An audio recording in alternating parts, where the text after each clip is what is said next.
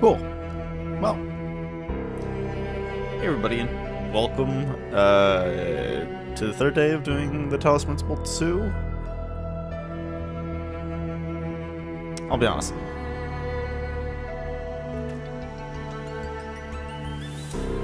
Multi-streaming has given me kind of a good perspective of using both sites, and to be frank, like, people ask me before or have mentioned anything about, like, hey, have you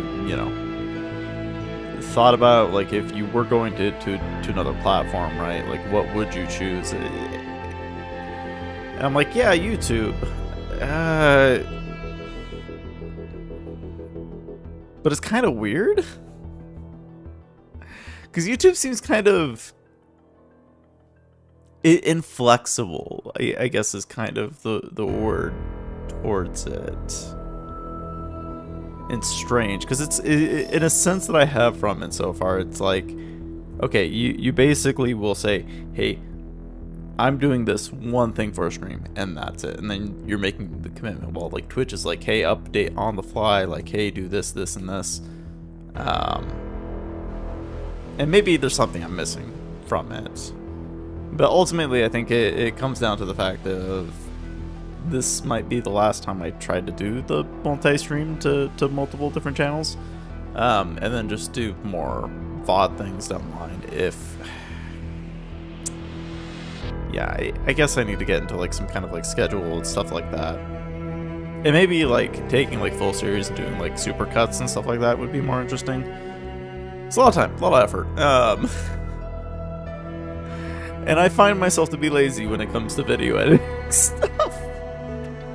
Which doesn't beg the question to why I still stream. Because there is, I don't know, like, I realize, like, a lot of the things about it is like, hey, if I got, like, a hook or something, but regardless, hey, welcome.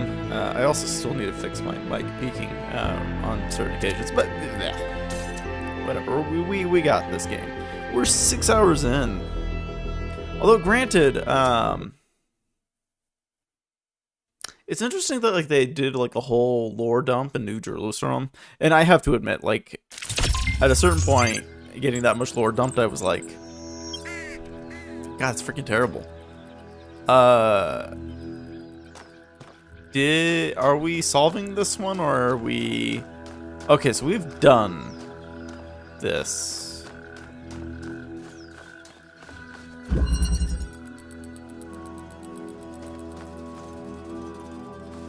I don't know, it looked kind of interesting because, like, nothing was set up.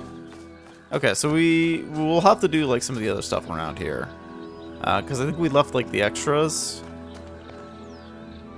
So what's on the list? So there's a question mark over there. There's this over here, but does that...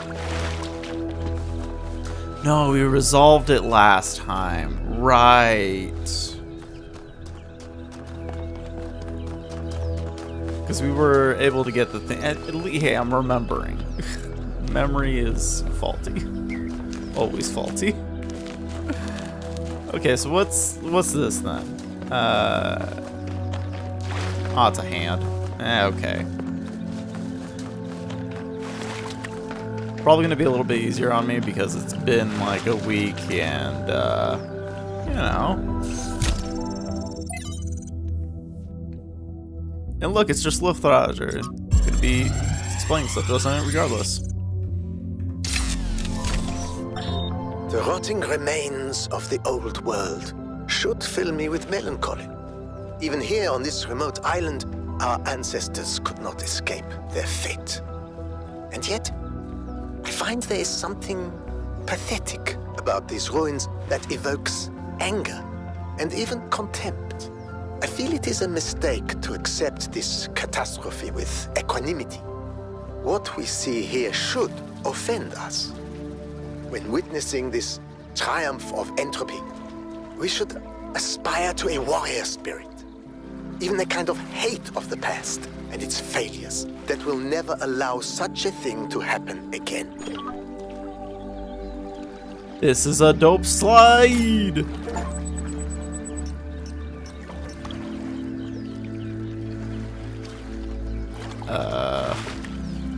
That's it. I just inspected, no commentary. Like, you should have just had, like, the internal monologue, or, you know, just be like, oh yeah, that's cool.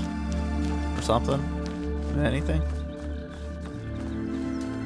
I think that one's closer. That's the big star thing in the center, right? It's so nice that you could just, like, go off the rails. That's, the Sphinx.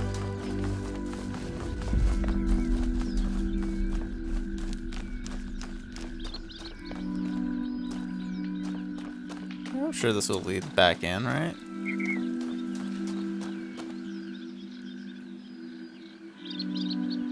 Oh, that's interesting. So we have a man, the massive sculpture, and then a little X, like, right down there.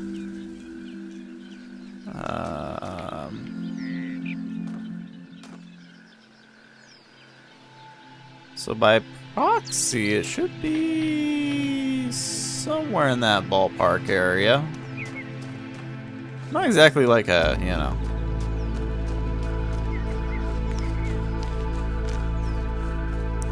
Giveaway, though. I don't know, maybe if there was like a man in the background, it'd be easier to tell. Almost seems like it's pointing at the rock here. Or maybe it's talking about this. Nah, this is like too far forward.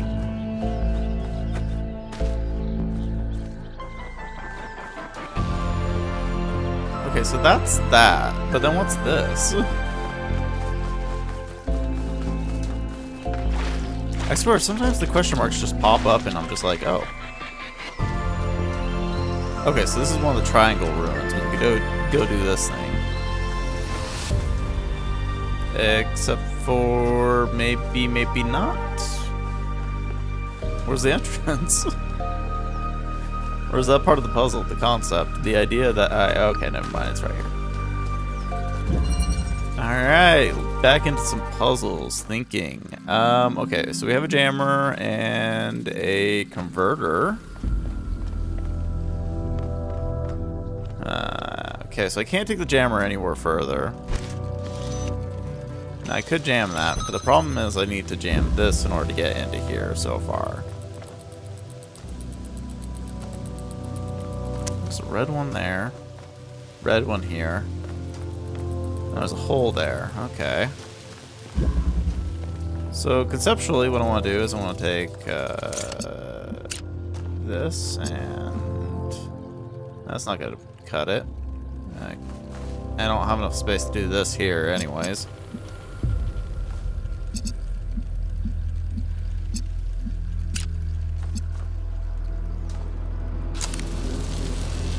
That'll probably do something eventually.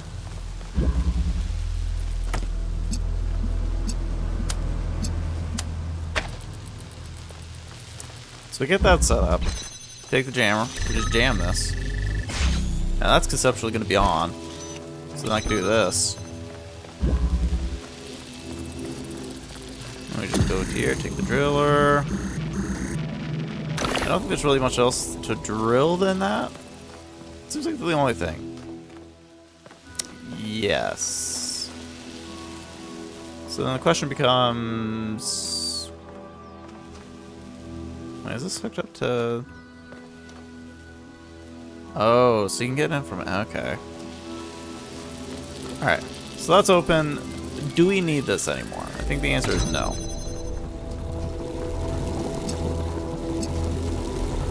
Alright, now the fun thing about it is that, like...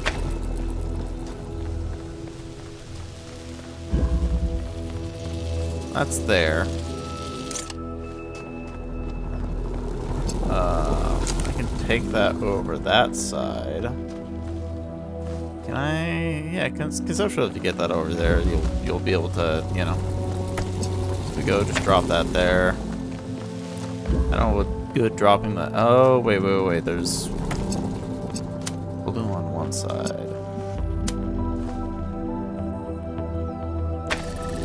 Right. So we do that. Oh.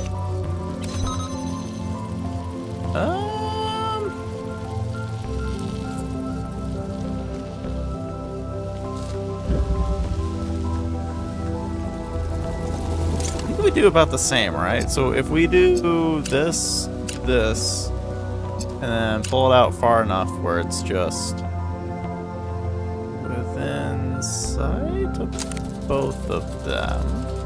Yeah, like that. And if we go here, we take the jammer, so it initiates that. Oh, and it just opens up both sides, so I didn't really need to worry about setting up the old way to do it, but smooth. It's gonna be fine. Perfect.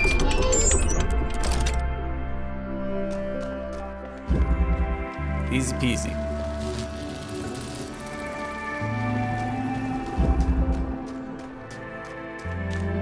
Alright. Well, that resolves that. There's another one, two over there. Like I said, like, more just keep cropping up.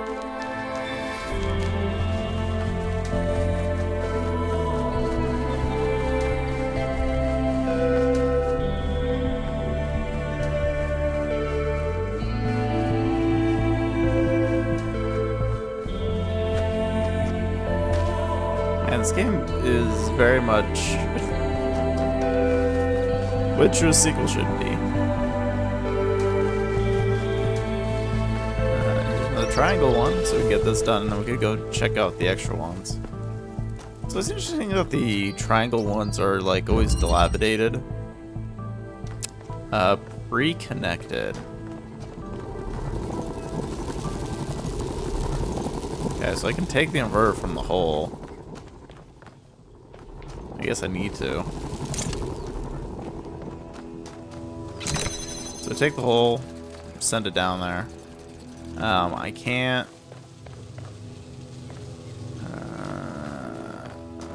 So we have the drill hole. That's here. Kind of like why I like this game a lot. It's just like the preconception of having to look at things and just be like, yes. Hold on. Wire, so I can actually take a good look through the hole here. There's nothing else going on here. So I think. See, you can't. Cause see, like I was thinking, like you take the inverter, right? So you put the driller here, you take the inverter, and then you walk over here. But the problem is that there's nothing to really like connect to.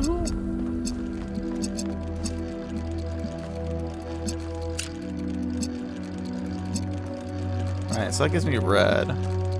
The problem is that like it's stuck behind things. You could try throwing this into here, but I can't. Oh wait, I can.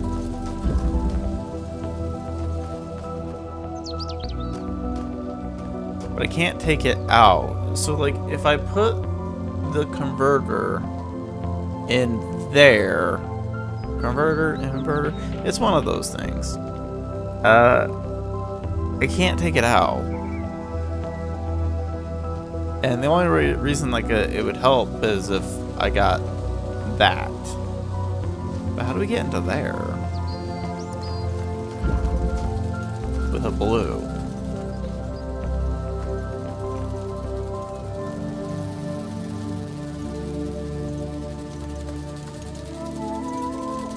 Oh, okay. So say if we do this, right? So what I'm gonna do is I'm gonna place it like very much right in the way. Okay.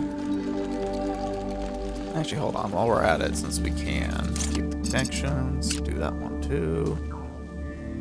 Right in the center. Okay, perfect. Watch this magic. So we're just gonna go right here. Post a hole in it. We've opened up both sections. Perfect. So does that just... Okay, so that... Oh, so that counters them.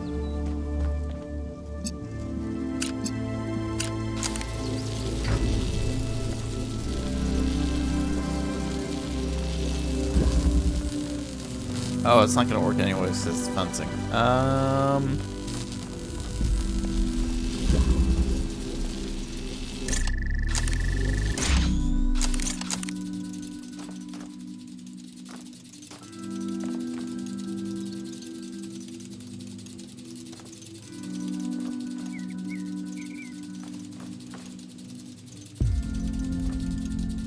So, like... Okay, not that way. Hold on.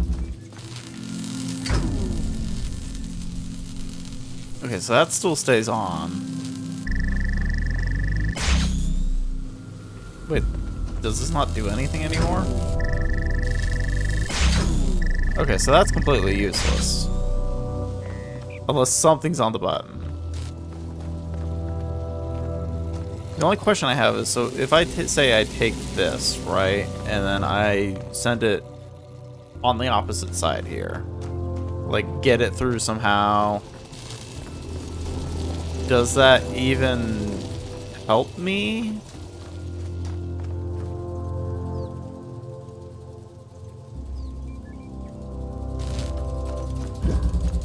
Because, like, this makes the most sense, right? Because it was here.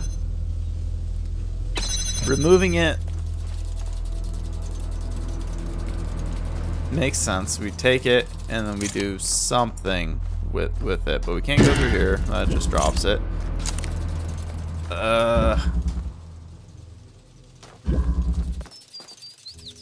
Well, so, like, if we made a hole through here, then we're able to get that converted, and then that can take it. I guess that makes sense. Do I even have, like, eyesight on it, though? Ooh, I do. Okay. And that should be enough.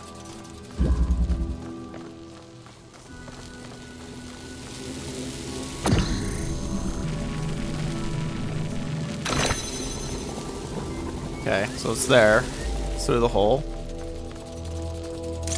We want to just take the connections, do that, and bingo! Just a little bit of forethought, a little bit of thinking, a little bit of nuance, you know? It goes pretty smoothly. That's all the puzzles. Besides, like, the extracurricular ones, but... or the one extracurricular one. There's probably like another handout here or something.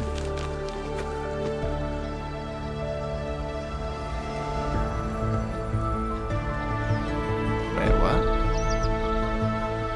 Oh. Yeah, this... Every site we've investigated has had one of these labs, but they seem primitive compared to some of the technology we're seeing above ground. Are we even sure that the labs and the puzzles belong to the same people? There seems to be a connection between the experimental setups in the labs and some of the puzzle technology. Correlation does not necessarily imply causation, though. True. Not wrong. But just because we don't understand the connection, that doesn't mean it's not there.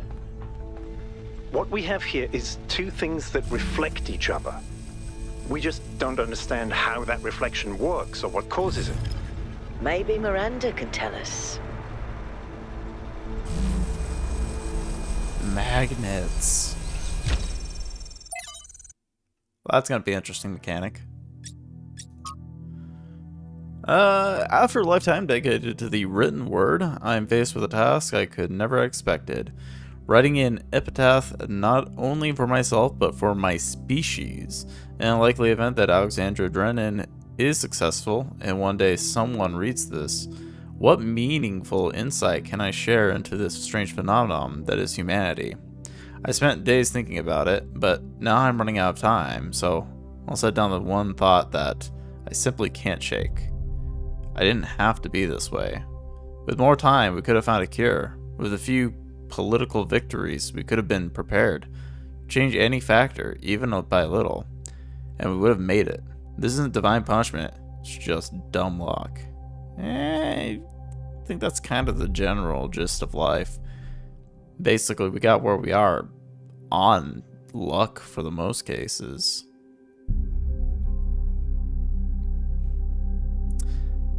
I'm reaching for something here, but I don't know what it is. Forgiveness, grace, acceptance? No, I hate the idea of accepting this. Hope, maybe. I feel like the story is unfinished. Maybe it should be. No epitaphs for humanity. I pray Drennan is right. Miranda, it didn't have to be this way. And yet it was. Failed to load comment.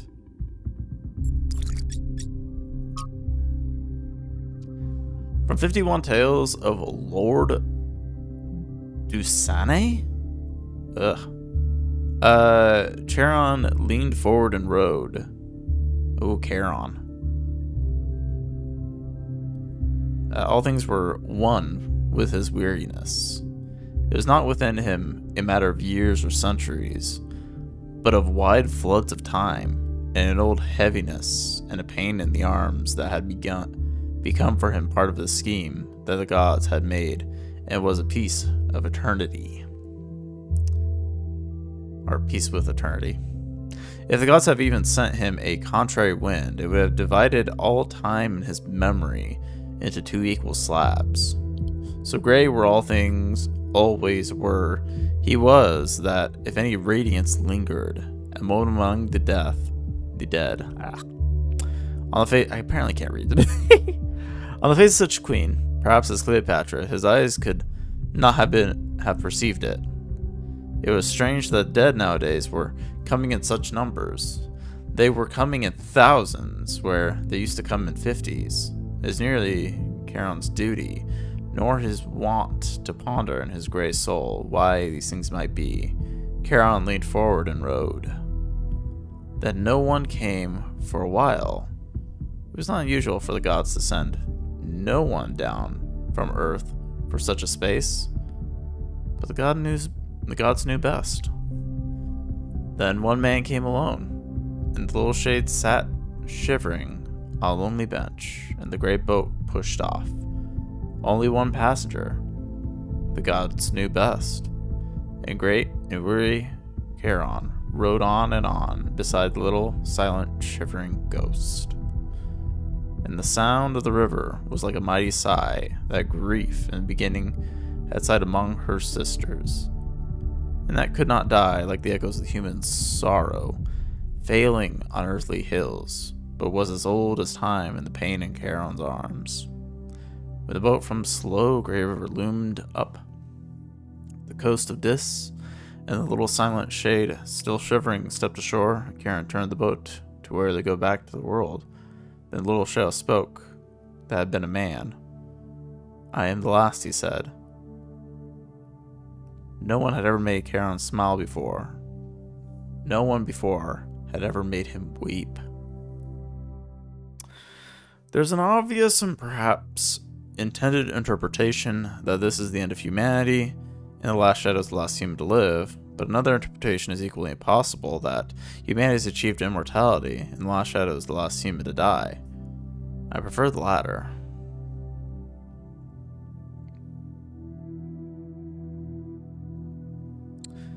I mean, I guess you could interpret it both either way, although granted, both ways are kind of still upsetting. Because humanity works on influxes. Like the whole entire thing about it is like you have immortality, then things will stagnate. The same people, the same ideas, the same concepts will be bled through history. Like it doesn't help.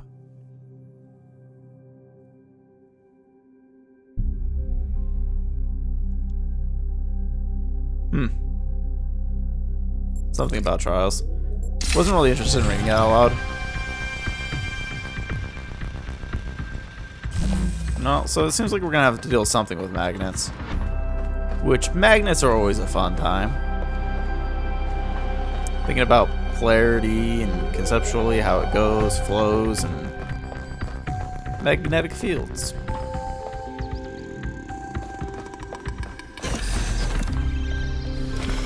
So interesting, just the contracts of like ran down place and then get up here and it's like, oh, it's so pretty. Okay. So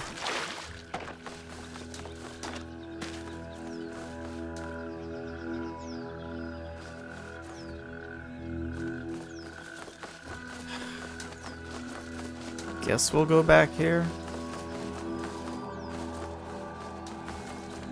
Not exactly here, but here further, you know? Yeah, here's the pathway. So we want to head to this. So we walk into here, and we have the Sphinx. Then we have this.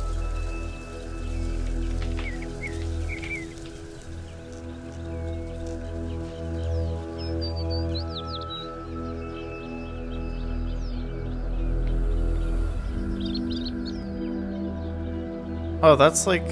Okay, so that's like the binary code, or... Code of speaking of like what the fudge I'm looking at, but then...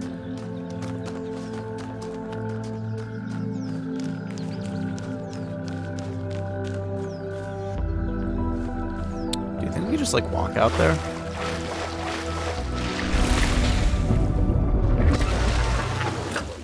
I mean, I was backing up. I was like, yeah, no. They thought about it. Oh, I'm back here. Can at least leave me like outside. I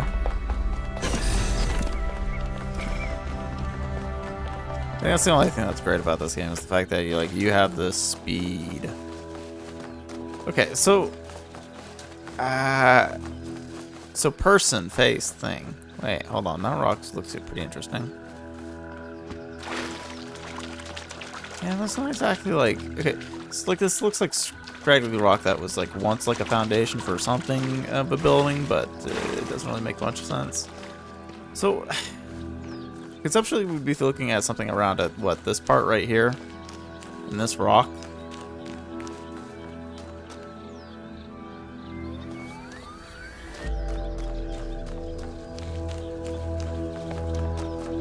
But granted, there's like 4 places that could matter, right? Like it, maybe even more.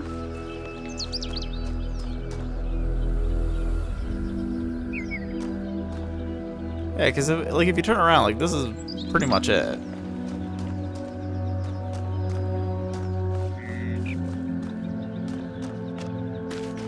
So is it trying to tell me something?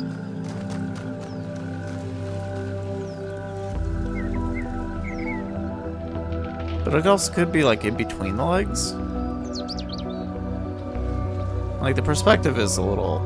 I mean, it's there. I just don't quite get it. Also, is the man looking like statue over... Yeah, that way? Oh, see. Hold on, is it tab? Oh, here we go. EN3 engraving. Taking a reference photo in case I want to figure this out later.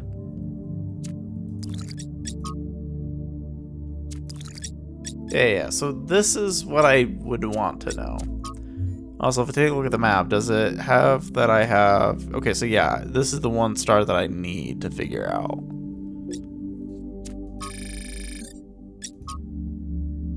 So... But is the statue the same as...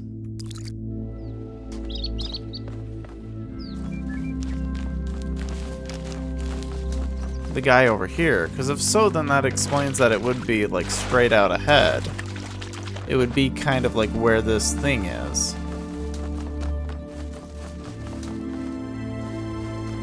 Wait a second.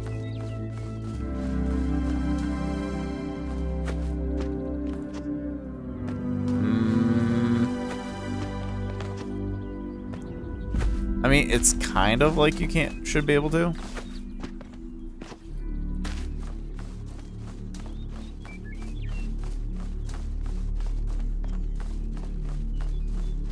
We'll see, that's number 4 as a puzzle.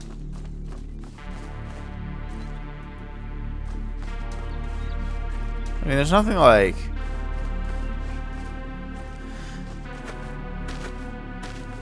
stands out. I guess the platforming idea is kind of stupid. Alright, let's go... Haha. Be careful. Because, like, is this man facing... Is it the same guy, or is it some different guy?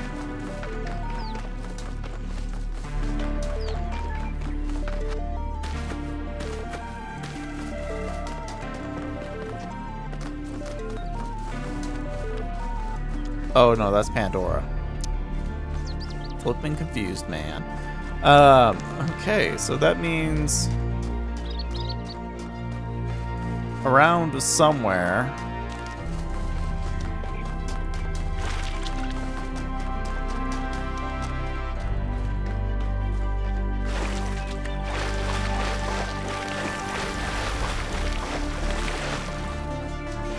Just gonna be like a statue of a guy.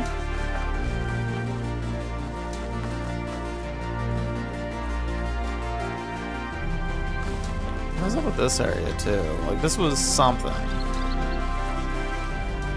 It turned out to be nothing. Right, there's this here. This doesn't really, like, help with anything. That's the tram coming in. If I look here... yeah.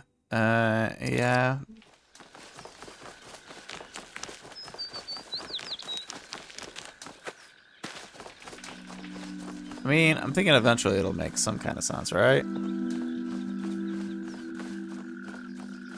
Because technically, what, there's like 4 places between each of the 2 legs that this could actually be an effect to something. I guess what just doesn't make sense is like there's...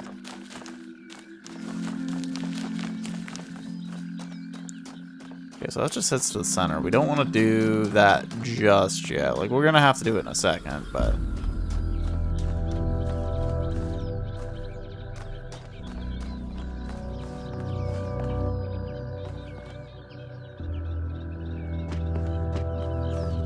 Wait, there's just a... What?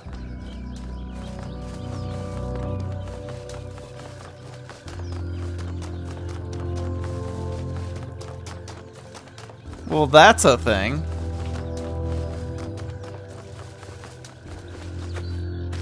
What is this?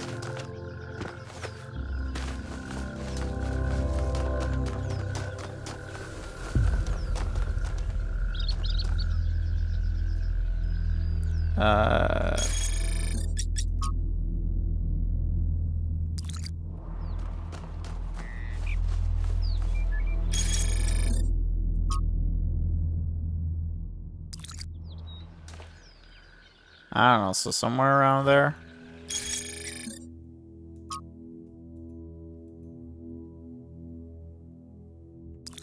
Maybe it's a little bit closer. But like, doesn't that mean there should be like a tree or something there? But that looks kind of like where it's pointed at. Or at least that's the general direction. Hello, sir. You have some large hands? Just when I thought we'd found all the weird stuff.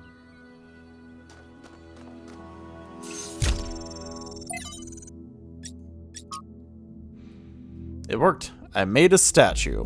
Well, it half worked. The design wasn't balanced, so it fell over and broke. It's very dramatic, but the good news is that it works in principle.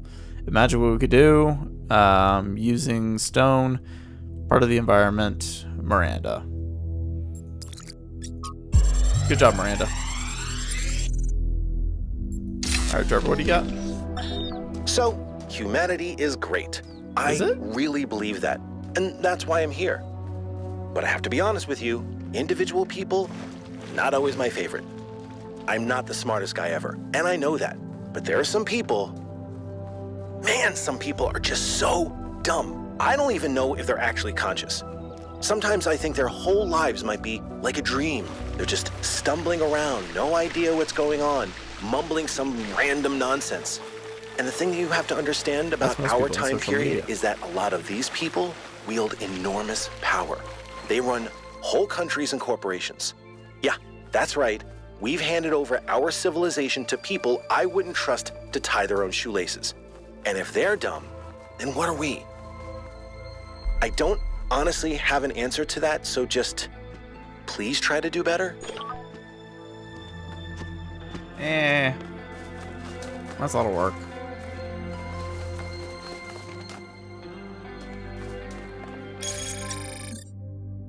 still don't know what that means.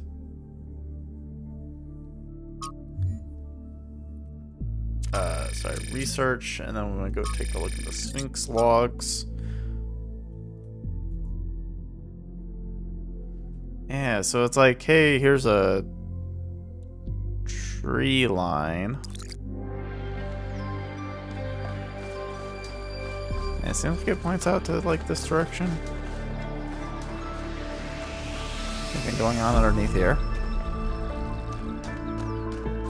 Nothing.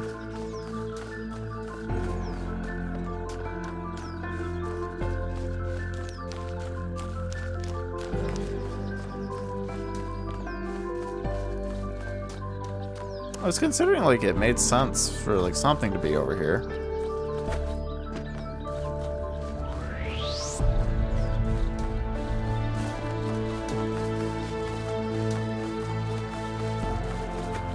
Guess we can kind of rotoscope around a little bit. Because, like, if you look at this, like, it's a little bit way too far off of him. And so it's kind of pointing past, like, the bank. You know, so like yonder.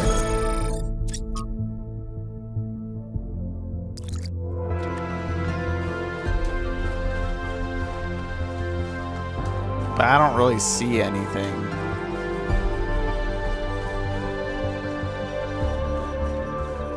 That screams, here's a secret. It just, you know, kind of whimpers out quietly, and that's about it.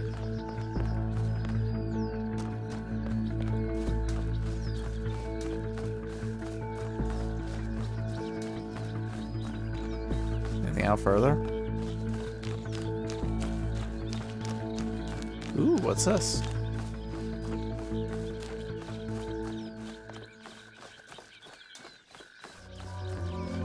Oh, this is just the way to get to the center platform.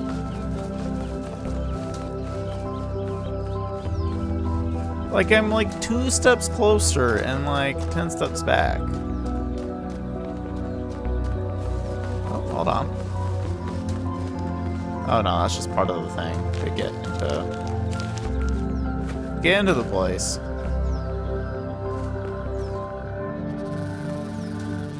Doesn't really do me much good.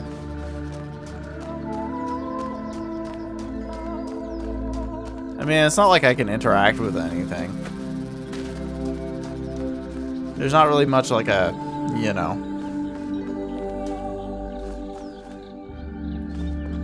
illusionary wall that I can just walk into, you know.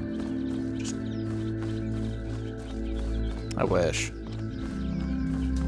But it's just strange, because like it points to just like a flippin' open field. That's it.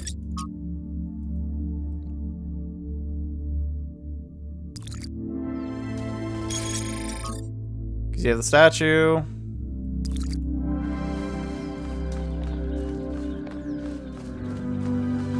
mean, I guess we could take a look at Open.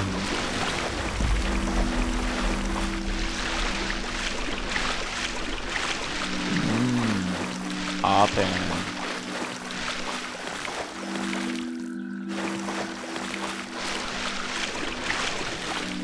Like, it seems like it points directly to the alcove.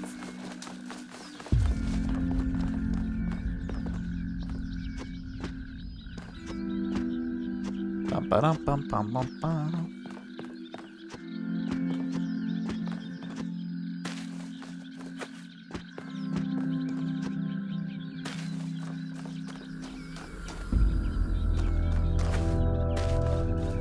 Man, like, they do so well to make the terrain like non-climbable as much as possible, which is interesting compared to most games that are like, yeah, you can go anywhere.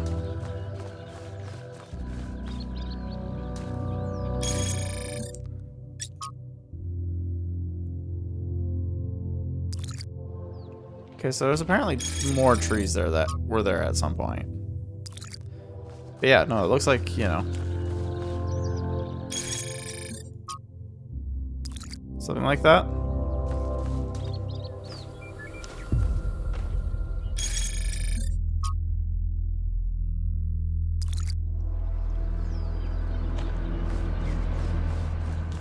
There's also this tree here, right here, so you could be like, you know. But it's like too close to the respective and not even the same tree, so you know.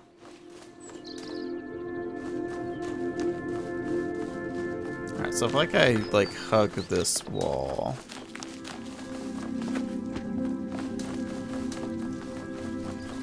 Or the mountain cliff side, however you want to call it. Yeah, it doesn't make any sense.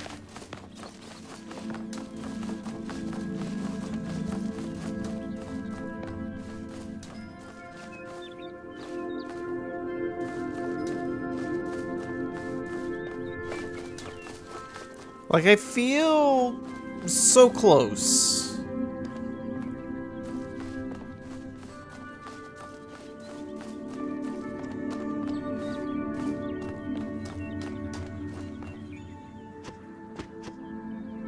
Ow. So close and yet so far. What is that over there? I'll go take a look in a second.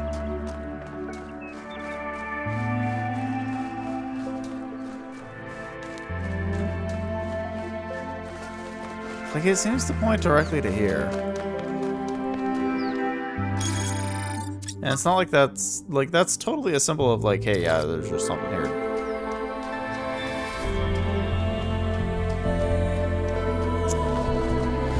Alright, we'll go. That's a weird tree.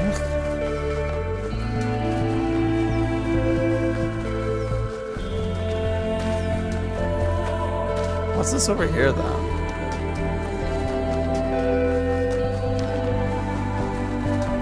Just more zany structures.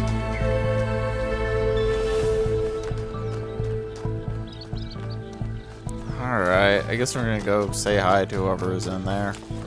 So let's see, we've already seen Athena, we've seen the Sphinx. Those are the last two areas that we've went to.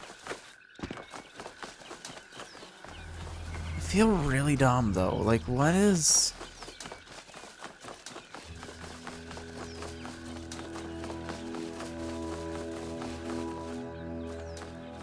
Like, large man statue. And there should be something here. Somewhere. But what?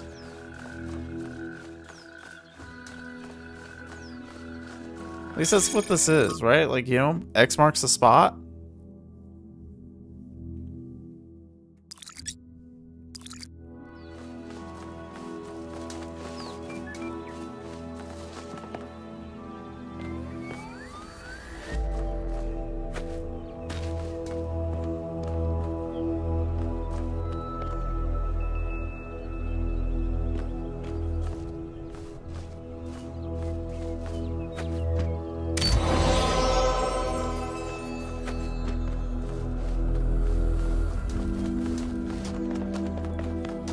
I mean, it's not even exactly like, you know.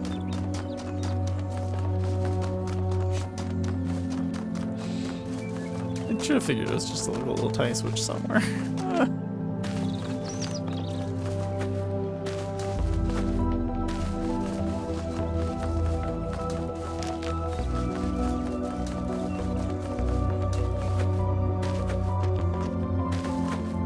Just a little tiny switch on a wall.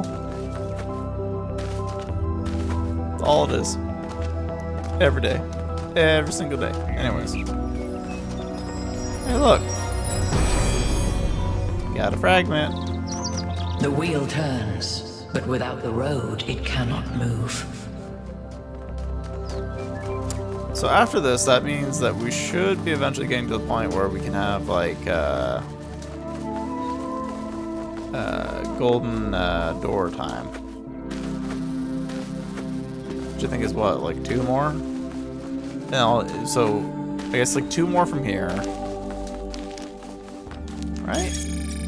Or like is like the map area like a little messed up? Oh no. So like we'll have to have more. That's fine though. Yeah, also, I guess we should check. social media. So 1K found a recording of Lifthrasher, and what an odd recording too. I know he's one of the first companions, but I don't actually know that much else of him. Don't think I've ever seen him around either. Can someone explain? Lifthrasher always had an unusual perspective. Even in the very beginning, he traveled a lot, sometimes leaving for years. He built a kind of mobile recharging station so he didn't need to come back to the city as often. Although it was quite risky, as the solar panels had a tendency to break rather quickly. But he had no problem taking risks if he felt they were necessary, and explored was necessary for him. Lifthrasher would record his thoughts as he explored, and then publish them when he returned. Over the centuries, he accumulated a group of admirers, or disciples if you prefer. In the period of crisis surrounding Athena's disappearance, they left the city, headed to the unknown, and we haven't heard from them since. As the recording I found, one of those he published back in the day. No, not as far as I can tell. Perhaps it's something he decided to shelve, or something he only shared with the close friends like Athena. Thank you, that was informative. End of thread. I've relayed your response to my friends, and they have reached a consensus conclusions regarding your character. Would you like to hear them? Yeah, sure. Now you're new, so let me fill you in. Your arrival marks the moment of New Jerusalem's maturity, and there are differences of opinion about what it ought to become. Naturally, there are people working quietly behind the scenes in an advisory capacity, trying guide our city to prosperity. People who know things, which would only scare or confuse the average citizen. I have 5 such friends who expressed to me their interest in getting to know you. Who are these people? I can't tell you their names, but I can tell you a little bit about them. First is an engineer by trade, tends to see the world as a puzzle to be solved. The second is a scholar of some repute, thanks to the big questions, have answers in our code. The third is hard to pin down, a practitioner, let's say of the esoteric arts. The fourth is a member of the political establishment. And fifth, well, let's just say about them, the better for everyone. Less said. So, is there someone you think would make a good match?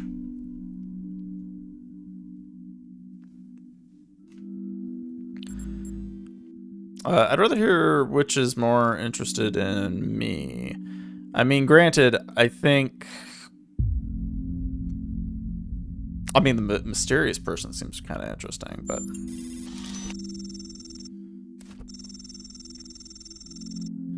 your answer to my questions and our observation of your behavior elsewhere has given us a massive amount of data. It's clear there's only one person that I should put you in touch with.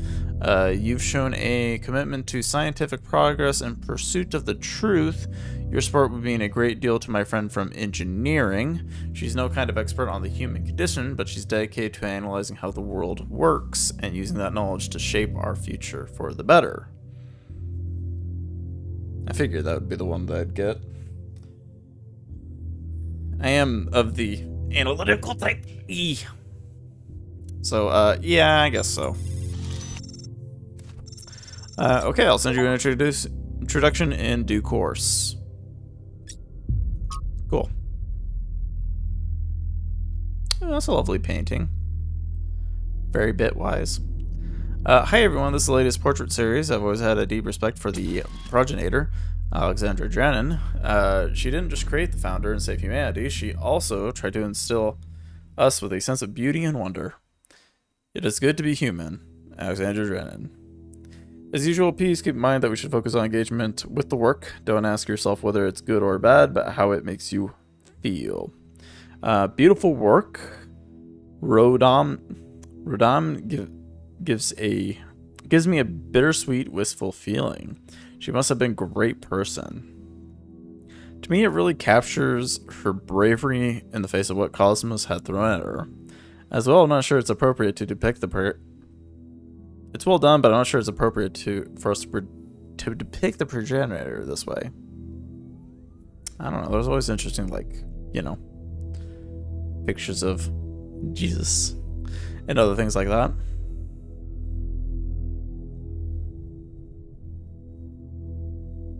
Also am interested in the fact that this is a very much, as far as social medias go, very, very wholesome, right?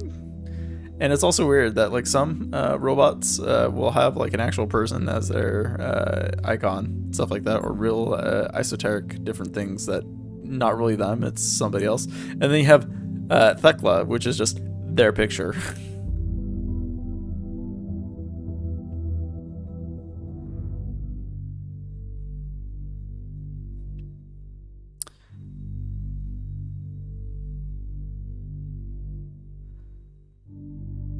I mean, the picture is of a lady who's very looking out towards.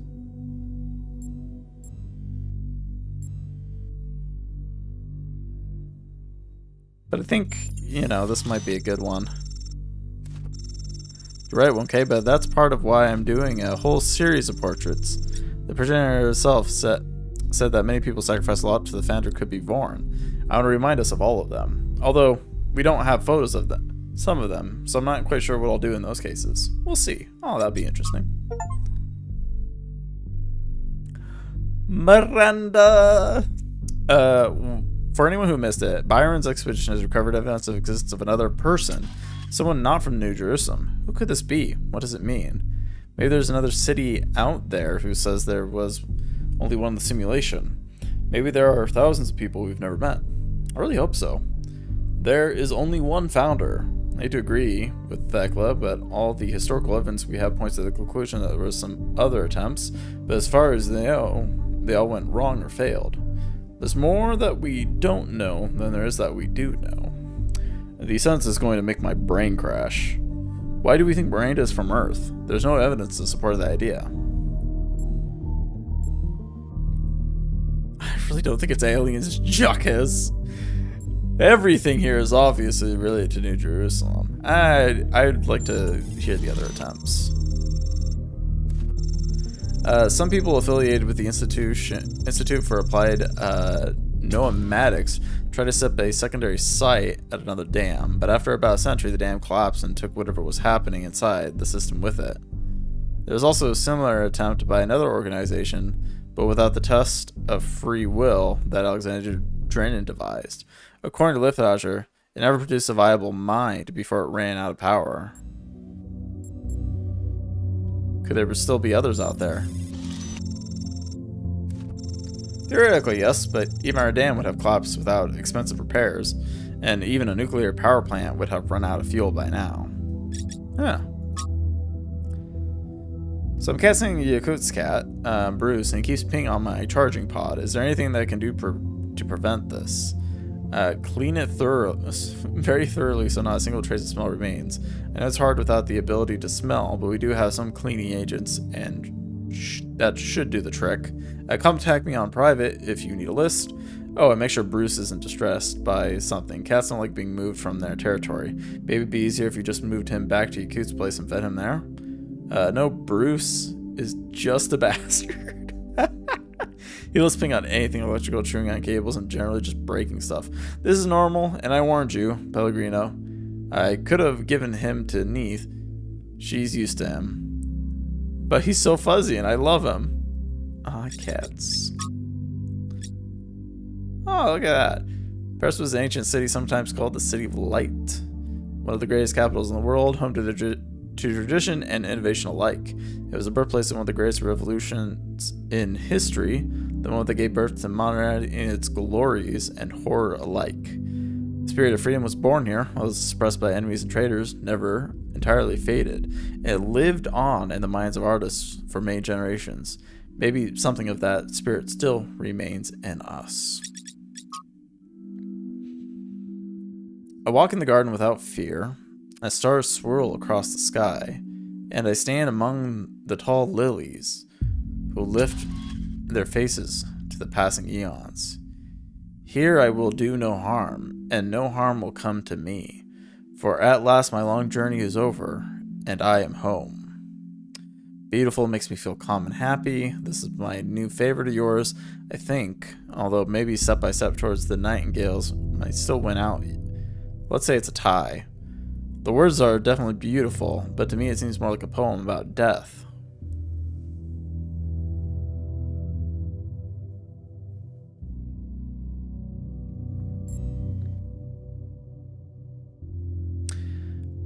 Yeah, I'd say never really look towards an actual end. That's my greater dream, that all this is just a momentary stop, a place where we rest for a little while, then we go on to new adventures. Interesting, I always thought of humanity's journey as long and exhausting, a search for a home. Homes are important, but we are wanderers. Amish, we need new horizons or more travel. The more we perceive our homes with new eyes, the more we're to love. Wow, we're responsible for Brian himself. Thank you for your thoughts, everyone. Really appreciate them.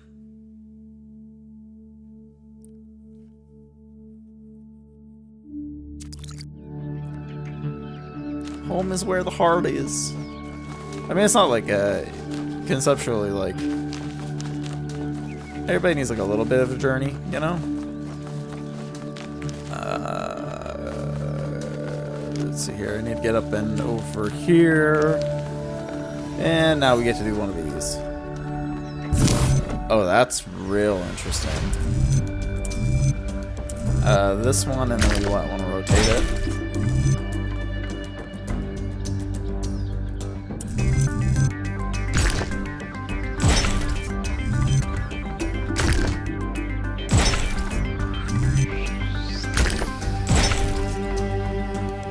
There we go. That was really cool. I actually like that in comparison to just these, where it's just like, hey, here's an open slot, try to figure it out. Do that.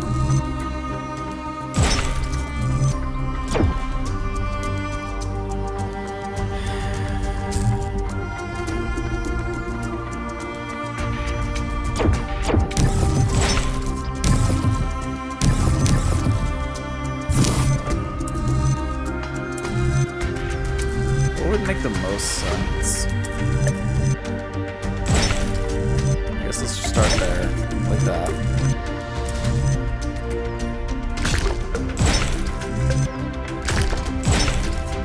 There we go. One to send it in, one to send it back. It's a lot more obtuse than the first game's Tetramino puzzles, bro. Can't say exactly like I'm a super fan of it.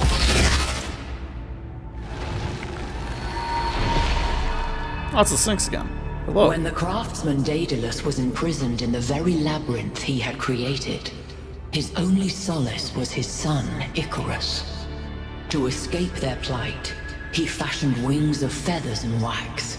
He warned his son to fly neither too high nor too low, but his son, enraptured by the freedom of flight, flew too close to the sun.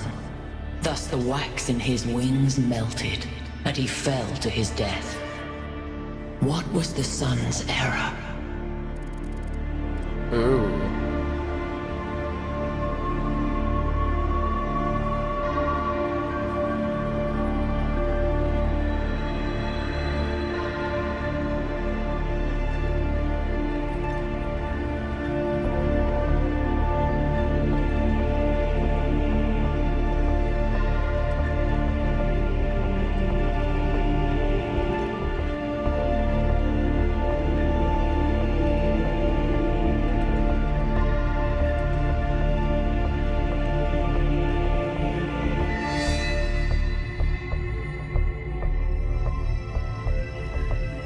Dang, okay, I guess putting it into words. So,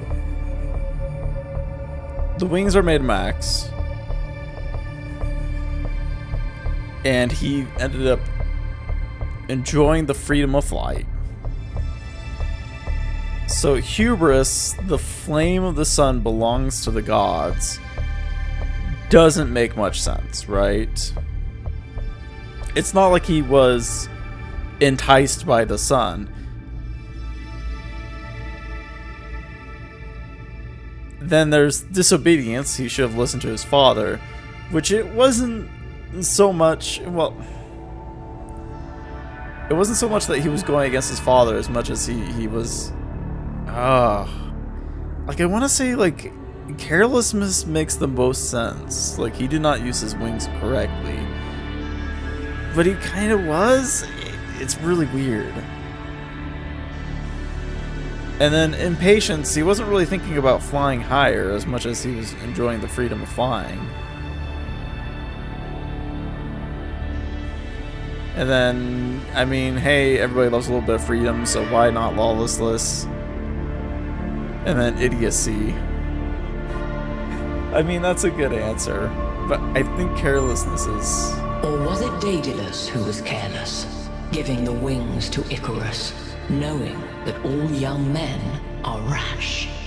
I mean, that's fair. After the death of his son, Daedalus withdrew in sorrow to a foreign land. King Minos came looking for the craftsman to exact his revenge.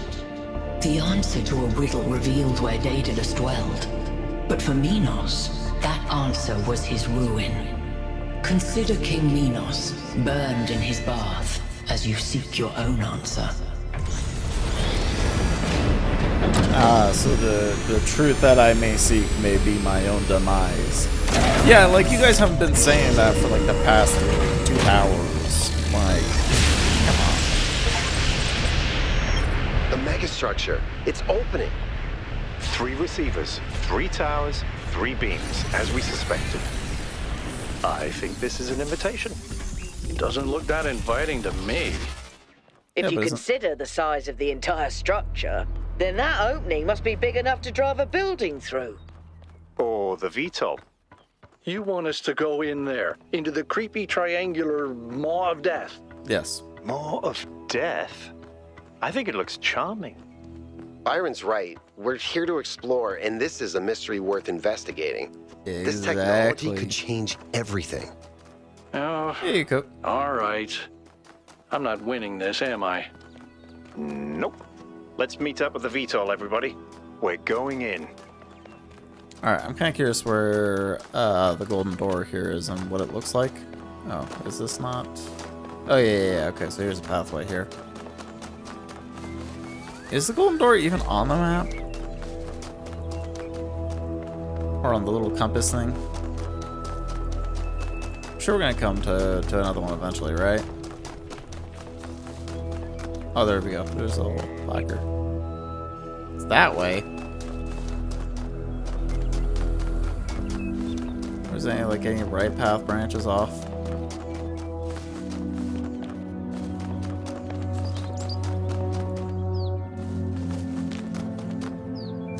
Oh, there it is. Oh, that's a lot of them. Okay, so by doing the math, so we finished 3, right? Which consists of 6.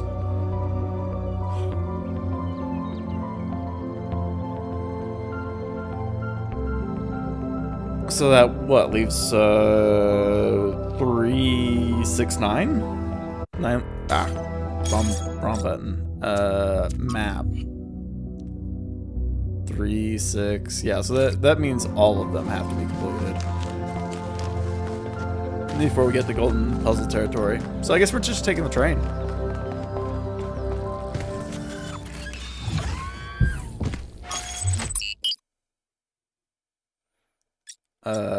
Travel to the megalostructure, okay.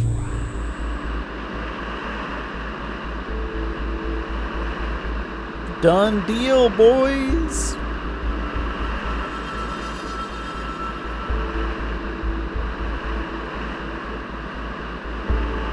By the way, I finished my analysis of the particle clouds. Anything At good? first I thought they might be some kind of nanotechnology, but I was wrong. It's a lot worse than that. What we're looking at is a completely unknown type and state of matter. What? Completely inexplicable within our understanding of physics. Created and manipulated by someone. Fascinating.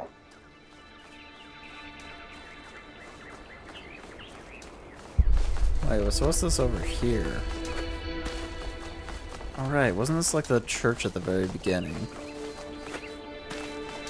I mean, I know I should probably go to the megastructure. Like, don't get me wrong.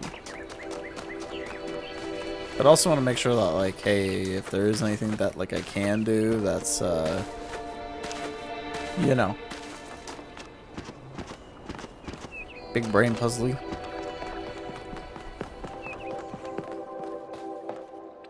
Release stars.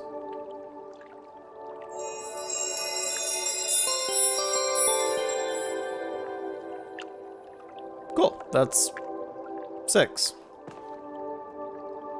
And we're probably looking at what? Total of 12? Sorry, not 12. Actually, wait, no.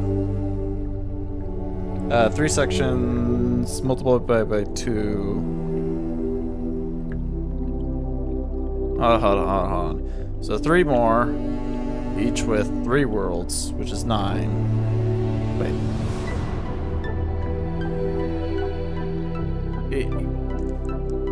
You know what? My brain's in the right place. It's more like something like Okay, so there's 4 worlds, 3 each, which is 12, multiplied by 2, which is 24.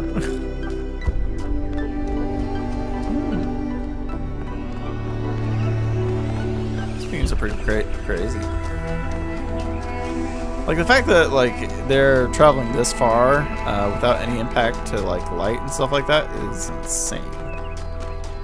Also, this is probably just going to be the same, right? Where it's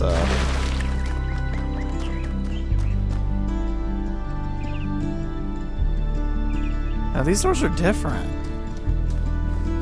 Oh, I'm guessing it's because I would need to resolve each of the golden doors to get that thing. But also doesn't explain the double use of the stars, because like the use of the stars is to open the golden doors, but then also open up that thing. Come on, people. Or go to the church. Board. We haven't got all day. Yeah. Yakut, take us in. Aye, aye, sir. What I seen Yakut? Have any of you ever read an That's not ancient really taller writer called than- Ian Banks? Oh, Yakut's just sitting I there. guess not. He postulated the concept of the outside context problem. That's when a society encounters something so advanced, so different, that they simply could not have conceived of it. That's what this is. This whole place is one giant outside context problem. And we're headed right into it. Well, then we just need to kind of approach it with a careful mindset, right? Like, that's the whole entire thing about it. Like, I thinking think I can set down outside over the box there. helps. Should I? Please do. I can't wait to get a closer look.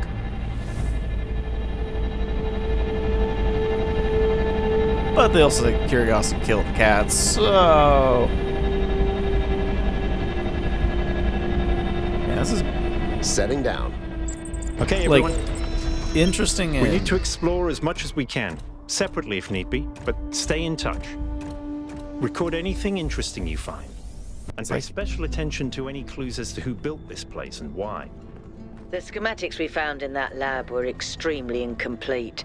So if you can find any more of those, that would be great. I think someone should stay at the VTOL just in case. I volunteer you. See you later, Al. I mean, this place just basically looks, like a derelict structure, to be honest. I like how he's, like, full-on sprinting, and I'm walking right now. Like, I'm not sprinting at all. This is me sprinting.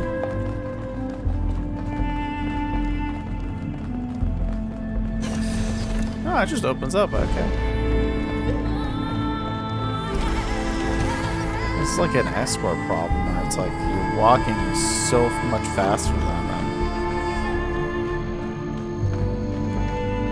At least keep their run speed the same as my walking speed.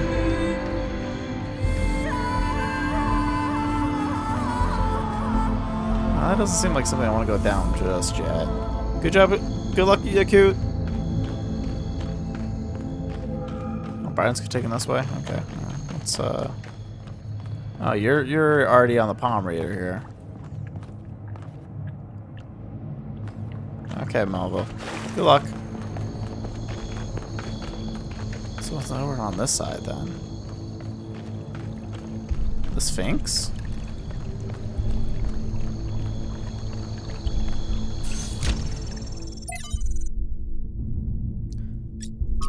Oh, Transky? Probably not how you pronounce that, but anyways, for Katie, Transky and our likeness, essays on the humankind reaching adulthood. What I propose then is that we are not born as entirely free agents responsible only for ourselves. The very core of what we are, our sentience, separates us from and elevates us beyond, above the animal kingdom. As I've argued, this is not a matter of arrogance, but of responsibility.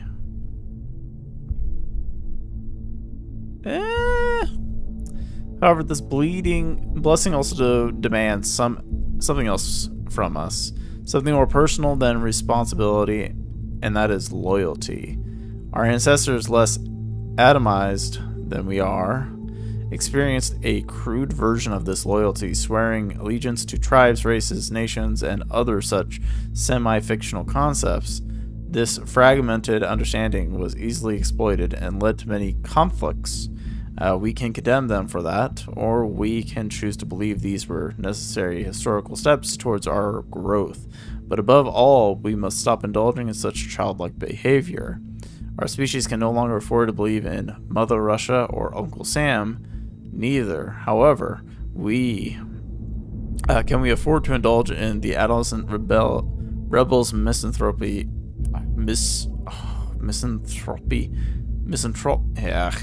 That one word. Like I know it, but rejecting the many gifts we have been lucky enough to receive, not from above, but from the history of our species. To put it simply, each of us owes a burden of loyalty to humanity itself, to the human project across time and space.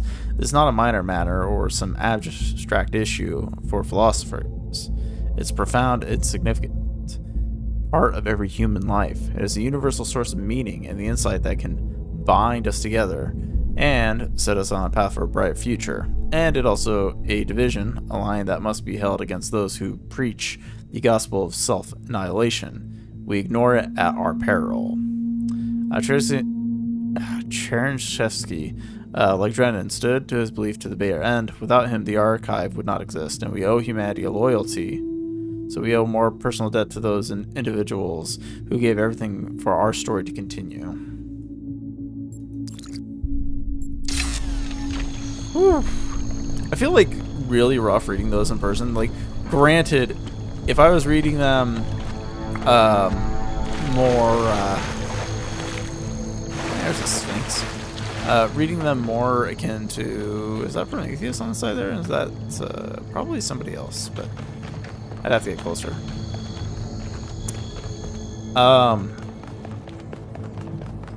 What's this? Hold on a second, 1K. I think I can find an override for that door. Ooh, you can. Maybe after that, you can help me with this elevator? One problem at a time. Yeah. What's going on with these fast structures? Okay, door should be opening. Thank you. Now, about the elevator. Actually, the elevator's fine. Are you sure? Yeah, I'm pretty sure. No idea where I am, but it's working. Don't go too far. Try to circle back. On it.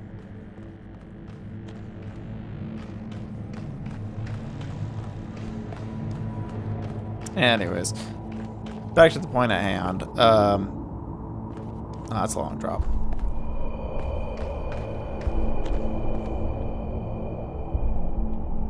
Looks like I went to the other side of it. Or maybe it's like more hollow internals.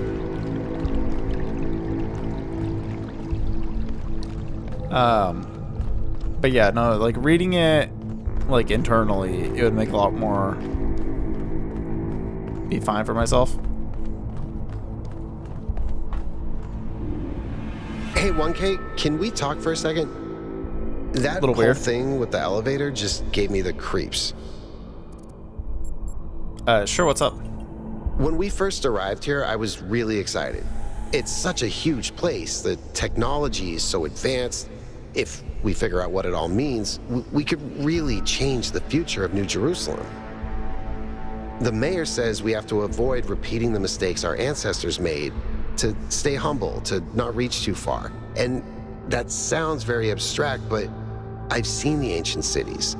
I've seen how much they built, how much they grew, how far they fell.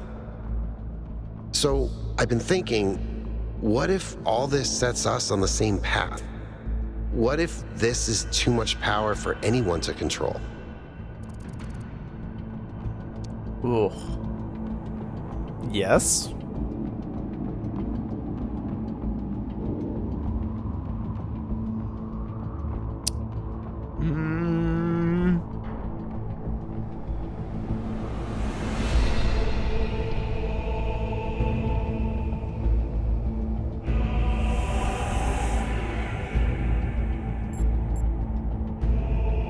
I think it's more complex than that. Power isn't necessarily good or bad. So what do you think it was?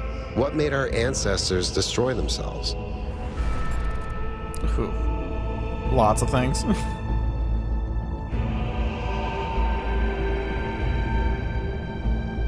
Like, man, this game really does hit you kind of square in the face of like, hey, think a little bit more deeply about humanity here, buddy.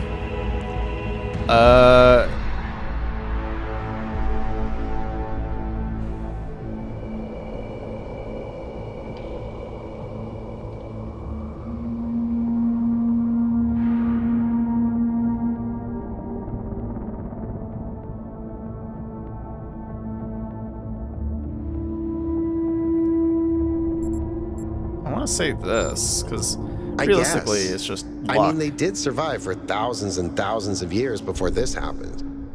But what if we get unlucky one day too? Well, there's not much you can do. Thanks for talking to me, 1K. I know we're in the middle of something, but I kind of needed that. Also, you keep taking the elevator and then all of a sudden we're being here. It's kind of interesting. I mean, I heard like he doubled back, but it doesn't make much sense. Oh, it's one of these things. Just floating there.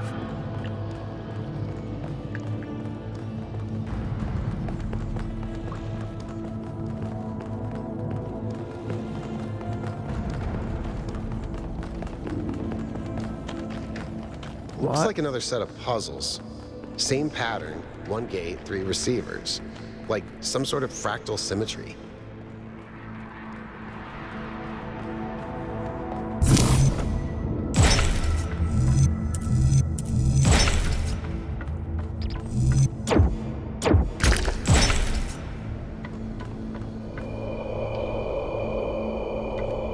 Alright, well, I'm in the sense that I want to go back.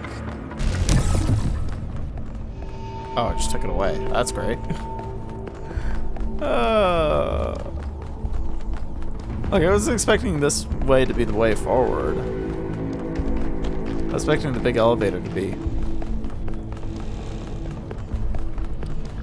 And that just makes me curious, like, what's the other ways? Like, I'm guessing it's like a 3-prong triangle, in a sense, right? Like, 3 ways lead you to 3 different pathways, and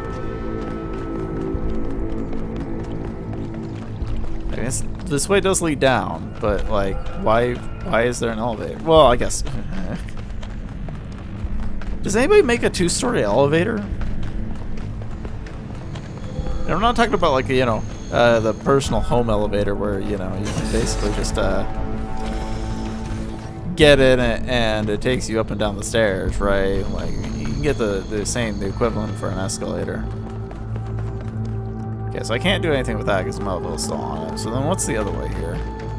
The way that Byron went down. Or is it like functionally the same? Oh, no, this is different. It's like a giant generator of some sort.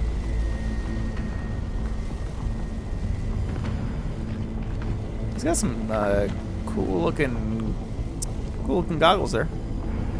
Binoculars. Looking all over the place. Alright, so what's with the elevator then? Oh, I can't take the elevator.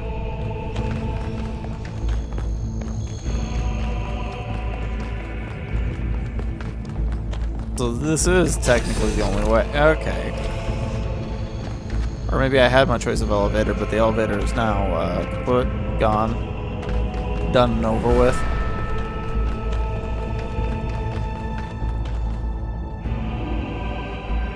There's like some scaffolding down there. I figured. But you know, sometimes you just gotta try. Maybe there'll be a secret down there. Maybe there'll be something interesting. Activate 3 beams. But I've already activated 3 beams. You want me to activate 3 more beams? Game, please. Man, the only word that comes to mind when looking at all this stuff is monolithic. So much. It's so big.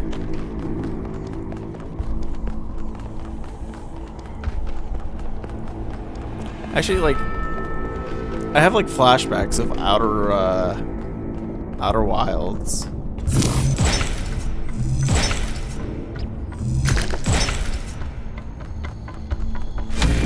Alright.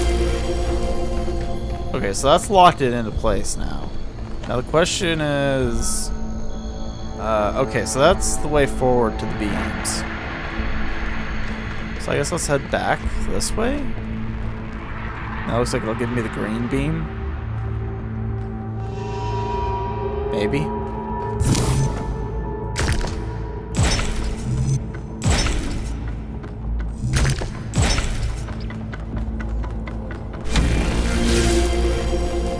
At least when you get to like 3 of them, it's not too bad. Oh, okay. So then like they diverge and then converge. That's lovely.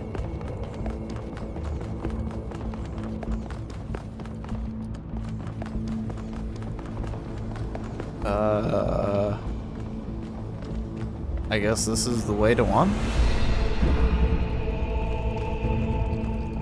Alright, so let's get a little internal puzzle thing. This.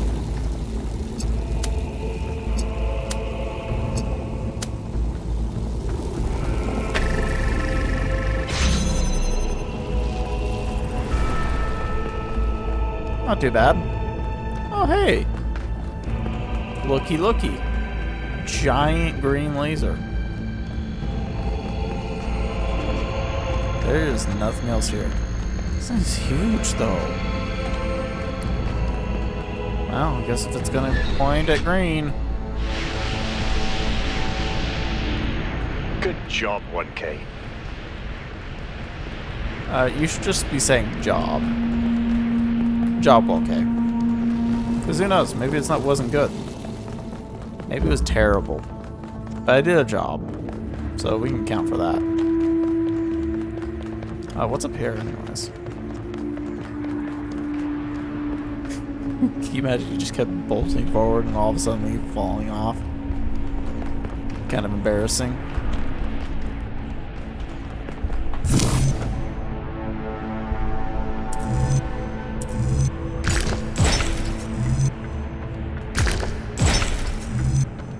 I wonder how far down this goes.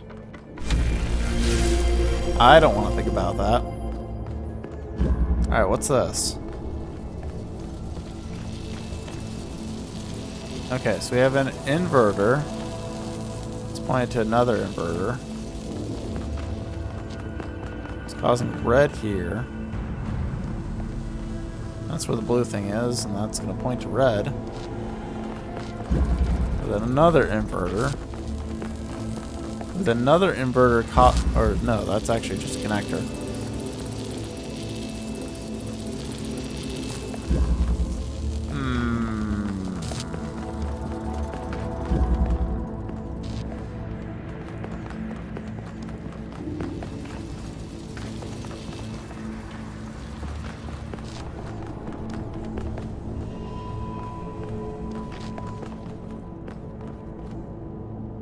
See, now this is a problem. Because if you think about it this way, this is stuck behind here. And there's no way I'm getting it out.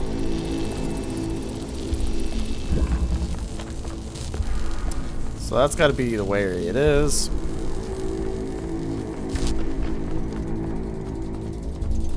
But the problem is we can't convert this directly, and we can't just use that to point back to here. So we need to get some inversion twice. Actually, what probably makes sense. So if I do this, it's probably gonna just yeah. So then, like, I don't want to really ruin the setup here, but at the same time, I kind of have to. And the question becomes, can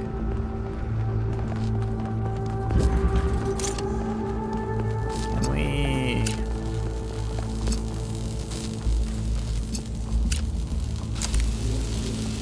No. And regardless of that, you can't get it to function that way either.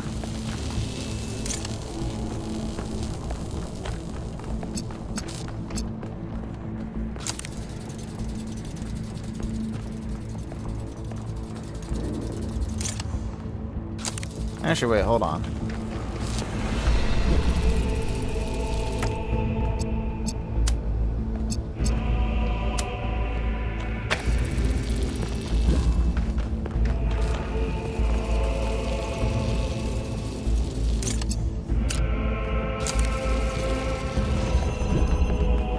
Again, like, the whole entire thing about it is, like, I could start with something there, but I think it was better just to think about it a little bit longer.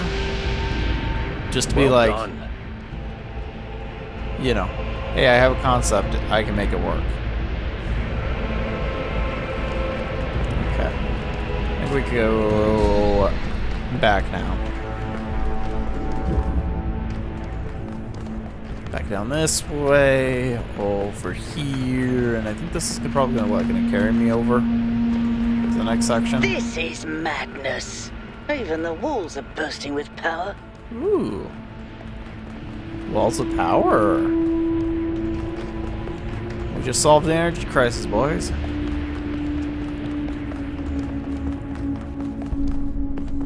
Alright, last one.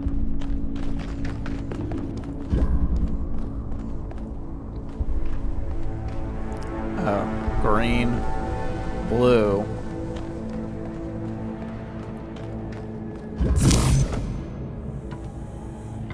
Is that? Oh. Oh. Okay. I think starting off that way would be pretty nice. Do I have to? I probably have to use all of these.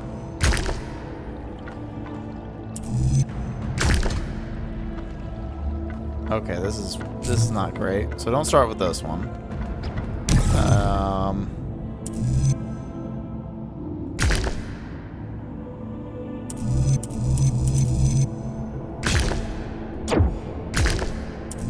So I want to get something that, yeah, maybe this one.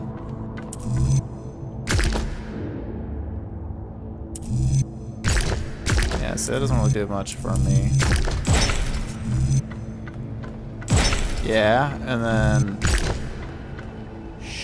shoot, not that.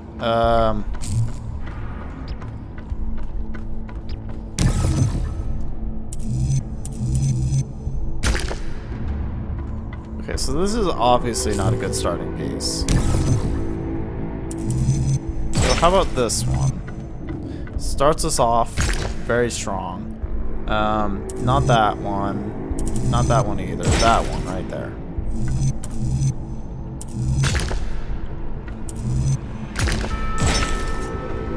Then, oh, perfect.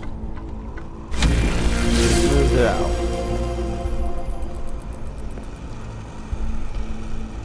Okay, so we have an RGB converter, but we need both red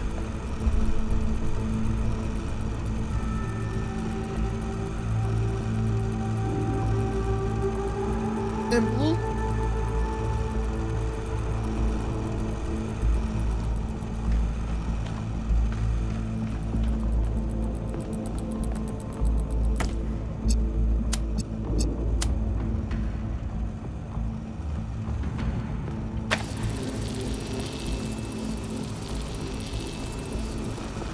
Well. Can we do this? Whee! Okay, so that worked.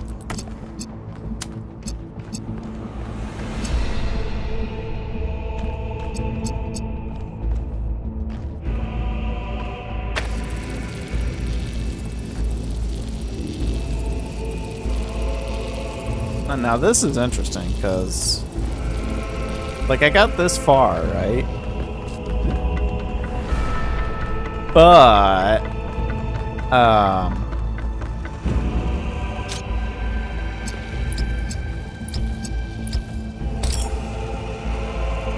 this. That's kind of problematic.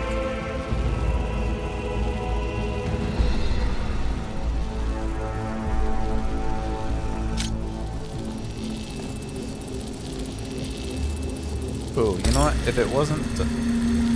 oh, there's enough overlap. Never mind. All good. All good.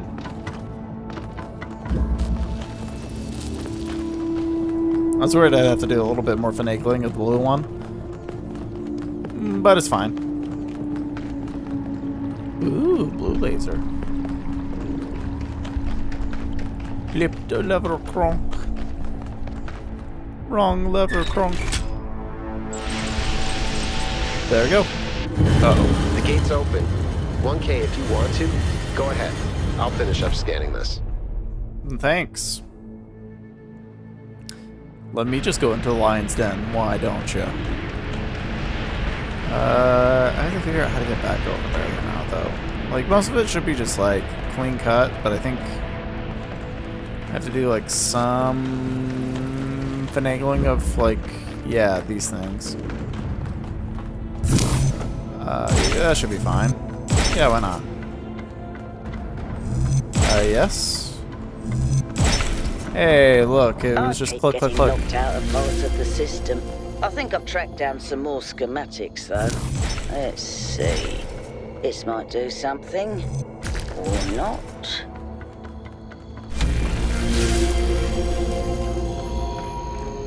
Listen, all you gotta do is just click, click, click, and then...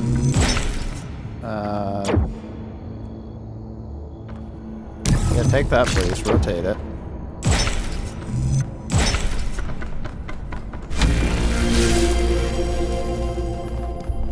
There we go. They're not as exciting as the original Tetramino puzzles.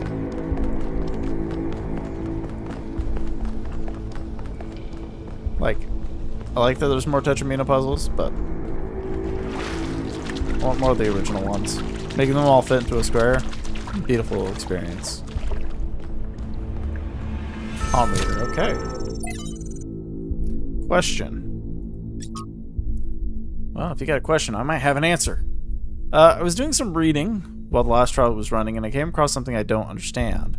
There are a lot of references to ancient humans feeling that science is boring. That's more exciting than history. To me, everything we're studying is mind-bendingly incredibly, whether it's quark gluon, deconfinement, or neutrino anti-neutrino oscillate. Okay, honestly, you're throwing a lot of big words that make my brain hurt. Actually, it doesn't really make my brain hurt, but it is one of those things I'm like, what are you even saying at this point? Or even something incredibly basic like properties of light. I can get behind that. I understand why our ancestors cared about art, why a beautifully crafted story or poem was moving to them, but how could they not see that everything that surrounds us is just as incredible? Studying science is like studying the most incredible machines ever created, a machine designed to build worlds and tell stories. How could they not see that? I'm sure there's a good explanation, but I don't get it.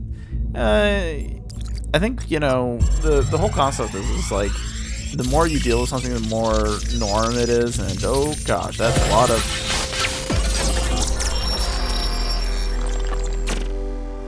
Miranda! Mother, what are you thinking about, Mother? The Talos principle. You see, it has two applications. One is to the self. It means facing the truth even if it frightens us. Understanding that living beings are machines and we can't afford to lie to ourselves. But that's just the beginning. The second application is to the world. This one seems easier at first. It's less difficult to understand that the universe is a machine, governed by laws. So we and the universe are the same. No, and that's the crucial part.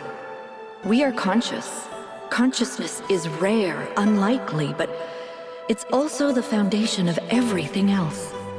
Without us, there can be no meaning. Without someone to perceive it, the beauty of the universe is pointless. But that shouldn't make us arrogant. No, in fact, it means we carry a tremendous responsibility. We are the light of the cosmos. And if we go out, there will be nothing but a cold, dark machine.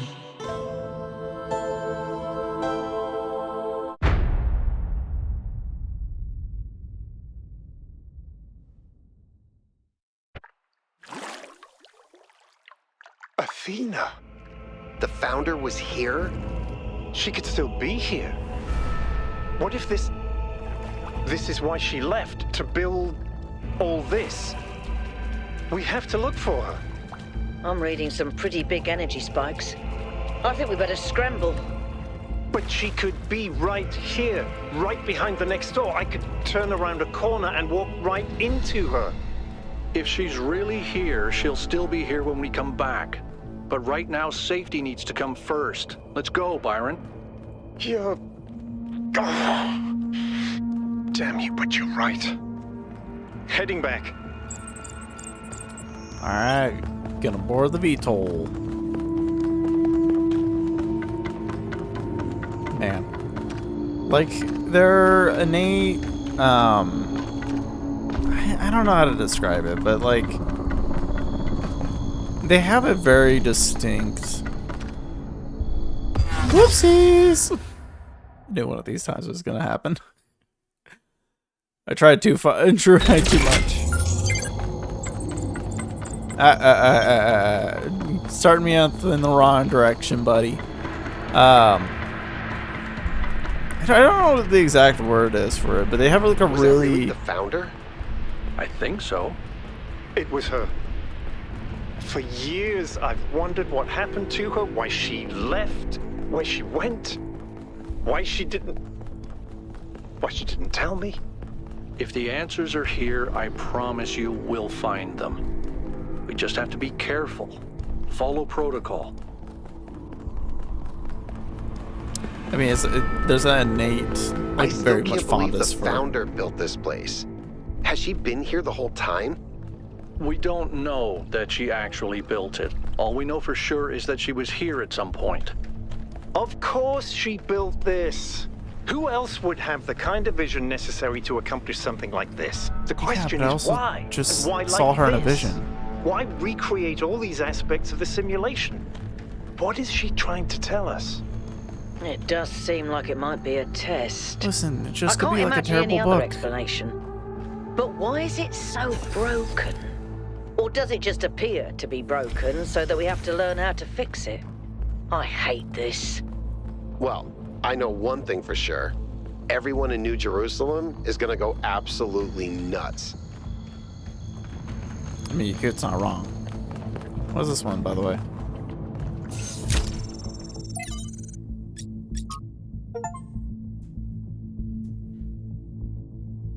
How dull is it to pause, to make an end, to rust unburnished, not to shine in use, as though to breathe where life... that's... something's rumbling. As though to breathe where life. Life piled on life. We're all too little, and of one to me, little remains, but every hour is saved from that eternal silence, something more. A bringer of new things, and vile it were, for some 3 suns to store and hoard myself in this gray spirit, yearning in desire to follow knowledge like a sinking, it's getting more shaky, beyond the utmost bound of human thoughts.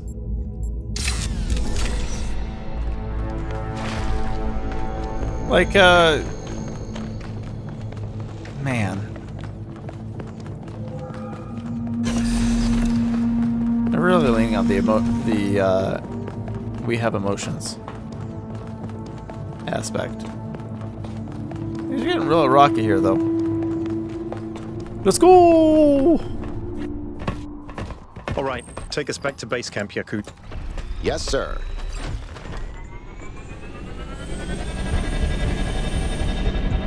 Yeah, I'm but getting base some camp new is just where we readings. park the Vito. Looks like 2 of the northern sites are lighting up. I think that may have been me. I suspect the puzzles are somehow tied to the transport system. Like we're supposed to solve them in a particular order.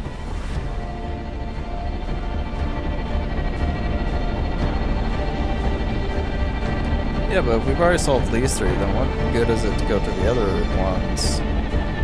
Right, besides like all the other secret puzzle things, like... There's gonna be like more lights on the north side, and then we have to go to a north section to do the north thing, or... All right, everyone.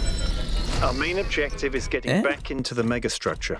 1K, I want you on puzzles. You seem to have a knack for them. But the rest of us can't neglect our secondary objectives of studying this island and understanding this technology.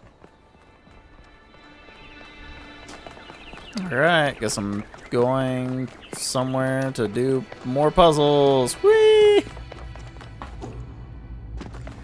Listen, I know it seems facetious me saying it like that, but or sarcastic even.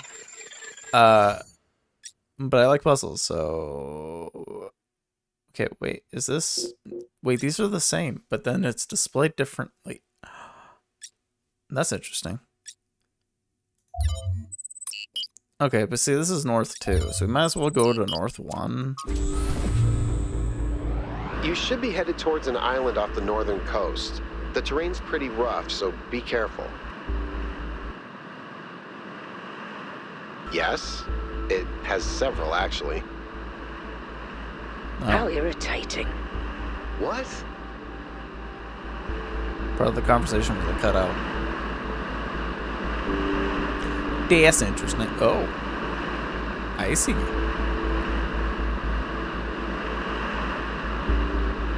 Bunch of crispy water around here.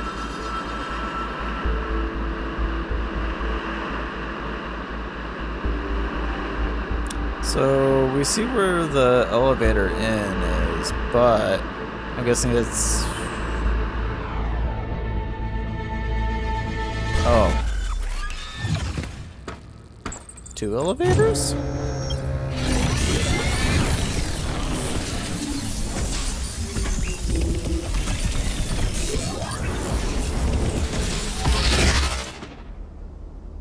Okay.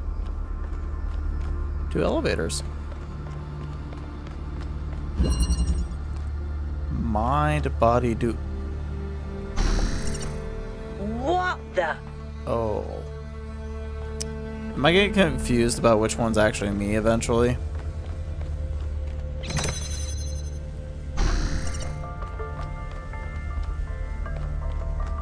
Okay, so I don't think...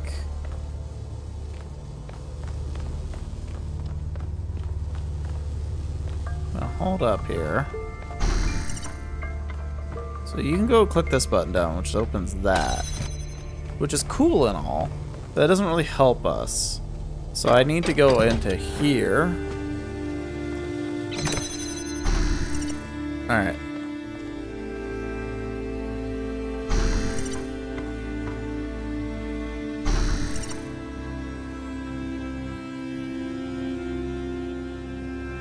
So that's the fake me.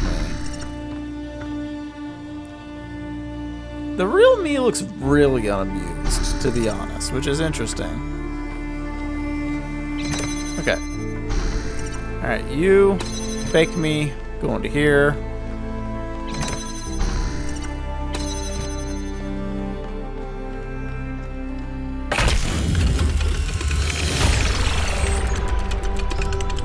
Do you think fake me could leave this place? Like, or is he gonna just be like, bonk?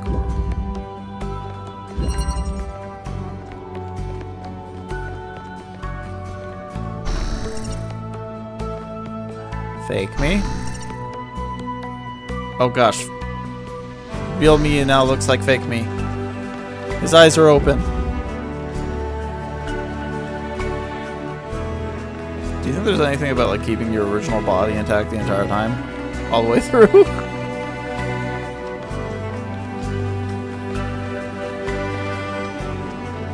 Okay, so like that's the way down.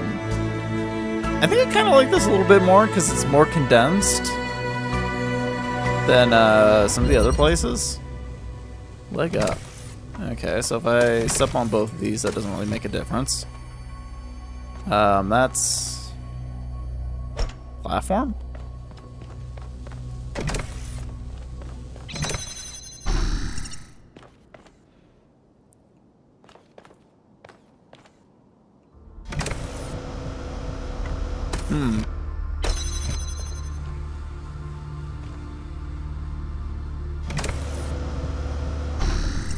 Alright, fake me, you do this, and then I just do this. Ah!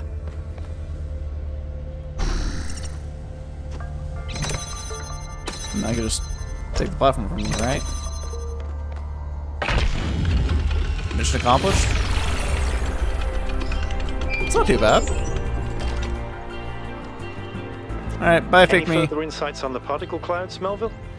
To be honest with you, Byron, I feel like a caveman trying to study Bose-Einstein condensate. I'm seeing unknown particles whose every property violates the laws of physics, apparently capable of being controlled and recombined into just about anything. It's ridiculous. Maybe someone in New Jerusalem can figure it out. Sure, just give them another 1,000 years. That's fair. Okay, so if I take this platform and I go, like, here, and I transfer it to them.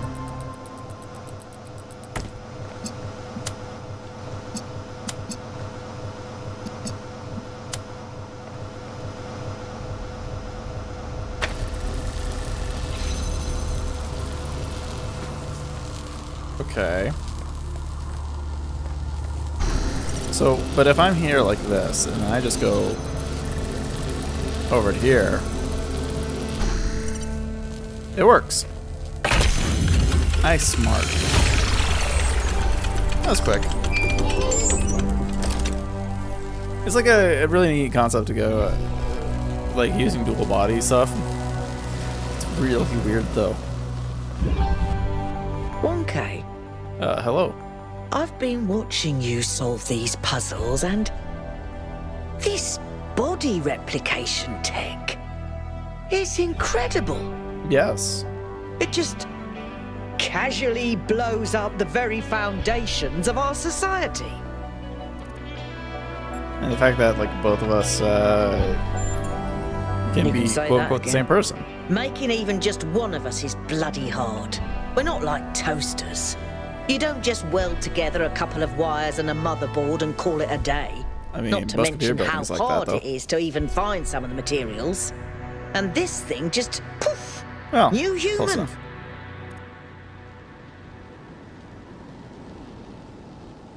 Well, yeah, but they don't have like a personality chip or whatever you want to call it.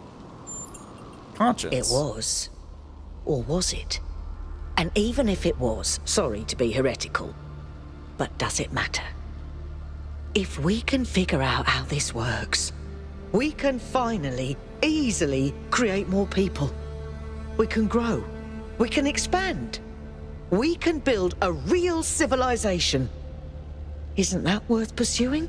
But isn't a civilization with 1,000 people also just as good?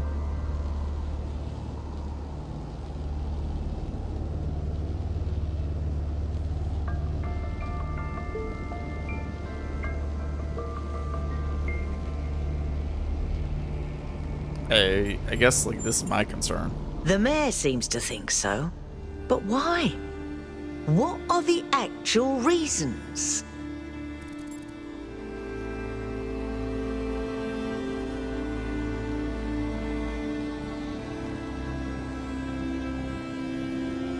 I mean, we seem to be doing fine the way we are. No. Oh, no, no. we're not. Maintaining a functional civilization isn't as easy as people think. Just keeping the lights on takes constant work and effort. The average citizen of New Jerusalem may not notice that, but that's because people like me keep everything running.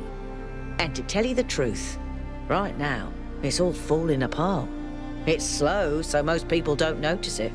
Even I didn't really want to admit it to myself, but it's true.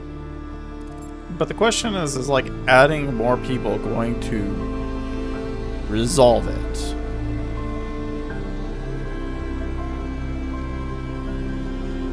Like that's the question, because you're inciting that more people throwing more chefs into the kitchen is going to solve a fundamental problem. It won't, though. I suppose you might be right. If we focus on optimizing, we might be able to squeak by. But is that really the better path? When we have all these other possibilities? I don't know. But is adding more...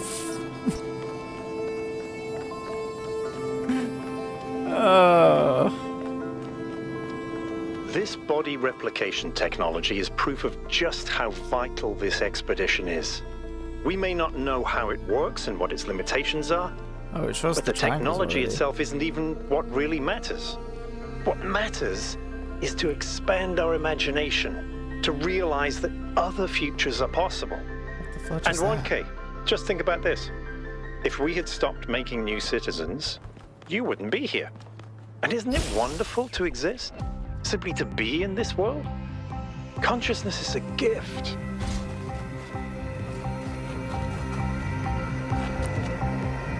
Where'd it go?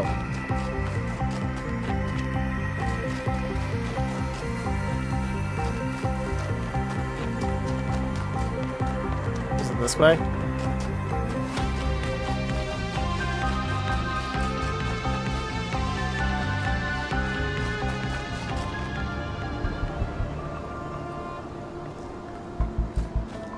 Gosh, like the banana just feels like some thumping in my brain.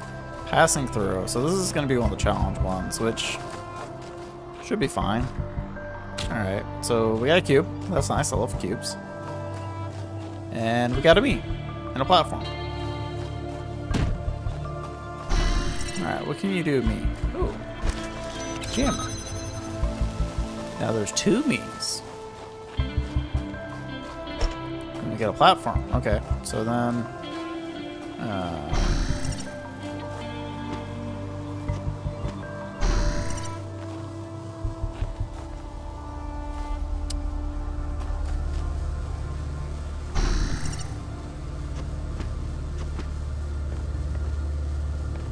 That's kind of a problem. That doesn't really help me. Wait. What if we...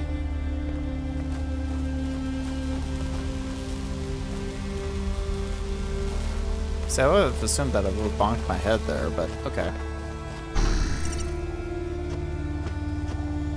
Like, there's a way to get over? Wait, hold on. Is there just a hole?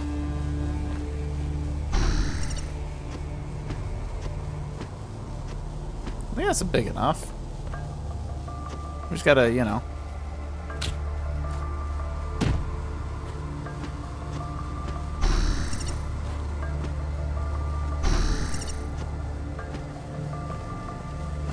Okay, it wasn't big enough. Taking that from you. I'll place this here. You come closer.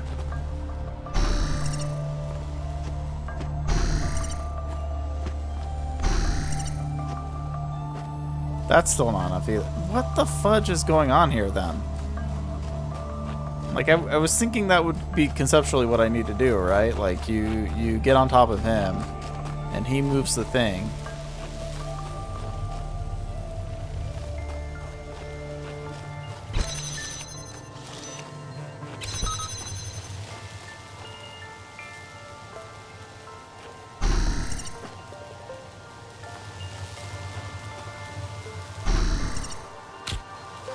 Hold on.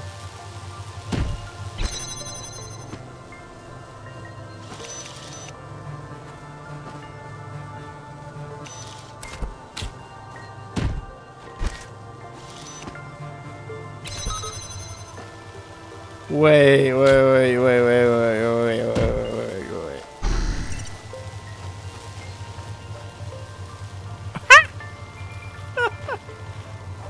Oh, that's so good. Oh, don't jump. You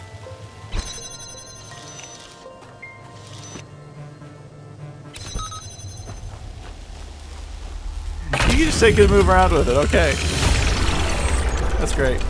I'm glad to see all those overloads haven't damaged your logic circuits. So wait, was this one of the triangle ones, or is this an actual legit one? Oh no, it's a triangle one.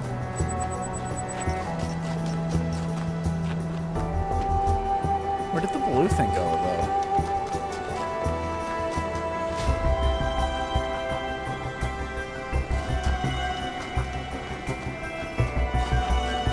Like we triggered it, and then it just went by so quickly.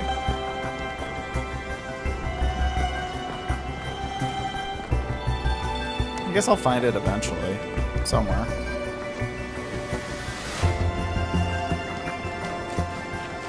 Alright, check it out, number 4 here. Oh, that's where you went to. Oh, gosh, there's 3 of me. How am I going to keep track of who's who now? Alright, obviously enough, you. Take this platform. Get back to me. Jump up. Jump up. You. Like there's 3 of me now. You place this like right here. Jump back to this guy. Look up.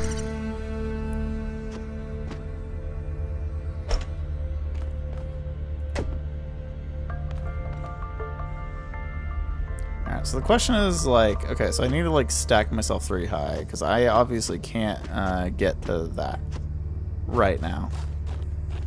So then the question, I like the way that I differentiate between them is basically say, hey, you get a platform.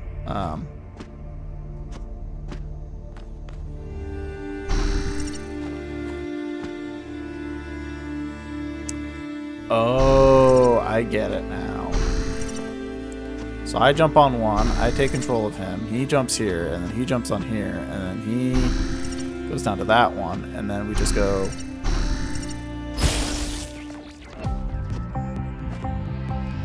And then I place this here.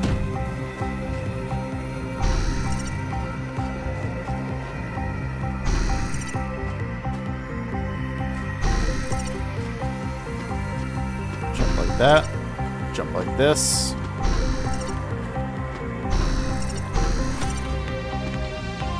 Boom! Don't know where the other one went, but you know what? We'll go find out. Unless I gathered it. Did I gather it? I don't know. Wait, does the 2 mean that I have like... Sorry, wrong button. Oh yeah, it means social media posts. Please give of the alleged presence of the founder at the side of the megastructure confined to this thread.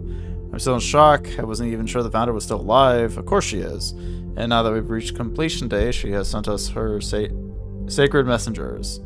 Could still be aliens pretending to be the founder. It's not aliens, and if Prometheus and Pandora are her sacred messengers, why has no one apparently chained the other? The day of her return is imminent. So now you see, like, this is the whole entire thing. Like, something new is happening, and then we're all like, it's sold. It's mythological, and like everybody's trying to go from this it's from the founder instead of being like, we don't have enough information, so let's try to give it a little bit more time. So now you agree that Byron's right to want an expedition. In fact, it was the founder's will all along, and when you said it would be wrong to even consider going to the island, you were acting against the founder? Your words aren't going to help you when the founder returns, Arunia. It's wonderful to hear Athena's voice again, but with all the emotions inherent in this matter, we should be careful not to get it swept away. We don't really understand anything yet. Thank you! Somebody who is actually smart. I can't help but wonder, but if Miranda is her daughter, was Athena trying to start a new civilization? Did she abandon New Jerusalem?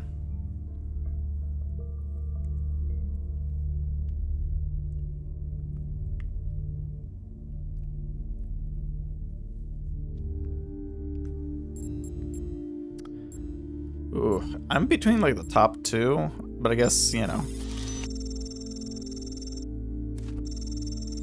Valid point, she had enormous responsibilities from the very beginning, and while we were a family, she had too many burdens to ever have a private life of her own. I understand your point, but why leave Cornelius behind then? That's none of our business. Fair enough. Technology discovered by the expedition changes everything. Every argument about how hard it is to get access to the resources necessary to create more of us goes out the window. We can create more people. 1K doesn't have to be last, and it would be easy. Are we really going to give up on this because of the goal? Energy doesn't just come from out of nowhere. We have no idea what the real cost behind this technology is. Besides, the goal is an ideal, not just a limit. We ran into it by accident. It is the will of the founder. Yeah, right. It's not necessary to share a personal belief in the founder to understand the value of the goal. It's clear to all, but the most radical, that humanity needs limits for its own sake and for the sake of the planet. You say that as if it was self-evident. It's not.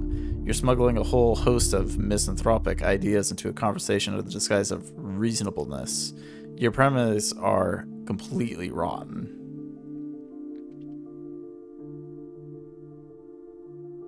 I believe the result of human history speaks for themselves, and I find it shocking that anyone would disagree with something so obvious. Shocking that anyone would value human beings and think that maybe our ancestors could have solved the problem using their brains instead of preaching misery for all. That maybe there is some effing point in blaming other factors beyond technology and growth. Like, I don't know, people in positions of authority preaching their self-important effing morality instead of trying to solve ordinary people's problems. Authority. I'm just an academic. It's completely disingenuous and you know it. Your click was the mayor's ear. Click? I assure you there's no such thing. This conversation is getting a hand. If you can't behave, I'm shutting this thread down.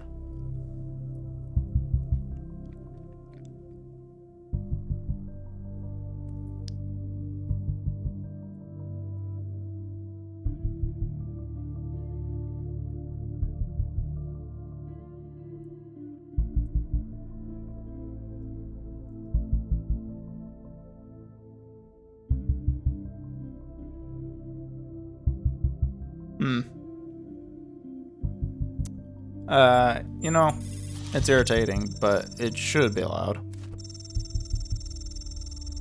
Sorry to have irritated you, 1K, but thank you for speaking up. New Jerusalem is a democracy, and without free speech, democracy is a sham. A lovely sentiment, but you should try moderating this forum and see what it's like. If every conversation is allowed to explode, instability is guaranteed. We have to set reasonable limits on behavior. Thread closed. Not wrong.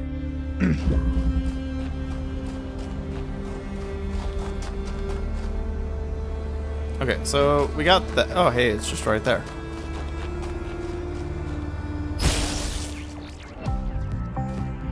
Is it gonna head to the bed? It's going to head up there. You little. Ah!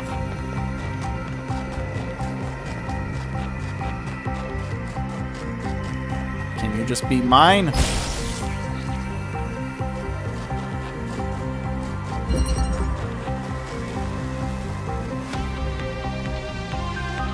Cheeky bugger.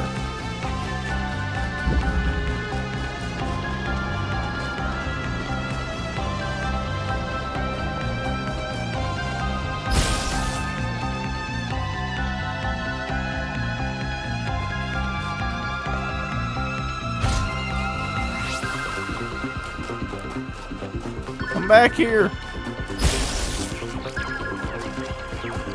I want you. Okay, I guess I'm gonna keep following the pathway here. Eventually I'll see it again. Oh, there it goes. It's going all the way. It's gonna be there.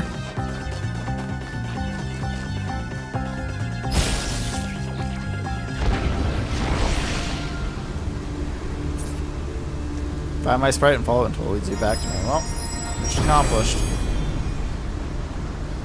It's done now. We cannot return to the past, but the future can redeem all that has happened. Not wrong. I mean, fundamentally, you know, the past is the past. What's happened has happened. You can't change it. You can't do anything about it. And it's one of those things, like, you just have to think about what you can do to the future to, you know, correct anything that, well, to make sure the same thing doesn't happen again. I think is fundamentally what I'm saying there. Or, yes, is what I should be saying.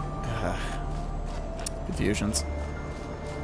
Okay, so I'm curious. Like, is there something... Yeah, so there's 5 down here. Yeah.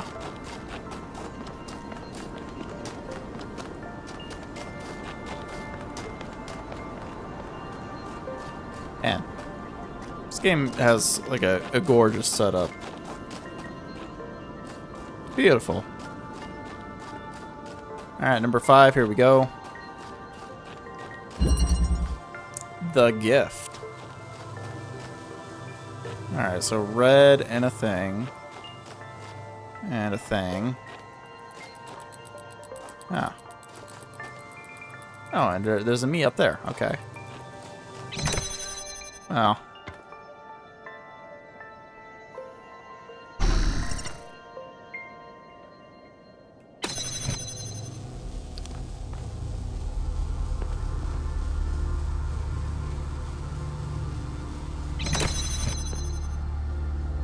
The tease. I'm standing here going like, is it free? No, it's not free. Gosh.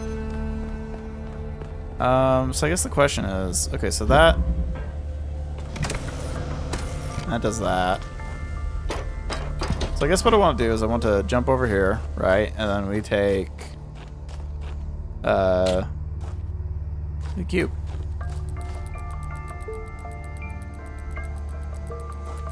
Is there like... Oh, there's a ladder, okay.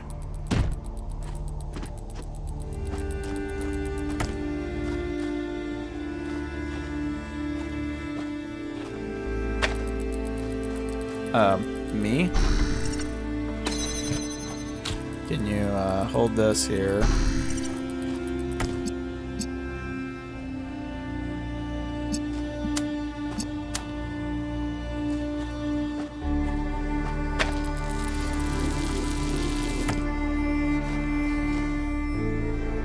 Drop the tool first. How do I get the tool out?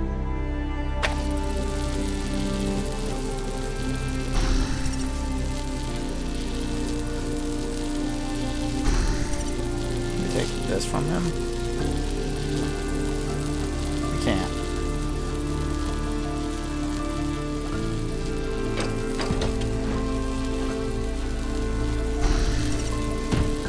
Alright, you know what? I did it.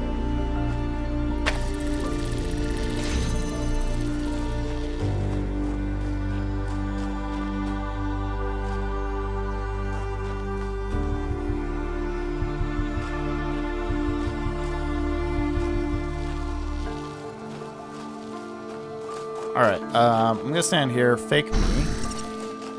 Come here. Do that. Thank you.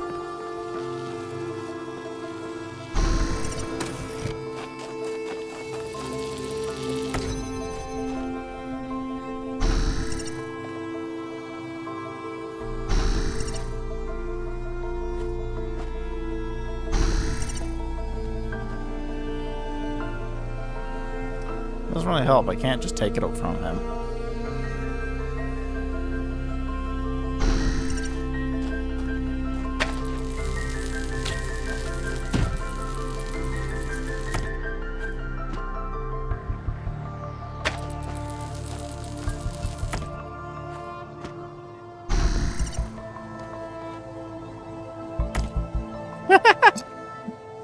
Wait. Am I just not allowed?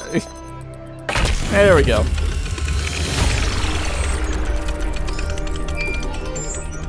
Thank you, fake me. Bye, fake me. I can't imagine spending years in such a desolate place. For what? Science? Enlightenment? I'd much rather be back home in New Jerusalem.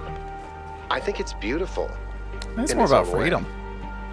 But I don't understand how our ancestors could survive here. They were so fragile. Imagine getting stuck out here in the cold. I wonder Not if our there are ancestors. wolves. It's kind of a miracle biological humans lasted as long as they did. What's this out here? Oh gosh, it's another pathway. Oh wait, is it? Oh, there is. This way? Like, I'm trying to stick to pathways the best as I can. Oh, it's hand reading. Ugh, more reading. I don't know. Eventually I have to, like... Listen, speaking for, like, so many hours straight is just not part of my forte. And apparently reading makes it worse. Just mostly because I don't have, like, the ability to stand in a certain context of, hey! No reading! Yay! Yippee! Lift pleasure! Let's go.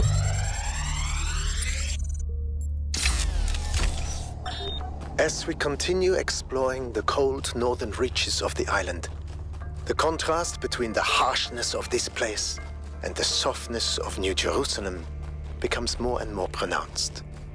There is a kind of madness in what we are doing, going to a place that is so hostile to our existence. That does not mean there is nothing to love here. There is, in fact, a great beauty, but it is a hateful beauty.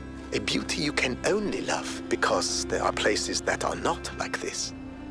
And yet, it is precisely this hateful beauty that the people of New Jerusalem fail to see, and so cannot understand their own blessings. Exactly. Without the context of what is not there, what is there just seems plain. Alright.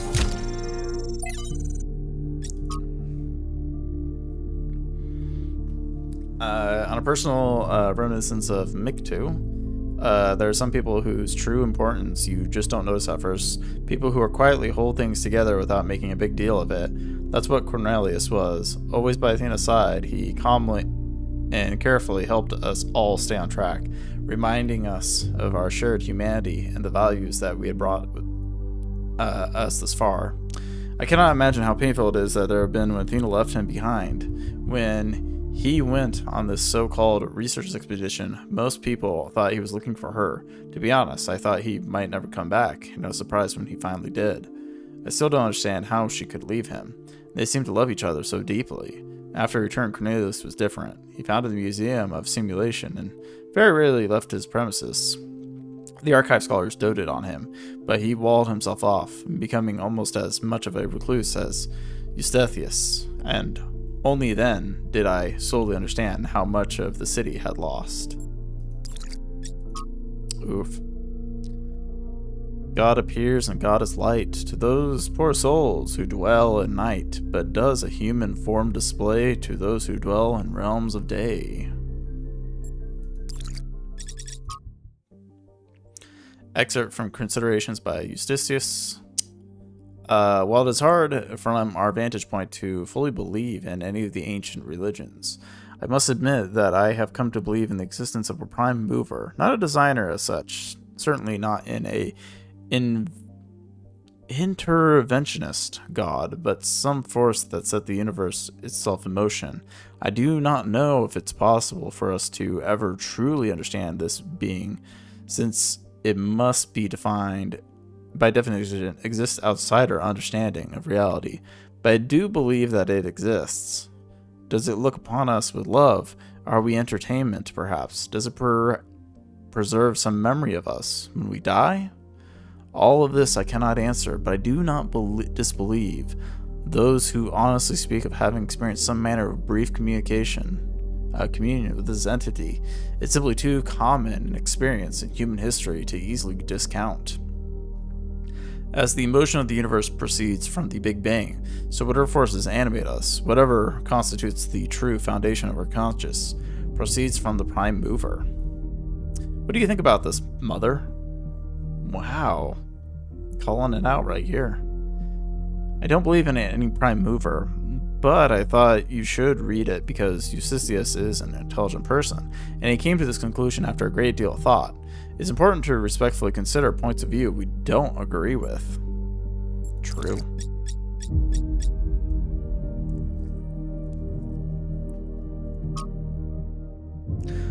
From the book of Annotated Internet Comments by Eustachius. Or Eustathius. I'm just going to stick with whatever pronunciation comes first to mind. If monarchy is so great, why is everyone so fundamentally disappointed with the world? Why do we sigh with pleasure at the sight of old houses, but feel nothing but depressed and alienated by skyscrapers? Why do we yearn for lush forests and wide plants, not narrow canyons between buildings? We love all this technology so much. Why is our idea of happiness to get away from it? Could it be that progress is just a story we tell ourselves to justify why we allow ourselves to be dominated by inhumanity and older forms of living that's something to offer? It seems that many of us share this desire immense to immerse ourselves in nature, though we are ourselves entirely technological beings.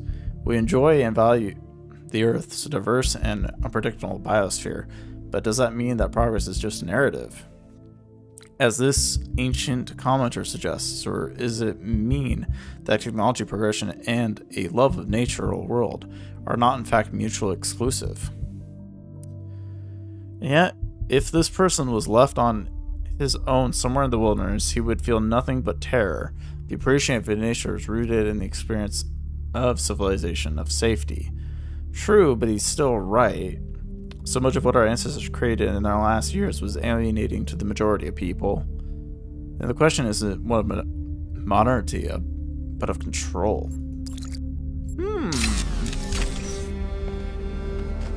Partially why I like this game is just like it just kind of gives this thought of like, what does it mean?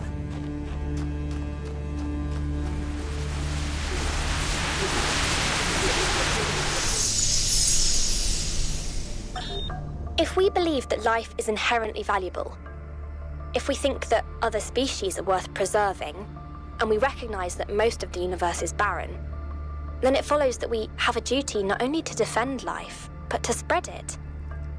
If life is the most valuable thing in the universe, then perhaps in a sense, the cosmos itself is depending on us to do this. Like birds carrying seeds to uninhabited islands. Maybe that's our role in the galactic ecology.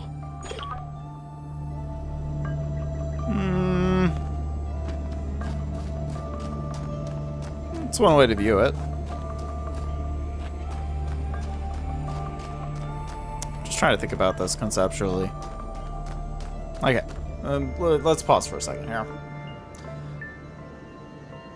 So, talking about before about like the grand expedition of like people like, hey, we see disgusting skyscrapers and stuff like that, and I think it's partially to do with more or less how people view the world. It's kind of hard to throw it into exact words, because the thing about it is everybody grows up in kind of a different things, and I don't think not everybody is much of a nature person by proxy.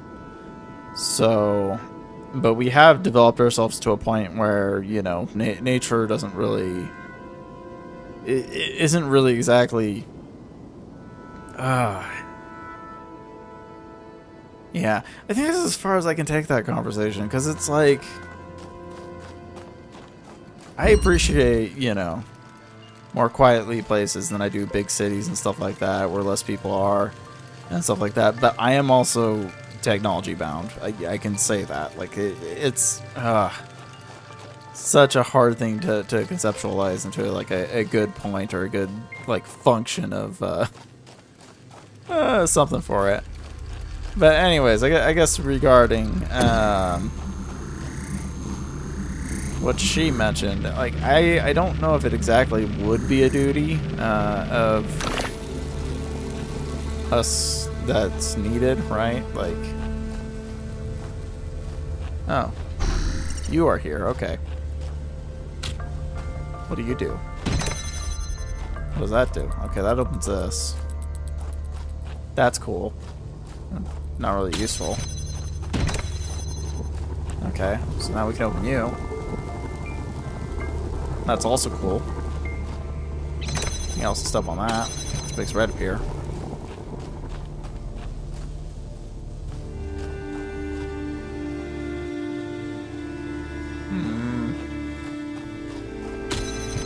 Okay, so I think we need that. We need to take this. I don't...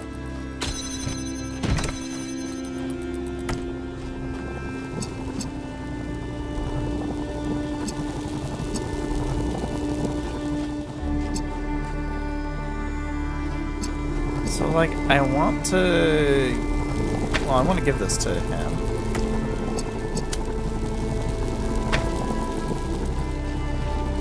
I just... Not even in sight.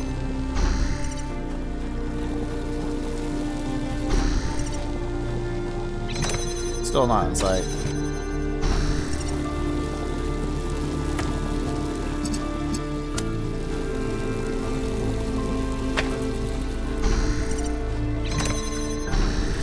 Okay, there we go. We got this.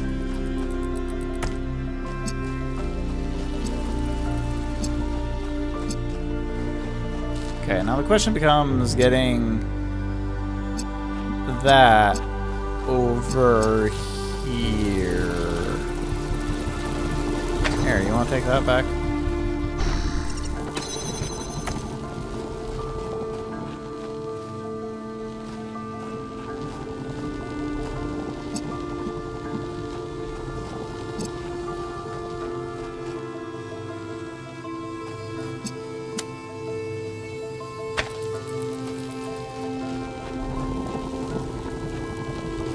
Oh, where's the other me?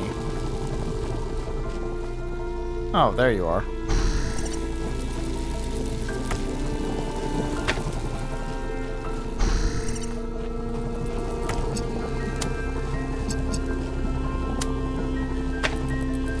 Alright, so we kind of need that one there, but I can go onto this one, and then I don't even have myself in view.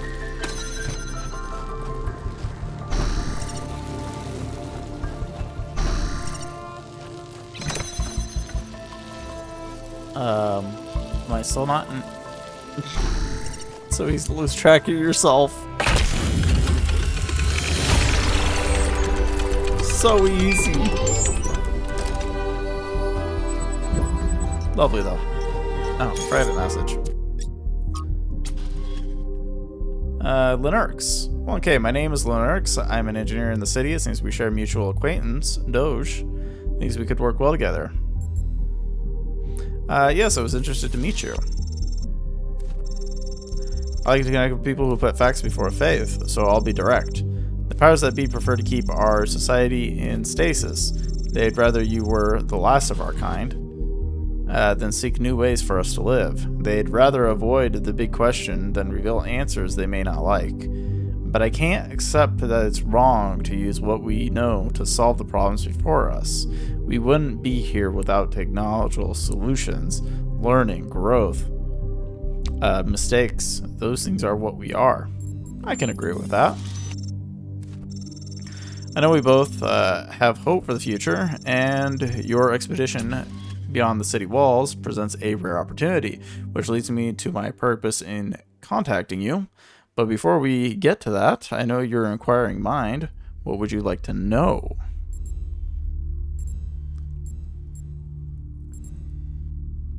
Can you explain to me who you are? I'm the chief engineer of fluid dynamics. Our city runs on hydroelectric power. We'd be better off building nuclear reactors, but I just run the dam. Our place of birth and source of life, so what do I know? And hey, maybe they're right. Maybe if we had more energy, we'd go so fast we'd suffocate. I'd just rather test that hypothesis than spend an eternity fixing leaks. Where are you? Knee deep in river water, pulling in tin cans from overflowed sluice 8. Our ancestors so loved tin cans. Okay, now the fundamental why are you? I do physics, not metaphysics, but I'll give you a go.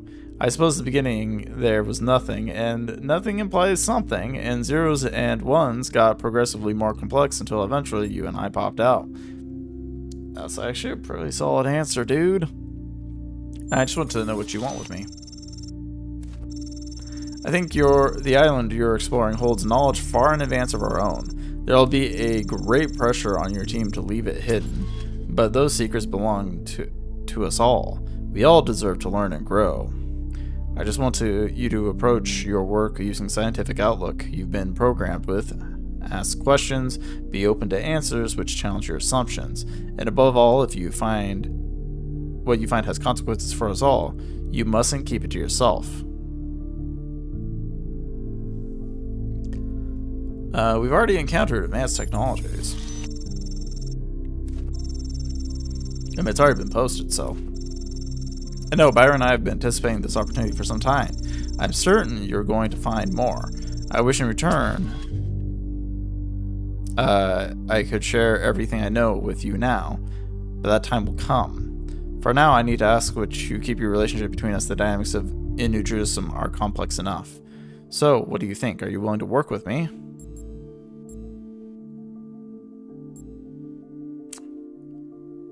It seems kind of shady. But yeah, sure, let's do this. Excellent. And who knows? Like, maybe it's not like just a commitment right now, and then I'll just be like, don't know, never knew this guy in my life. And then I'll have to scrub the mail messages like often like they do. Excellent. We'll usually there's a bit more ceremony when somebody new joins the cause. Nothing fancy, just a solo branding with oxygen peroxide. But we'll have to wait until you're next in the city. In the meantime, welcome to the Society Systemica. Wait, is this some kind of secret society? I say it's more special interest working group. Nothing is more important to science than transparency. And at the same time, we don't always have the luxury of ignoring social realities, which sometimes demand discretion. Which is to say, I can't exactly refute your suggestion, but I'd certainly discourage it. Is there a secret handshake? Well, yes, now that you mention it, though it's not exactly a randomly generated code phrase. 44 laughing lullabies. Are there others? Other members of Systematica, or other groups like ours. To be fair, I can't tell you much about either, as I'd like, but reason would suggest that you and I are not unique in this world. Are there rules? First rule about Fight Club. Don't talk about Fight Club. You'd think so, but we largely depend on shared ideals. There may be no specific rule set, but I trust that we all know an error when we see one. Okay. Thanks. We'll stay in touch.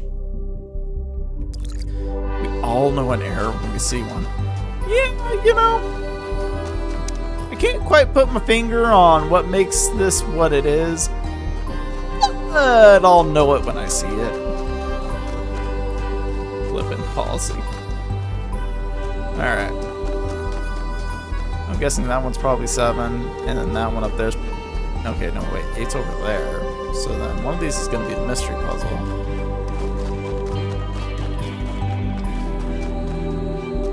Well, it's not 7, so it's got to be a puzzle. Oh, it's a golden gate. What is that? Oh, it's probably one of the 4 quadrants being completed. Okay, so that's already done. That's up to the Sphinx, which the Sphinx is going to be great.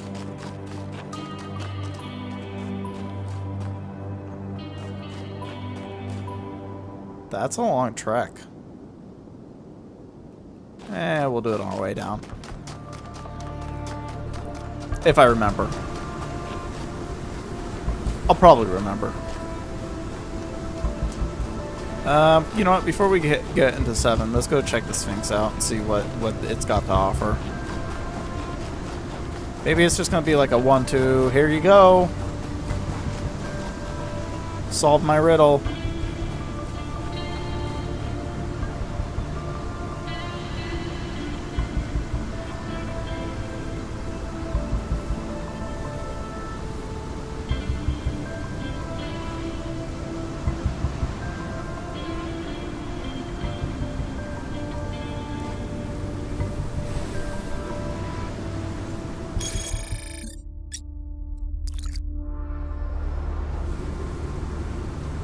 I don't know how I feel about that. It's definitely like overview. And then there's that, right?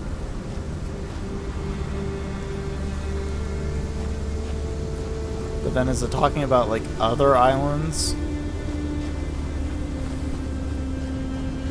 There's like a pin in the corner, bottom corner one.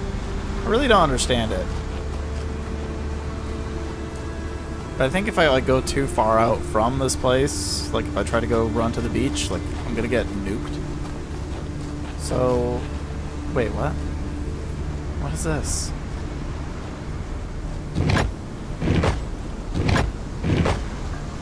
Wait, what is...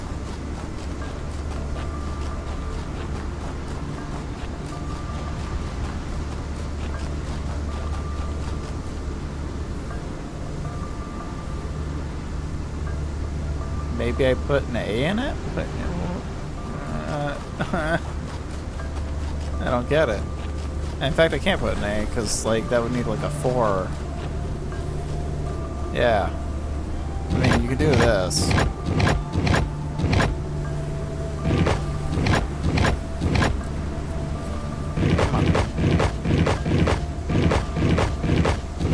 We're just gonna roll and down the setter so we know that we found it, but I don't really get it. And oh boy, if I have to go another week, I'm gonna lose all hope in myself. Okay, so there's a platform thing up there. We have a friend. Friend, a fan. Okay. You. Take the platform. Hit the button. Oh, whoopsies. Alright, taxi me around. Let's go.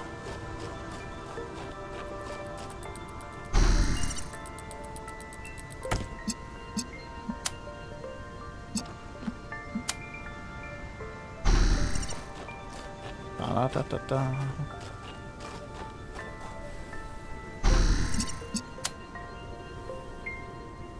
I don't have enough to...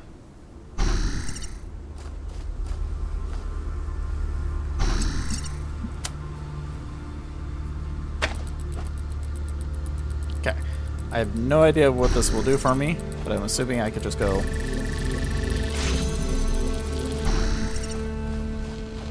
walk into here.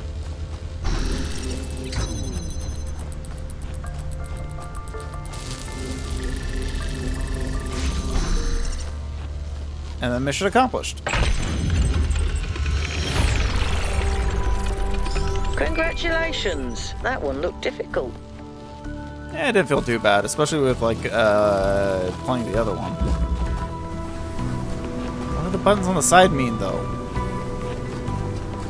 Sometimes I feel this game gives more questions than it does answers.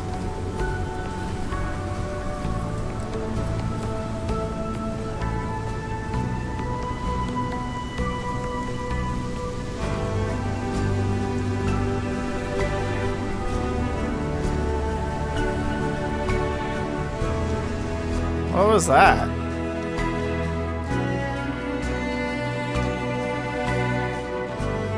Oh, right. This question mark. This is a long trek. Good thing I can just ignore the road. And just go straight. tread my own path, for the most part. I think this will be safe enough. I mean, if the game really wanted to be a jerk about it, they could have just been like, yeah, no, you gotta stay on the path. Bzzz. Okay, now they're being interesting. Path is just gone. What is this? There's an old saying about how, in the end, the sea will claim everything. I have no doubt that this is true.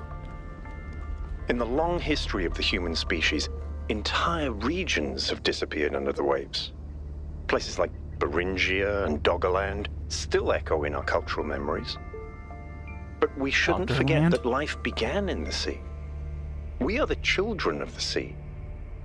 And it's not through floods and ruin that the sea will claim everything, but through us.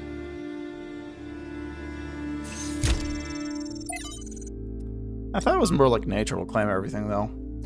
From Arcadia Trinity and our likeness, essays on humankind reaching adulthood. With alarming frequency, our mythological narratives conceptualize our separation from nature as a fall, a punishment for sinning, a loss of innocence, a decline from a golden age. We believe that a better state of humanity is possible, but insist that this state must be in the past, and yet our historical experience has been the exact opposite. For all the horrors of modern war, and they are considerable, relatively few people today have to suffer the unspeakable agonies that our ancestors went through on a daily basis.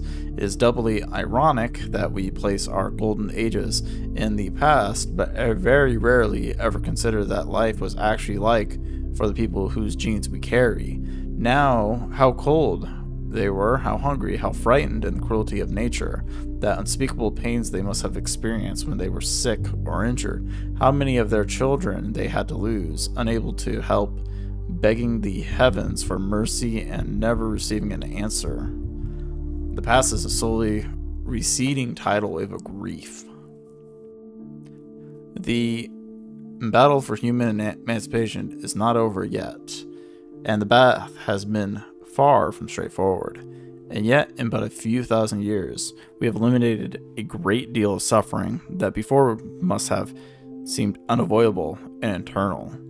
Some still suffer their lives held ransom by politics and economics, but at least now we know that a better world is truly possible, and it lies in the future. Ain't wrong about that. Conceptually, like the whole entire thing about it is it's true, right? Like, we have a lot of diseases nowadays that we've resolved, we've made them better, and honestly, it is a boon for human society. The fact of the matter is that we can, basically live comfortable. But it starts to become a question about, what is the next age and the next step of humanity in the case of, we're not exactly fending for food ourselves at this point and stuff like that, but it's not always like it's not like there wouldn't be ever a time where something would happen and we basically would regress. Like man, this game makes you think in a lot of different ways. From Patia's Journal, Volume 1, The Founding of New Jerusalem. I'm also, like, my voice is starting to go too, especially because of all this reading. We had a bit of an incident today, nothing major, but still woke us up all up. Sun was away from the camp alone, even though we had agreed that we should go always in teams. And she encountered a group of herbivores that we saw on the first day. Cows, they're called. Apparently our ancestors kept them as livestock. Eustasis says they squeezed them for liquid, but I find that hard to believe.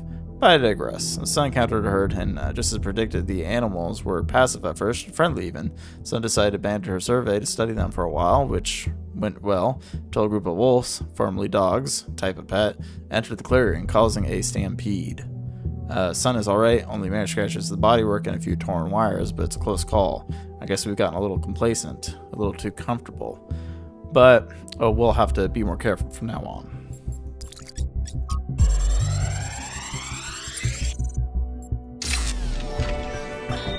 Now, I have to talk science fiction for a bit because I love science fiction, but it drives me nuts. There's this cliche that shows up over and over, and every time someone uses it, everyone pretends it's really profound. It goes something like this. A scientist invents something good, but, oh no, it's actually really bad. You could have something that makes your life better, but no, you can't. How dare you even want it? That's hubris. That's playing God.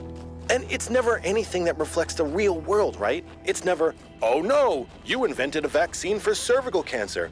Oh no, you invented a new class of antibiotics.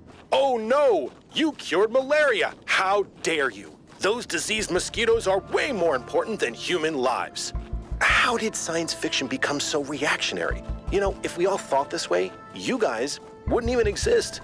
At least Alex agrees with me. She has good taste. Listen, I'm just gonna throw this out there. There's somebody who's gonna say that, regardless. Like, you solved cancer. Congratulations. But hey, we've also built up a bunch of... I realized me saying it the way I did was facetious, like very rough around the edges for it, but sorry.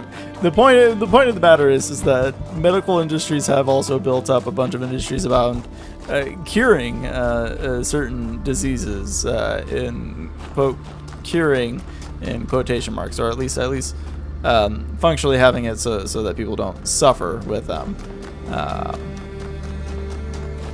Which, yes, it's good, but yes, if an all-around cure, some of those people would be like, oh, but my business,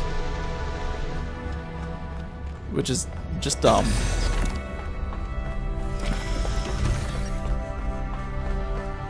Do right by the people.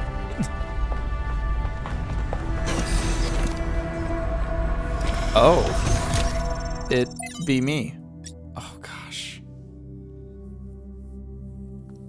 Oh, the problem is I know that these are gonna be like 10 miles long. Oh, actually, it's not that bad. From Quentin.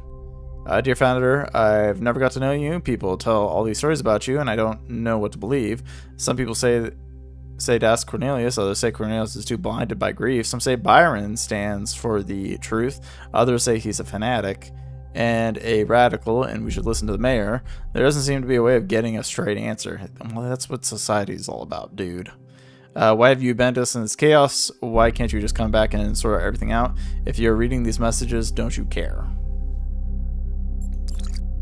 Go figure your damn self. You're smart. Rodam to Athena. Dear founder, thank you for everything you did for us. I'm grateful for the life that you have, which would not exist without you. I hope wherever you are now, you're at peace. Oh, so you just killed her off in like 2 seconds. Groping in the dark. Must we run trials?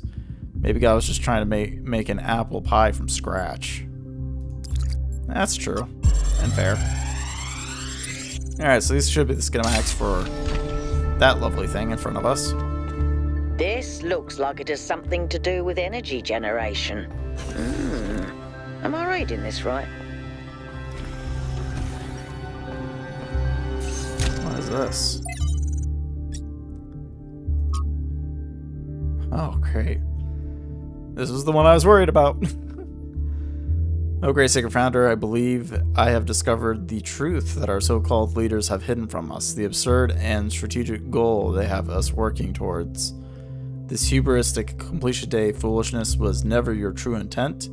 Even this abomination of a city that calls itself New Jerusalem is a depiction. Why would you want us to return to the sinful ways of our ancestors, strangling the living soil with steel and concrete? No, it's when you and the first companions live humbly amongst the splendors of Gaia, having no need for all this wasteful ostentation inherited from our weak and decadent ancestors. They showed us the true path. After all, why would the progenitor have given us such hardy bodies if she had intended us to live in unearned luxury? From the very first, we were built to be free from pride and material excess. Your teachings have been obscured and perverted by ideologies, worst of all by the traitor Byron, who once was like a son to you. But you should know that there are still those of us who remember the truth and await the blessing. Wait, is there like a third faction? Byron is not Am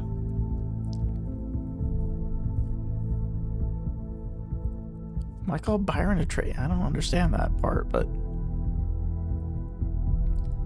surely justice will be meted out, and humanity will finally return to its intended path. That is weird.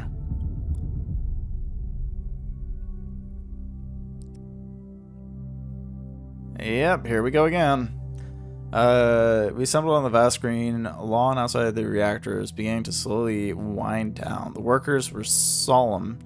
The activists who had fought against the decommissioning seemed crushed.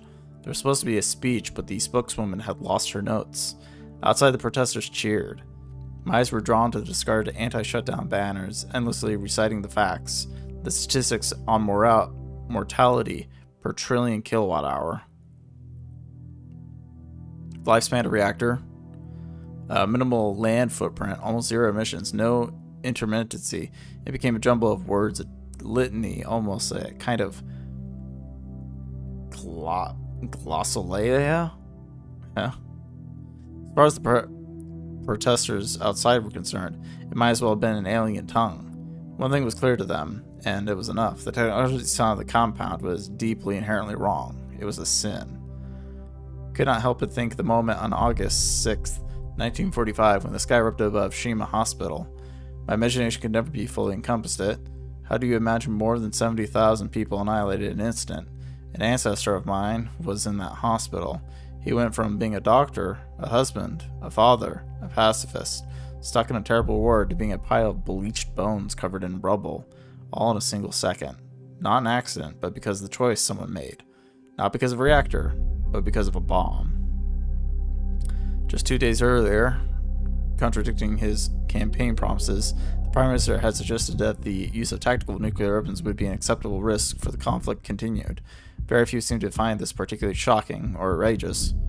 They are afraid of reactors, but not of bombs. The spokeswoman gave up on finding her notes. It was starting to rain. People were walking away. She grabbed the microphone. By the time you regret this, it'll be too late, she said. But honestly, I don't know if I care anymore. Maybe you have it coming. The spokeswoman sounds so bitter. The protesters didn't mean any harm. From their perspective, they were doing good. People might think they're doing good when they get collectively outraged. That doesn't make them right. Collective action can change the world when it's deliberate and based in reason, but it can also become a mental trap or a societal pressure valve. That's pretty true. Term random. The thought terminating click. Or cliche? Cliche. As you continue reading, there's a useful concept that I would like to keep in mind. The thought terminating cliche. This is a type of phrase, often a slogan or saying, which sounds meaningful, but really intended to make you stop thinking. To pick up an example from our history, someone in the simulation might say things like, "It's the will of Elohim," or "It serves the process," and that would be that. Case closed. Who knows how many iterations have never advanced further because they just stopped thinking at that point. Do note, however, that a thought-terminating cliche is not the same as a lie. It may very well contain elements of truth, but those elements are used to keep you from questioning the whole set of assumptions that come with it, which may be partially or totally false. This often takes the form of appealing to something you care about. We must protect X, where X is a nation, a philosophy, public order, or even the planet itself. But while you may agree with the element, all kinds of assumptions may be included about how to protect something, or who to protect it from, or what the end goal of protecting it is. If you stop there, just because you agree with the surface level statement, the result may be the opposite of everything you wanted, like those who chose to serve Elohim, and in doing so prevented him from achieving his true purpose.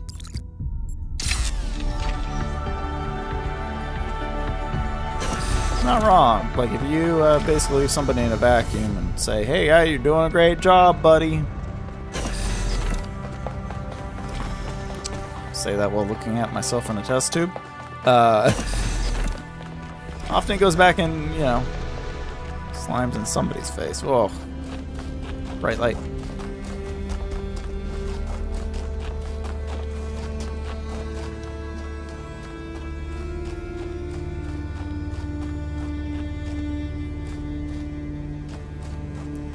Alright, number 8.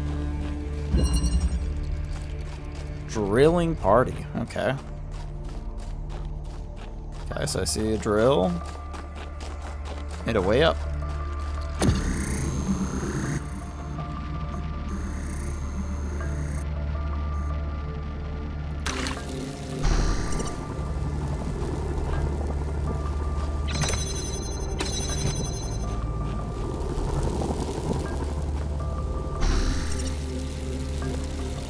Okay, is there like a second me? Oh, there's a second me.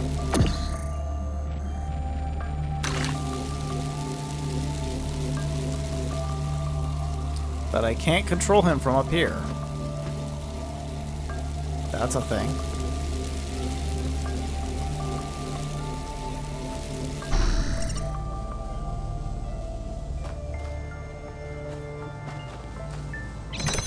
I gotta do that.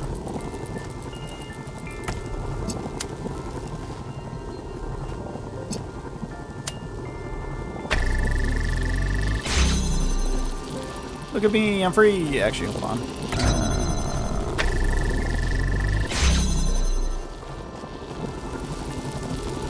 Yoink.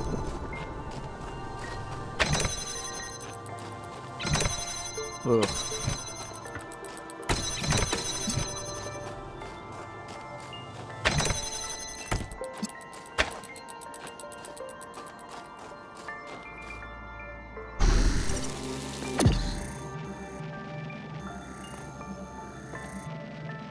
If I do that, I think that's partially what I want to do. Oh, somebody rang my doorbell, so I guess I'm going to be right back for a second.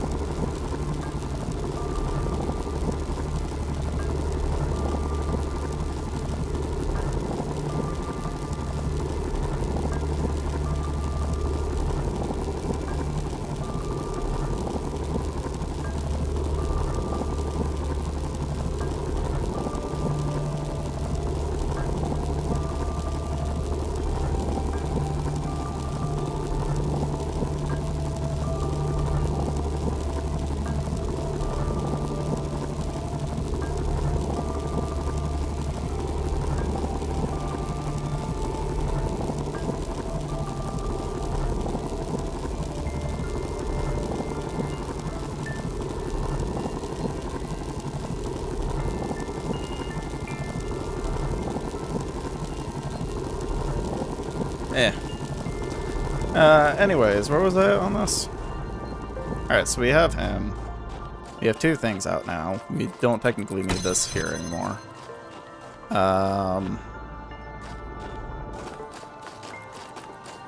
Conceptually, I would like to get him out, but we can just take these for right now. We can't, because we need 1 to go into there for right at this point.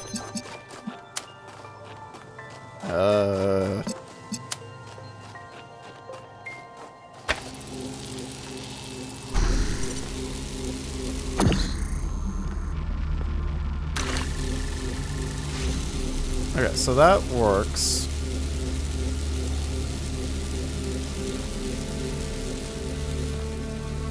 But like we've left him there.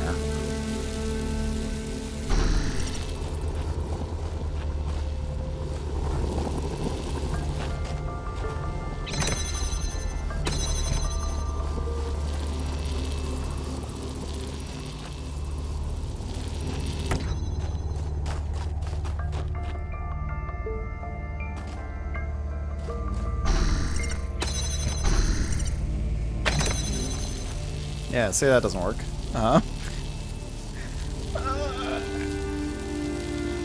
This is getting confusing.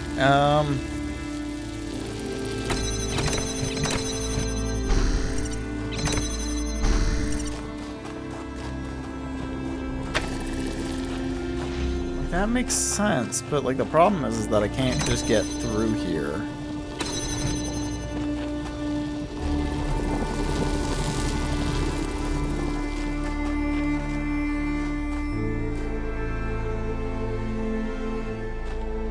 So we need 2 to get through there anyways. And eventually we need to make it so that we can go...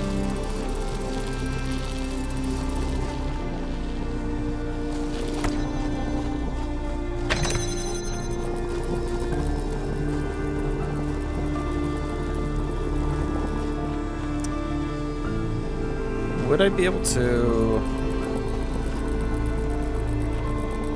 Alright, let's, I guess, start from this point, taking this.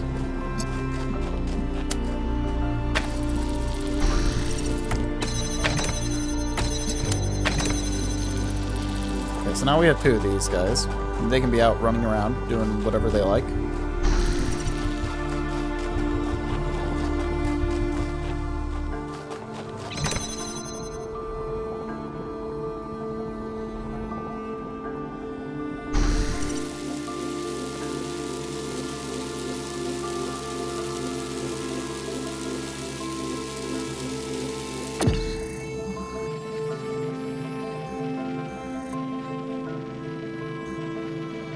So what happens if I do it just like right about there? One of these guys will be able to get it, right?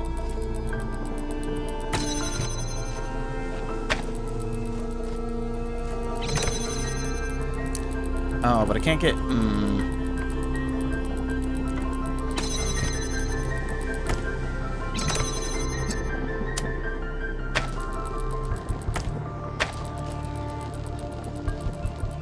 Yeah, that's close enough.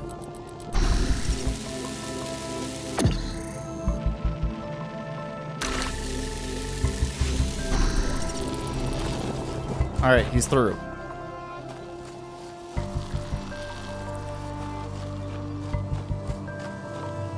So close yet so far.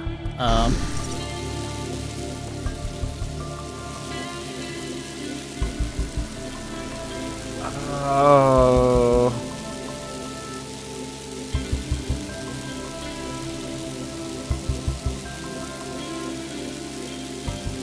Like...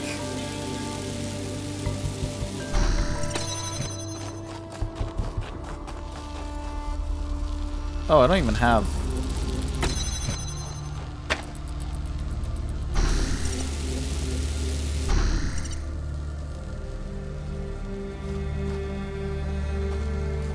Okay.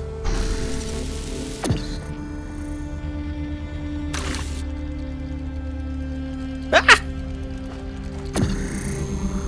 One moment.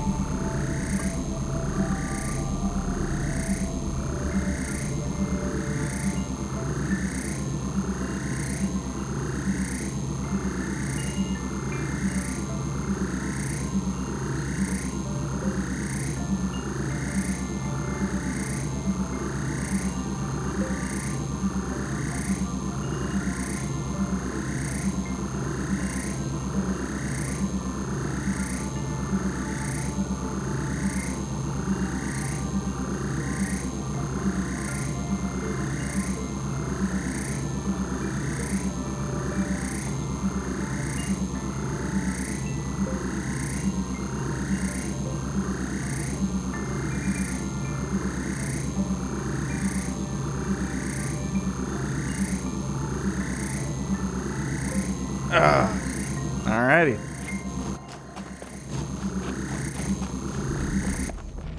Alright, a little bit of a blunder falling down there, but I think that's going to be fine. Right? Right. How does this even work? Oh, actually, wait, I can just drop this here. I was like, how am I going to get something else going on? And I'm like, it doesn't really matter.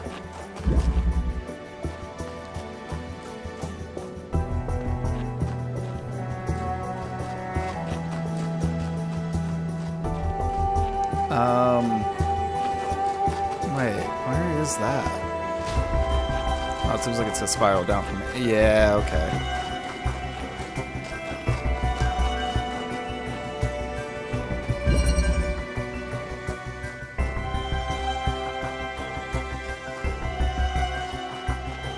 Okay, so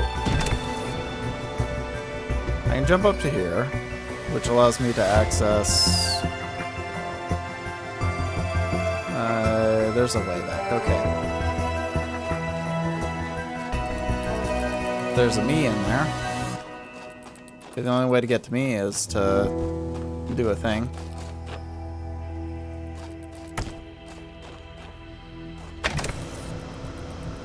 I can't access myself from there.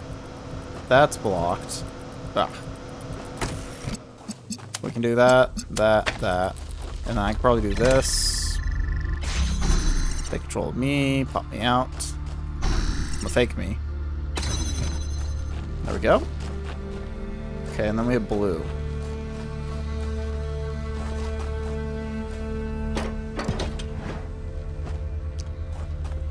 And then we have a red here with another connector.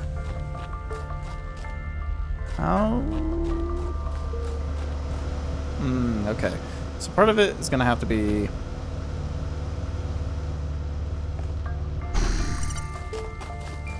I guess like resolving this. So we get this one. We can grab... a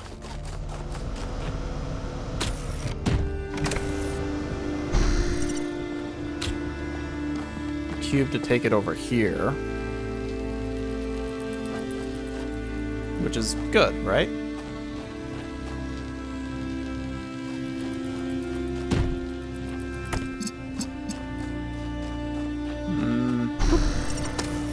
Gonna pop him a little bit closer.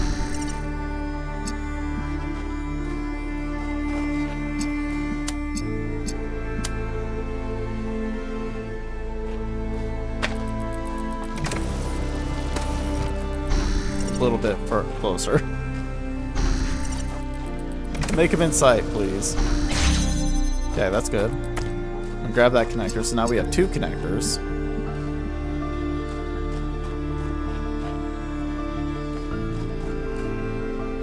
And then now the goal is to get blue. Great, it's got to be lifted up a little bit.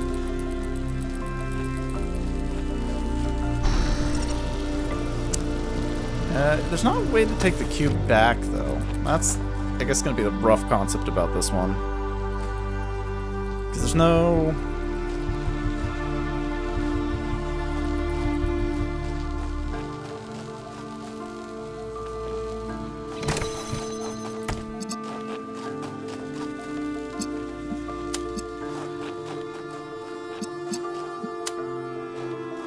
I mean, this is not going to work. Yeah. So then... Ah.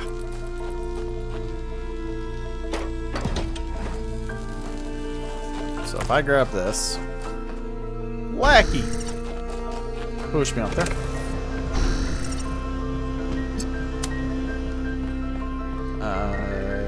Is like this no.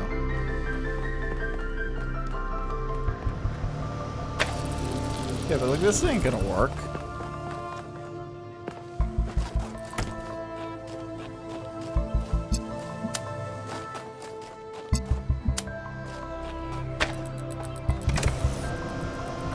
Yeah, see, not enough like space.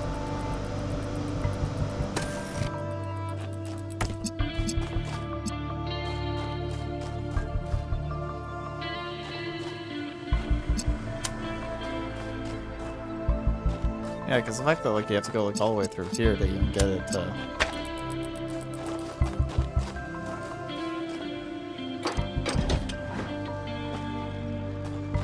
There's no way I'm gonna get the cube back.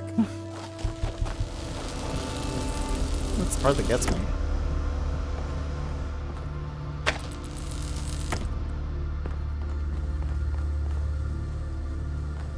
And if we move this over here, then...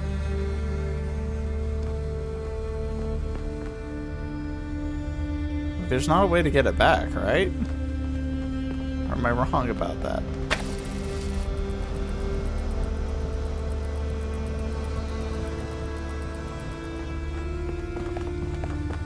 Like, I can't just easily transfer stuff from one side to the other. It's like, this makes sense.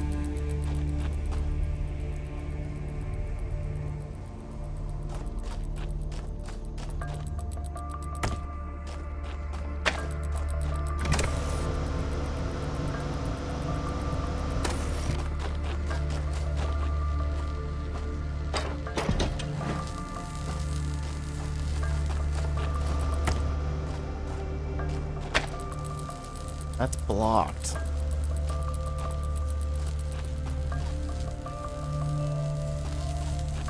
I just don't think I understand this portion.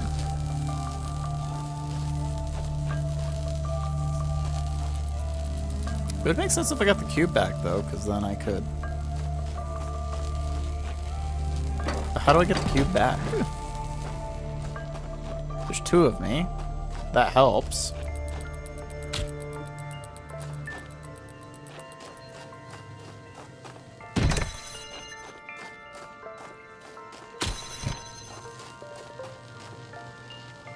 Drop the tool first.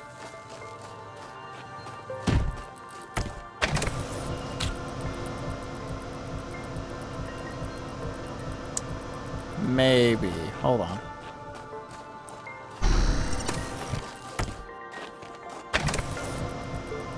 So if we take the fake comes over.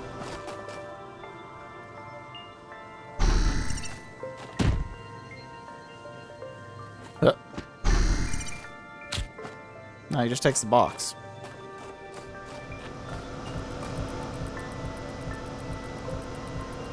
So is taking the box over to begin with kind of a bad idea?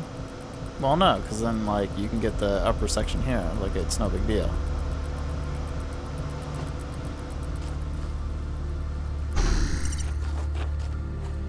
Also, I've completely lost who's real and who's fake now.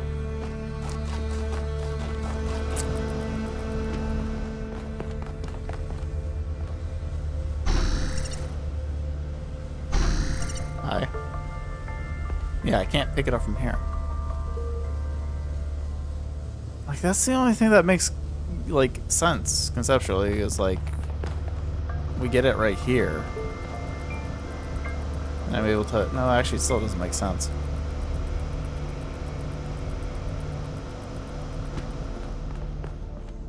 But, like, you lose sight of it, like, right here regardless. The only way to get would be to get both of these up here into this section, but you can only get one of them up here.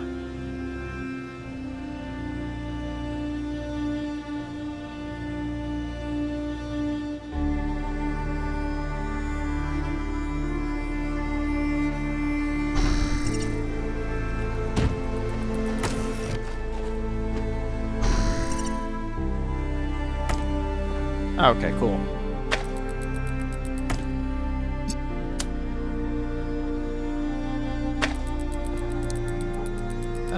You can find your way back.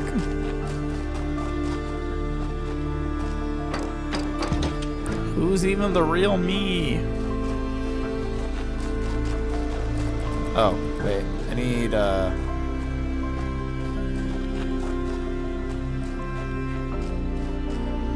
need the other me.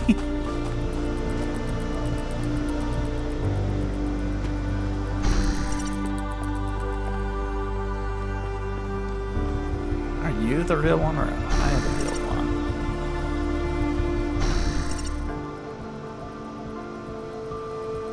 Hard to tell anymore.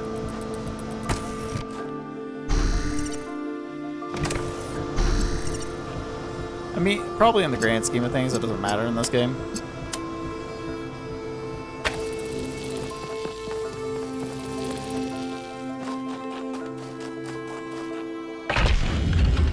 The only thing I was looking forward to is if there was an achievement of doing all these puzzles and then, you know, keeping consistent you.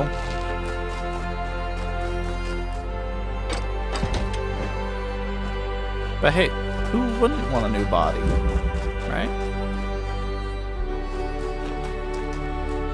Alright, so I think that's like all the puzzles here.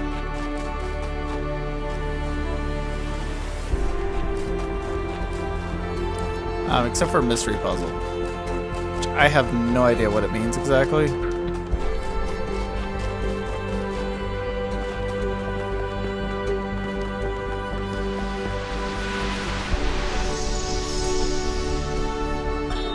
I wonder what it was like when the ancients were still here. Their world seems so lively. Not always in a good way. Interesting times are great to read about, but rarely great to experience. That's true. But they left behind so much art and philosophy and religion, and so many strange stories. Is New Jerusalem like that? It was, in the beginning. Ah, so she fell out of love with New Jerusalem, and then things kind of went haywire, and... Oh, this one heads that way, okay. And people are like, oh, why did the founder leave us? Okay, so, like, what's interesting is, like, standing up here is that, like...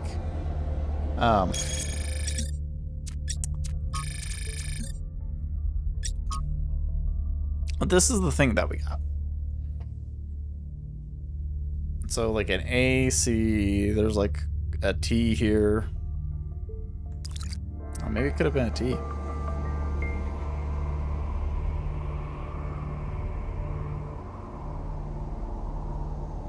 Am I being knocked on? What? B or B?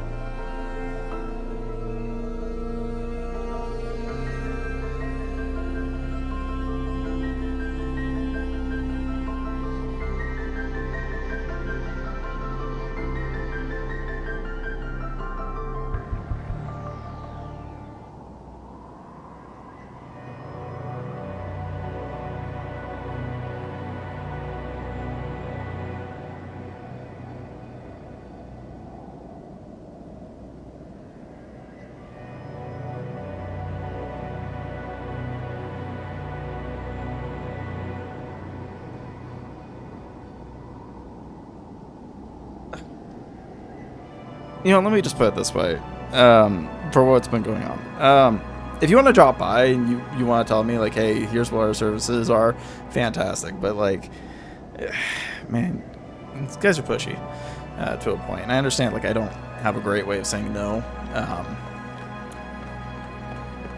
But, man, they make those guys run around so much.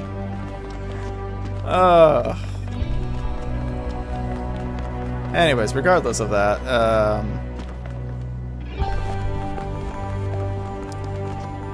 like, I want to spend a little bit of time looking into the puzzle and stuff like that, but I am definitely close to considering, like, what I'm going to be doing is ending the stream.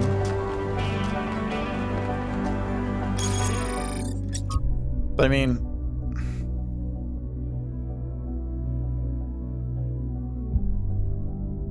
what does any of that mean, though? Like, part of me thinks it's, like, related to like, the pathways and stuff like that. So, like, this is a pathway somewhere, that's a pathway somewhere, but then it doesn't really make much sense in terms of, like, layout and mapping.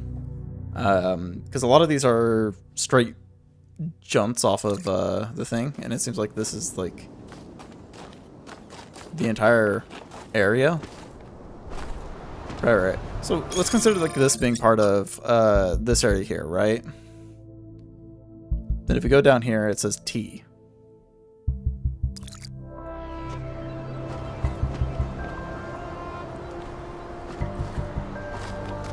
So, like, down this way, does that kind of map out the same? Like, is there going to be, like, a back and forth here?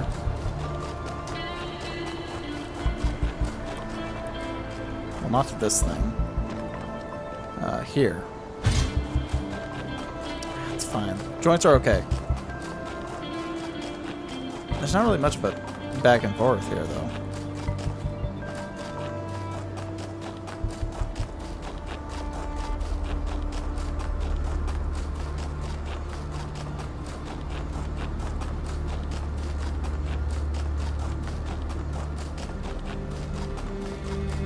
Yeah, there's not, like, no... It's just a long pathway back. Plus that's, you know, Prometheus and stuff like that. I guess I could take a look around the, what's the 5th puzzle here? Whee! Just a little bit of off-roading.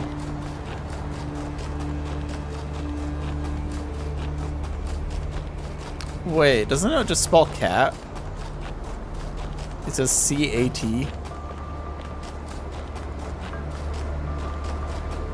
Maybe that is part of what it is. Just like 3 of the different areas mean, 3 different areas in the puzzle. Cause, like... Okay.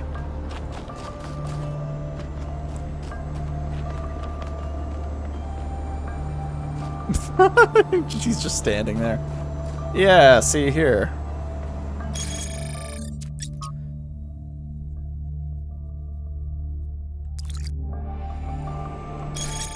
So I'm guessing this is T.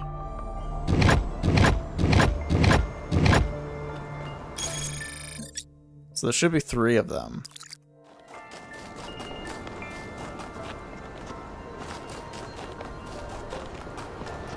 Also, I didn't realize it said cat, looking at the statue originally, because, like, it just didn't look.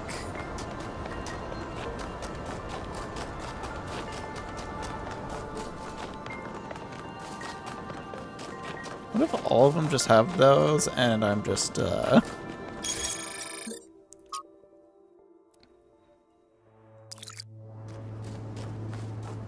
Okay. I'm gonna say, like, this doesn't make sense. That does, though, because that would be the one next to the Sphinx. But if I go to this one, there isn't going to be one on it. Fingers crossed. This is kind of dangerous. I didn't actually completely fall down. That's... Nope, gone.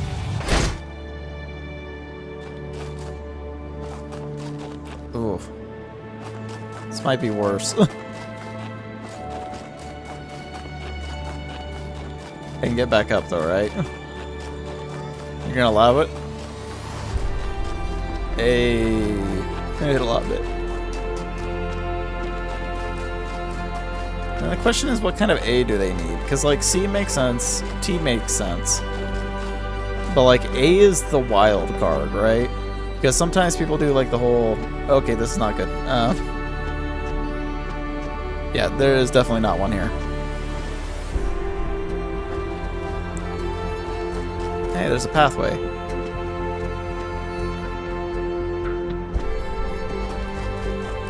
Was there a pathway here before? Actually, I don't think there was. Where does this head down to?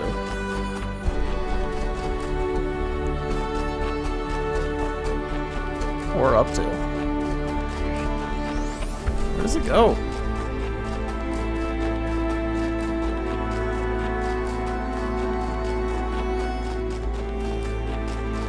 Ah, it's one of these things.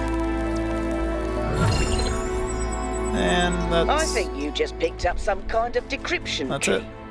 Could try using it on those terminals inside the puzzles. I don't really care to do that, though. I like stretching my brain out and being like, for several hours at a time. It's real great.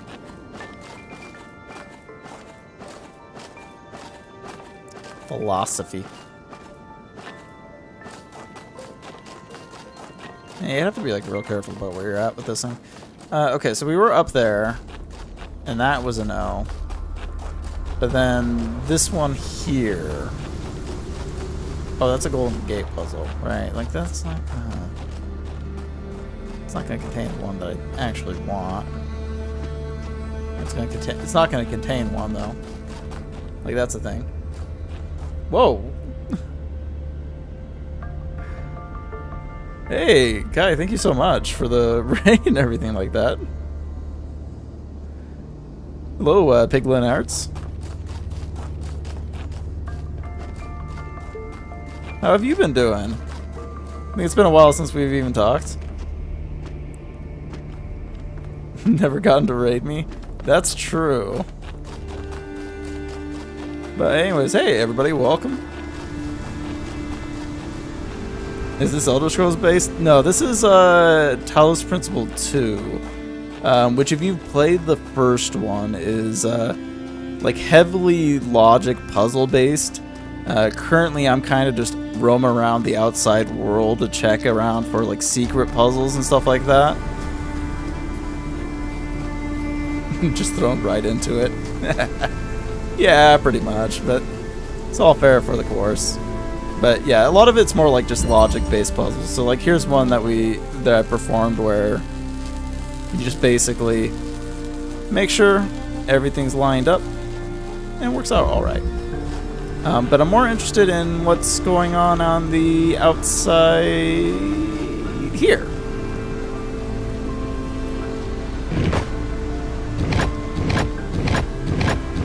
I don't...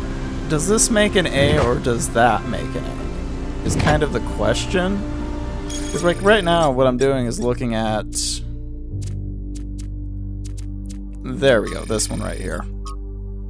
So, if you look at this is the kind of the puzzle we're given, where we have each of these four areas, and I'm thinking the letters relate up to the thing.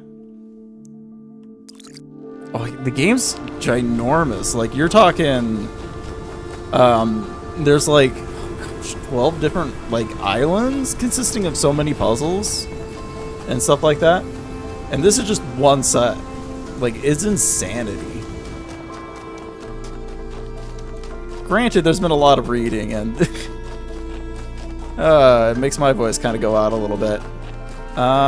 Okay, so one of these out here should be the other one that I'm missing, though, and that should be the C. So...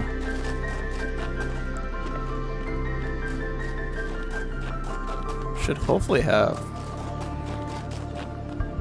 yeah, that's not safe.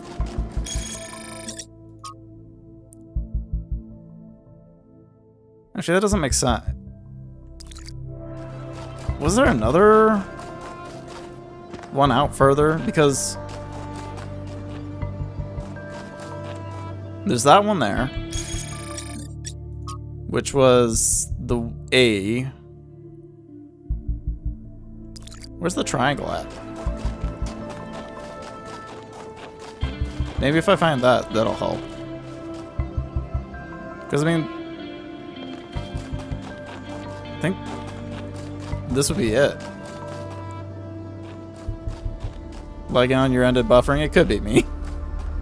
To be honest, I've been trying to multi-stream and stuff like that, and I don't know if that experience is even great.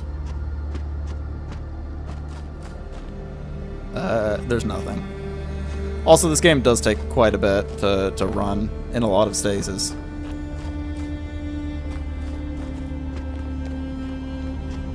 Bum, bum, bum, bum, bum.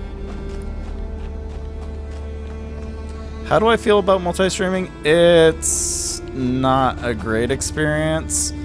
Hey, there we go. Found it. Wait, what?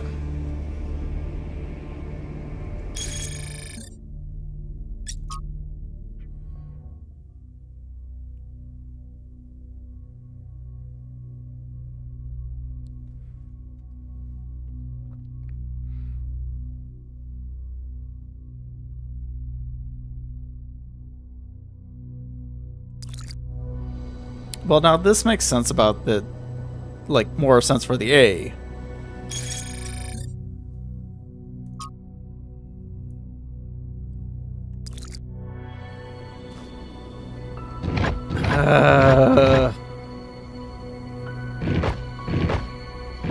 Alright, well, I guess this is more of an A territory. That one in, and...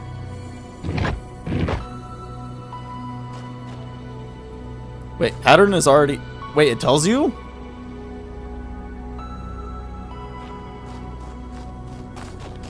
This game's so generous and nice.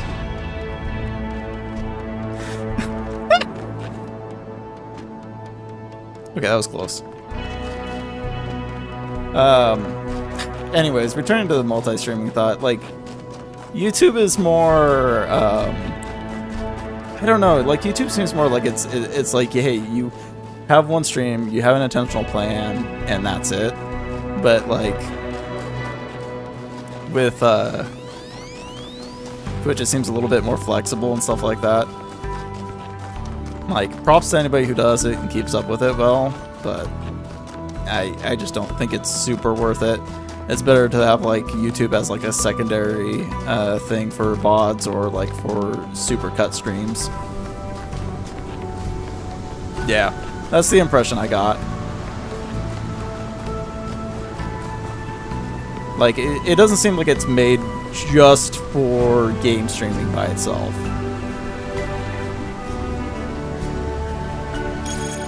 Alright, so, like, I guess the question is like, is this the T or is this the C?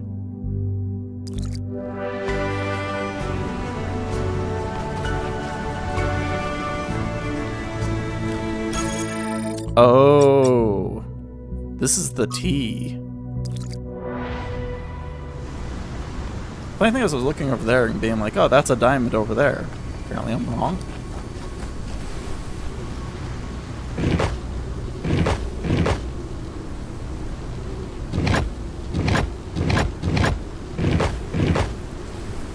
Yep.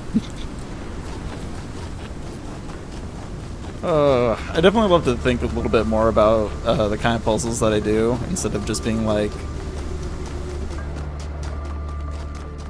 you know, figure it out.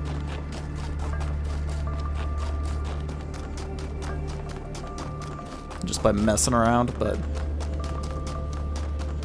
it's kind of the exploratory way.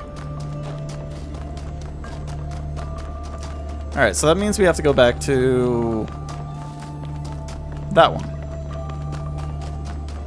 And that should be our C. And then we'll spell cat.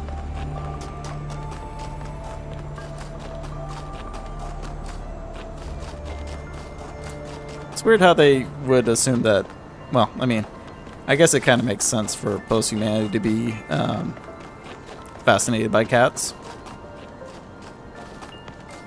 There we go. See, I accidentally put 2 here. Ah.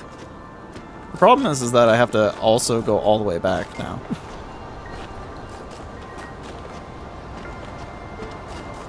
Well, apparently their standing in this game is that cats have stayed domesticated all the while, like dogs and stuff like that have returned to wolves. And it's like, I don't know if that really makes sense of like an evolution standpoint of it, like them going forward and then regressing back, or I guess, you know, getting domesticated and then coming back. Yeah, true.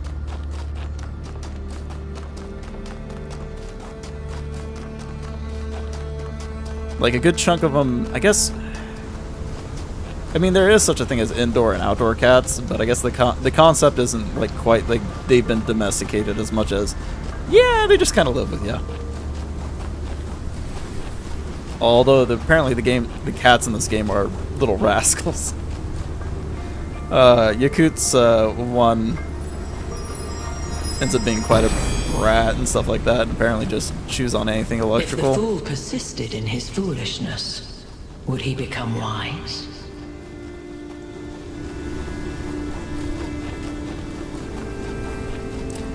Weird concept, but possibly?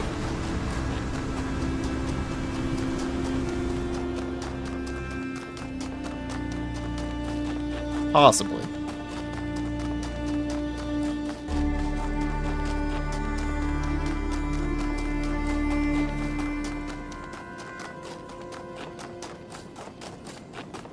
Alright. So we'll get up into primarily what, like, the, I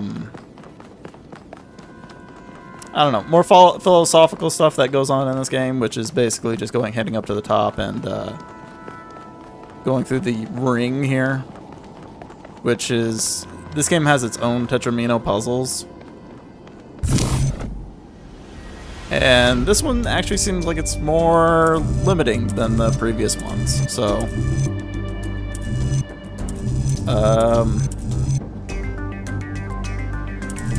Okay, so it's gotta be one of these, right? Oh no, one of these.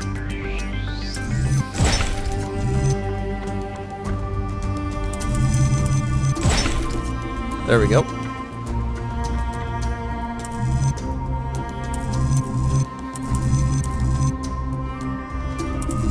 Sorry, I don't really have much of a Lord command.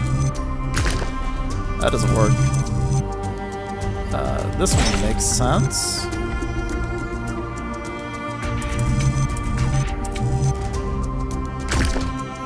Okay, I can do that, but then that just ends it towards there. That one doesn't work, and that one doesn't work. So let's back up here.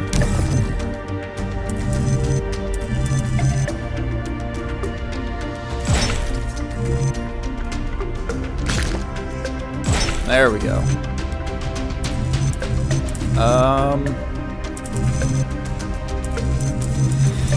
Long straight piece. Now we're getting towards the very end, so this should be pretty quick and easy enough to do.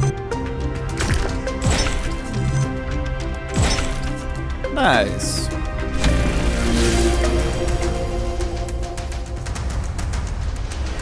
My favorite games from 2023.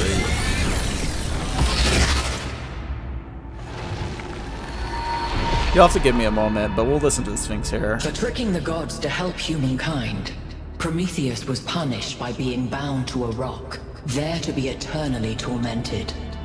The chains that held him were forged by Hephaestus, blacksmith to the gods. Was Hephaestus right to allow his art to be used in this fashion?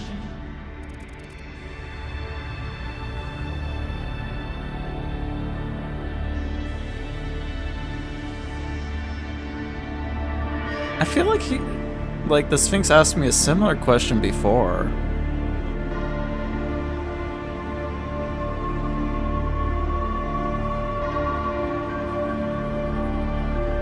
But it was about taking fire.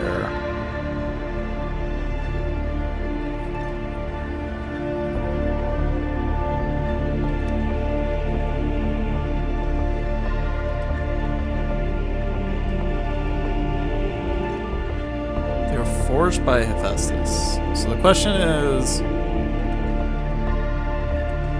was it correct for Hephaestus to have his change used like this?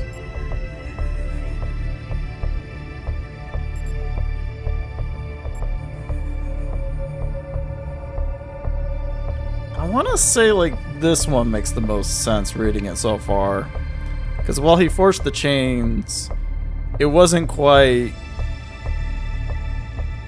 It was somebody else who had the intent to use them differently than him.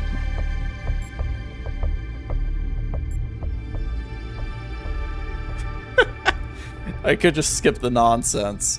But let's live in the nonsense. And is Hephaestus therefore absolved of the responsibilities of the Creator?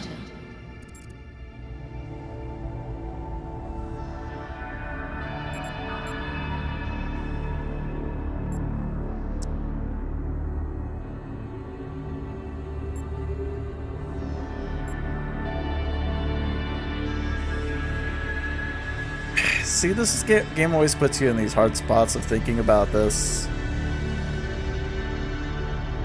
Because, like, yeah, you did make it, but if your intent wasn't for this to be used in such a way, like, it kind of does lie with Zeus for the most part. It is but not only those with power who you can have make an choices. argue both ways. As you continue your journey to the flame, remember Hephaestus and the burdens of the blacksmith. What are you saying? I'm creating my own problems here? The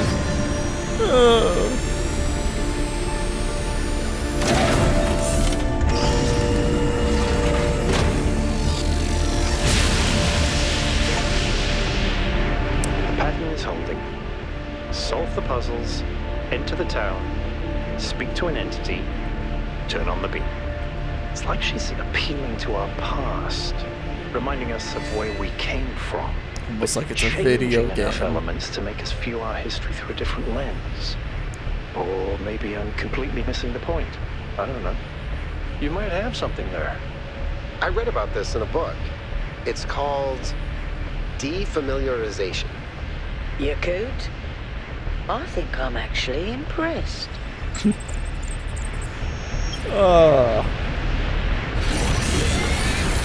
But yeah, that's been the pattern so far for each one that we go to. Basically, go to the top of the tower, talk to some entity, and yeah, go to another island and solve more puzzles.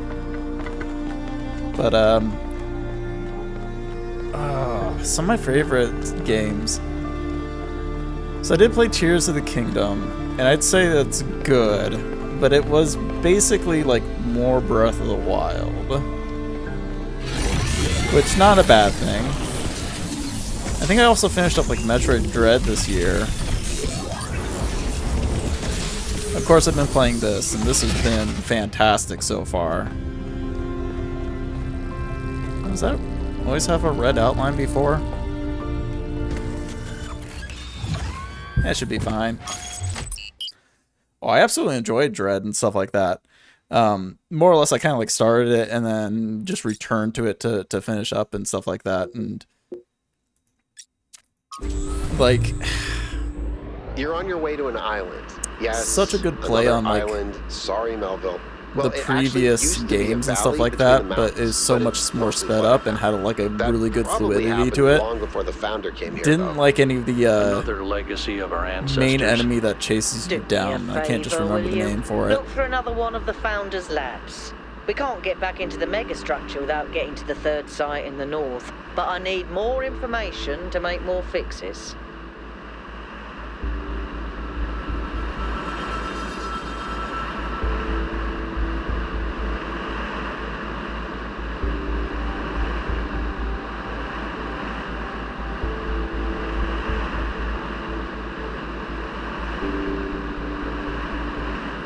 Yeah, the Emmy. That's what it's called. Sorry, it just didn't really come to my brain. I'm also trying to think about any other games I've played and stuff like that. Which I play a lot of games. The problem is just trying to remember everything. Actually, hold on. I can take a peek at. Hold on. How much history in my Steam do I have? Oh yeah, I got heavily into Vampire Survivors. That's one thing. I've been playing Persona 3 quite a bit, but like haven't completed it. Both have been fun experiences. I did finish Iconoclasts, which is kind of like a fun Metroidvania, which does remind me that I played Shantae. Too many games, but it's really hard to say like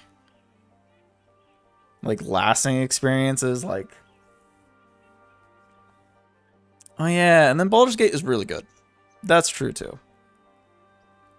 Oh, yeah. Actually, Pseudo Regalia is definitely one I'd say hit really well for the time I played it. Oh, yeah. I totally played Outer Wilds a while back, and that experience is just fantastic. Wow, they're just throwing a Sphinx puzzle right in the face.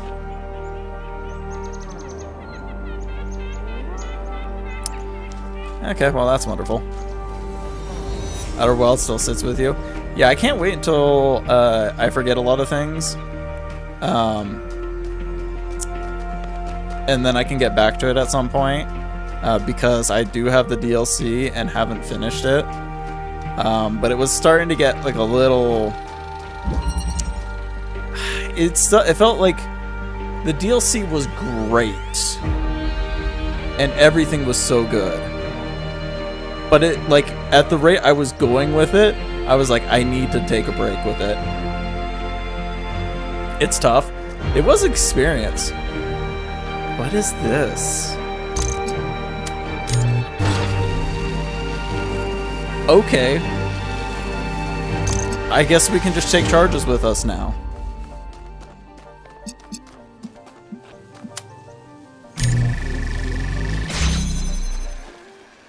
Is it, like, lasting? Ooh.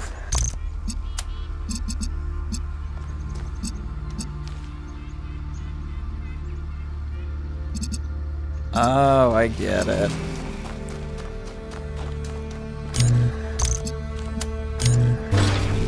So we take this, take a charge, come back here, charge it from the other end. It's even nice, like, when this game goes, hey, here's a new concept and everything. Learn it. Oh, you have to...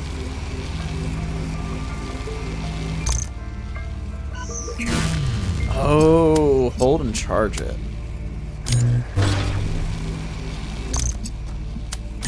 There we go.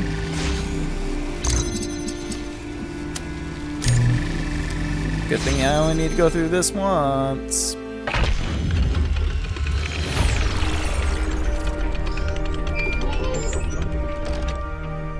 Yeah, I definitely need to return it to it at some point, but main game's fantastic. Explored just like this. Small groups setting out for the horizon, looking for resources, trying to make sense of the world we'd been thrust into, trying to find a way forward. It was a hard time, but I can't deny that it was also exciting. I think it's part of our nature to be wanderers. Our ancestors crossed entire oceans on flimsy wooden boats, just to see what else there was. Is it weird to feel nostalgic for a time I never experienced? I just think I could have contributed so much more back then. It's not weird, but it wasn't all sunshine. People died. Yemo, Calvin, Isaac. I know, Al. They were family to me. Sorry. It didn't mean to reopen old wounds. It's a legitimate point, but I don't think it invalidates the sense of wonder we felt. That's what kept us going. Oh, gosh.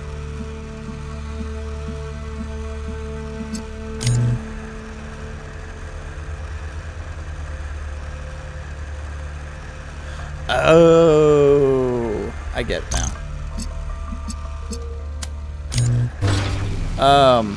Is there any games that are worth looking for in 2024, though? I think that's a decent question, but I can't even think of one at this point. Actually, wait, what am I... No, I'm actually on the wrong track. Never mind. Brain needs to think about this for a little bit more, because this is one that combines. And my brain was like, ah, yes, I can just...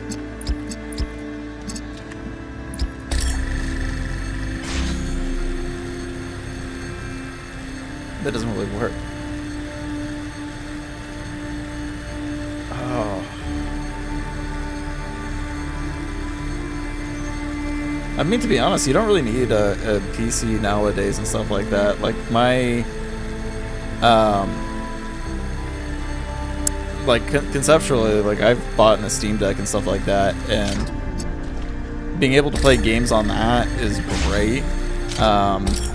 And even conversely, because of, like, Xbox Game Pass and stuff like that, like, most new games actually just come out to Game Pass, so you can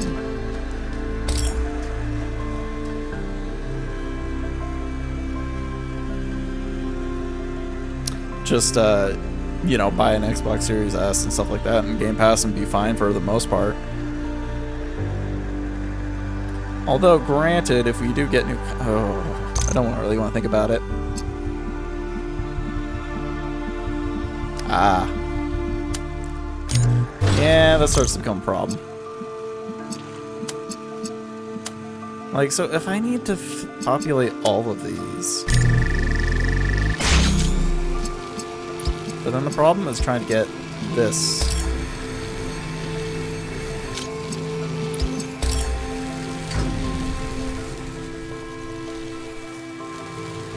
Like, this is what's going on in my brain right now, because I need to populate both blues that are on the opposite sides, and then I need to get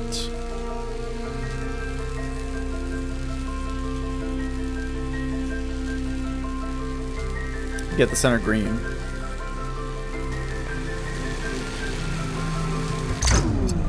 So I think blue's the correct choice here.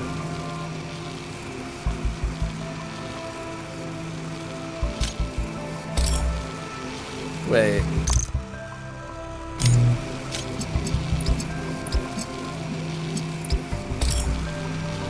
Okay, that does not work. I was like, if you combine blue with blue, does it just shoot out more blue?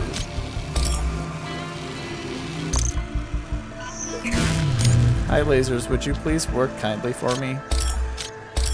Whoopsies.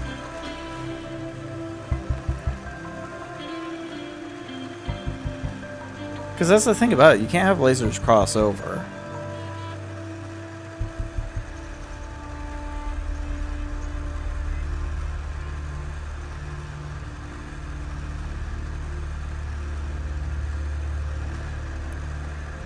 Okay, is there like something...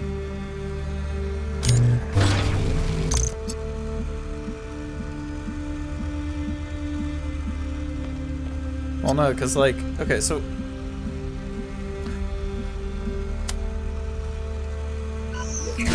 Oh! Hey, look, we make green. We charge. We get green.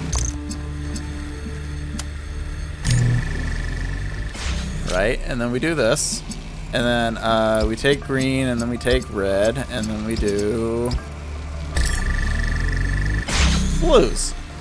There we go.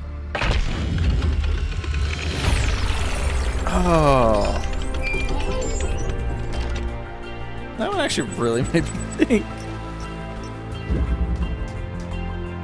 I've seen that traversing around sometimes, and I'm always curious about what it is exactly, but...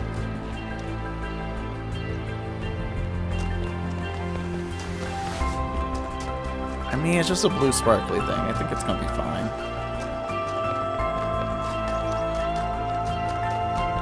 Alright. I think my main goal right now is just kind of get through these puzzles. I really don't want to do more reading at this point. But that's probably where I'm gonna end after this. Crossing.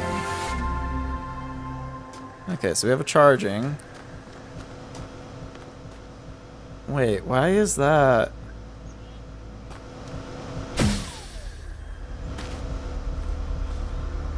Oh. Free cube!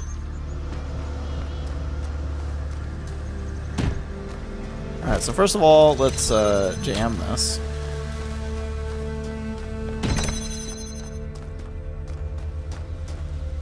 Okay.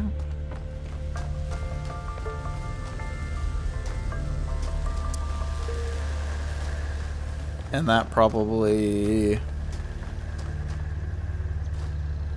Okay, that doesn't answer many of my questions now.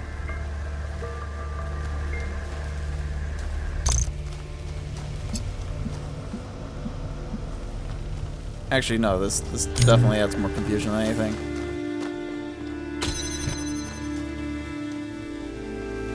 So I think I want to start off with getting...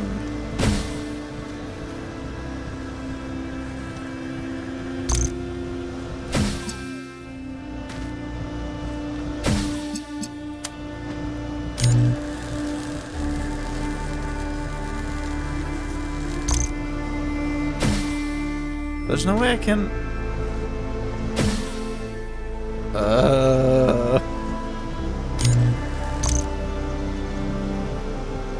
Yeah, it's not going to allow me to place it on there because that's just going to...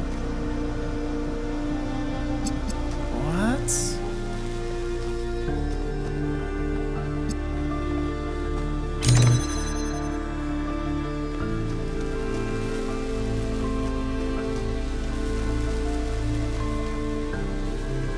Right, so the blue one's connected to here, right? And that's going to end up blocking it once I figure out how to get it charged. But the problem is getting it charged right now because... How? I mean, this doesn't, like, give us enough height to... So I need...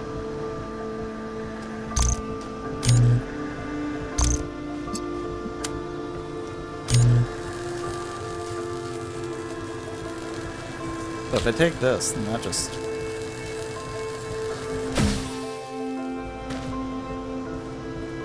I am greatly confused about this one.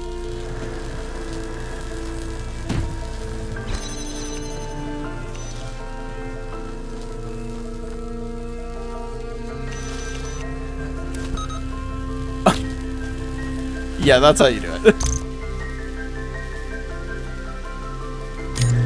Okay. Hopefully this is going to be enough. It's charged. I forgot that fans were also part of the electrical system. Alright, so we take the accumulator. We also need to go grab the cube. Drop it. Grab the accumulator. And there we go. This allows us to grab the jammer.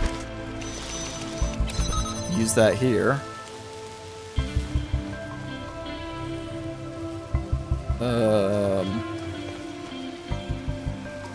Yeah, I think I'm like 2 steps away. So we can just take this. Okay, yeah. You need to discharge it first. Get red power. And then hopefully this brings down the... Yeah, gate.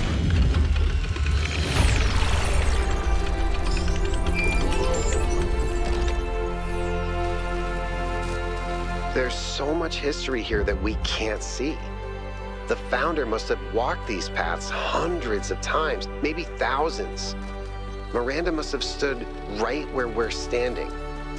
This all looks alien to us, but it must have been familiar to them. If this was their home, where are they now? They must be inside the megastructure, waiting for us to pass the test. It's the only thing that makes sense. Is it though? Like, I would assume Byron would have been a little bit more on the uptake of, hey, not everything is clear cut as it is. Try to look a little bit more in depth. But I mean, it's a bunch of robots spouting philosophy, so what do I know?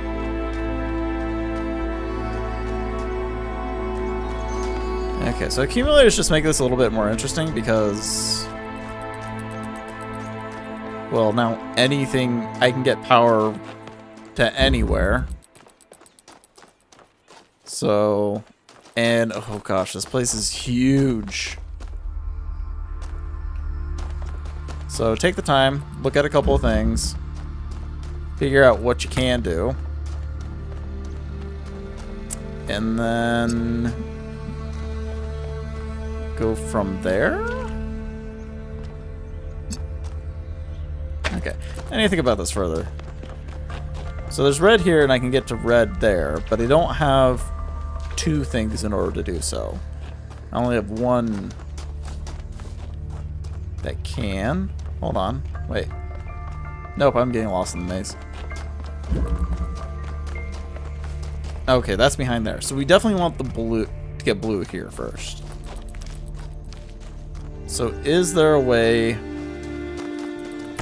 for us to cleanly do this?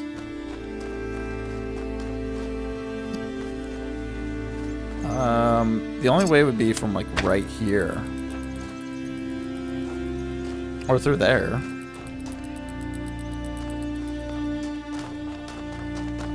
But this is also like shoved away far back.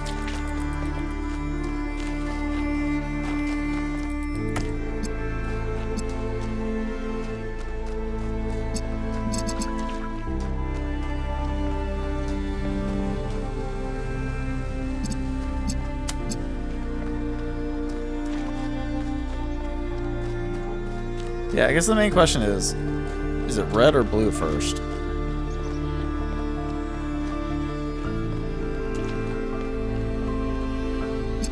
Wait. Oh, right, that's a gate. That doesn't work that way.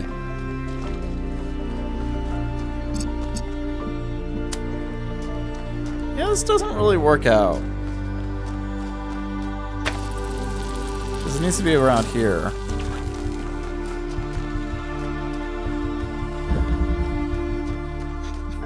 Music just goes knock, knock, knock, and I'm like, door?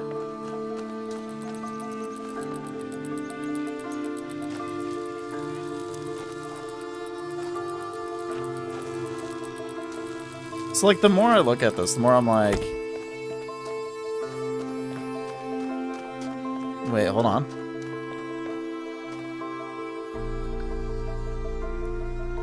Ooh, not there.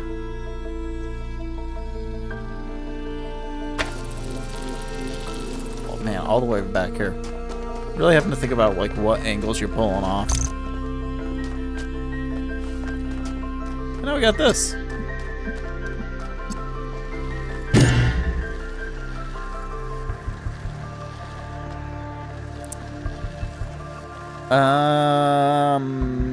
Yeah. Okay. That's a thing. Alright, so we could probably get a blue charge from that, if necessary. But I'm more interested in red at this point. So if I take this connector and do that, I get red. And if I take the red connector, drop this, that also gets red.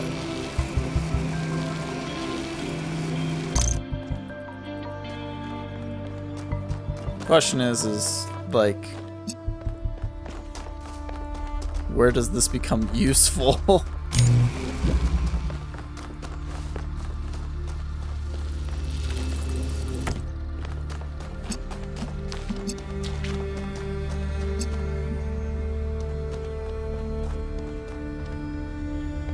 Like all the way back here?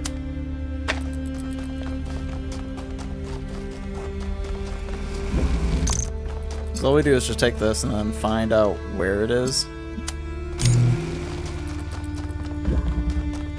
Man. really kind of stretching.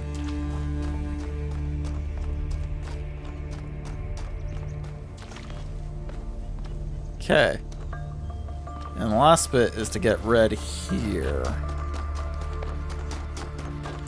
You know, if I was a little bit wiser about looking about where I placed things, this would be a little bit easier.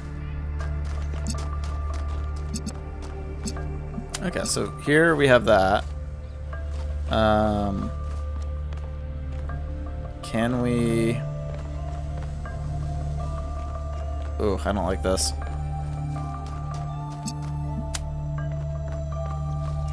Probably gonna have to find an angle that works.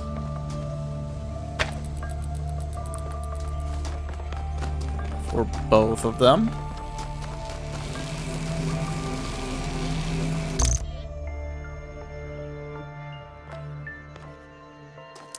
Yeah, that doesn't work on either one of them.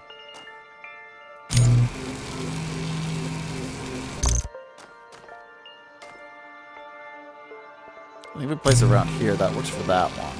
And so we just gotta position the other one just right.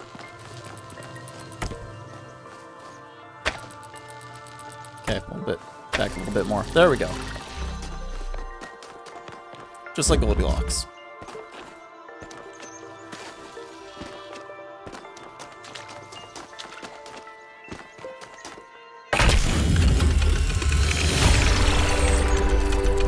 Good job, 1K. I still think it's ridiculous they call me 1K. Like everybody else. Full on, cool, fancy name. Me? Number. Represented in the worst way possible.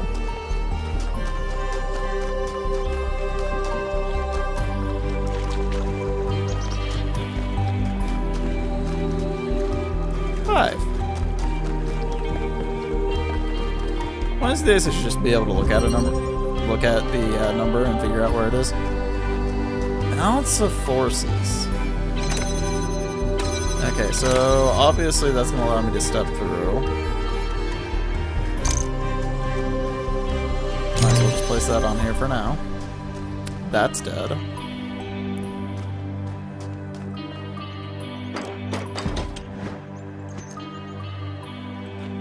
Alright. So we have a fan. We have a cube.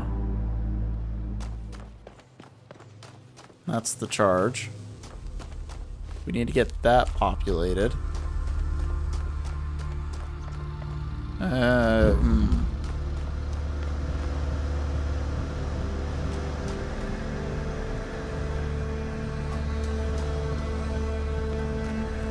Can this be charged from this side, or is that...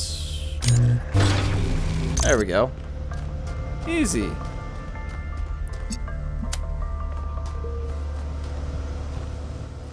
Alright, so we'll probably need to drop this here for a second. Drop this here. And... Right, I do want to totally keep the connections alive. Drop that there for now. Take this, jump across. And it's mostly because we just got like a... Conceptually just do this, and I think this will work. Oh, well, hey, thank you for the raid, and thank you for stopping by, Kai. It's great to talk with you again.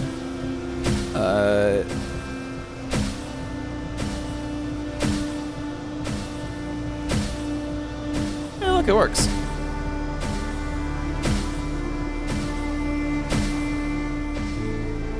Da-da-da.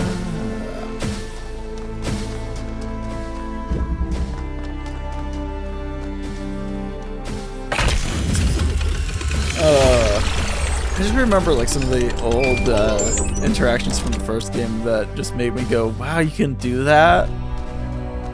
And this game definitely has a lot of the same vibes to it, which feels fantastic.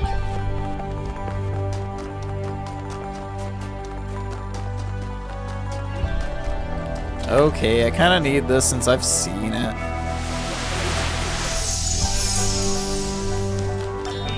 Is it possible that on some level, people want to believe that everything's going to get worse? That it's comforting to think that humanity is bad and every solution will just go wrong. Because that way, you're never responsible. You never have to take on responsibility for anything outside yourself. Never have to grow up. I mean, she ain't wrong, but she also might not be right.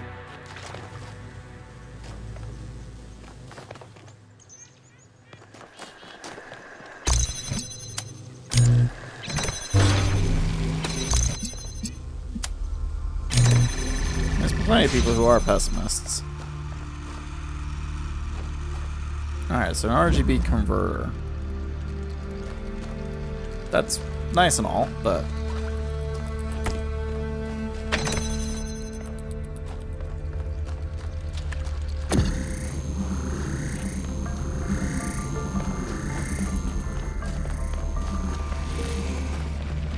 nice.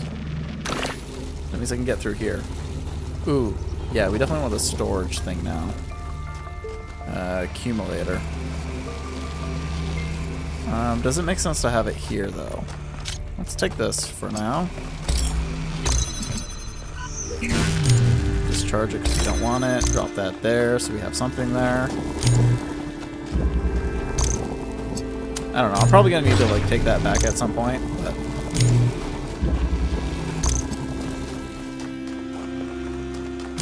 okay. So we have a green. I think that this is the only reason I needed this, so we can just place that there. Okay, that's open. That's good.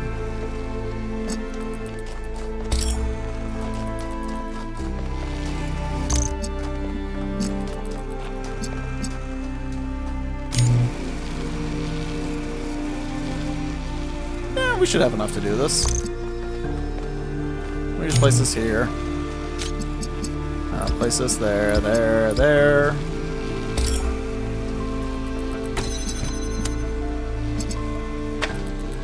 Oh, jeez.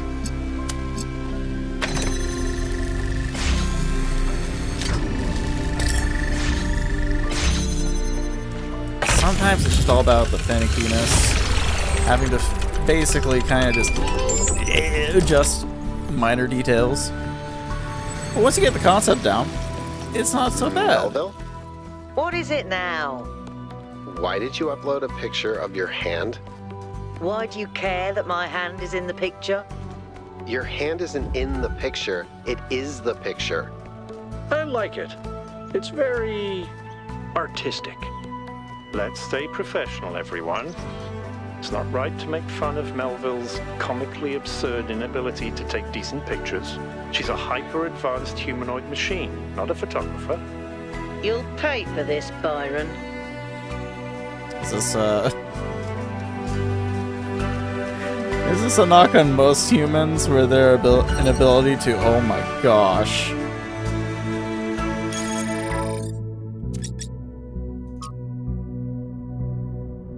Ah, yeah. That hand has some interesting design elements. Okay.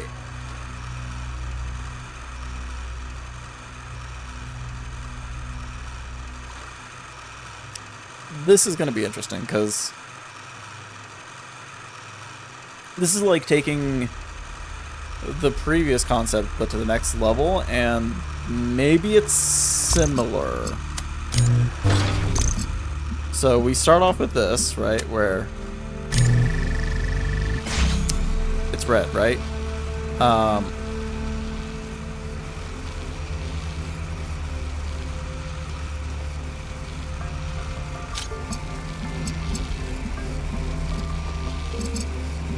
just realized this is a bad idea. This actually doesn't work.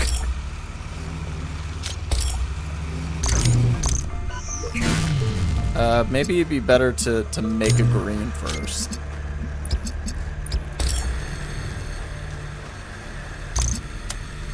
So that technically we have all three sources, right? So you have all three sources into a green. And then...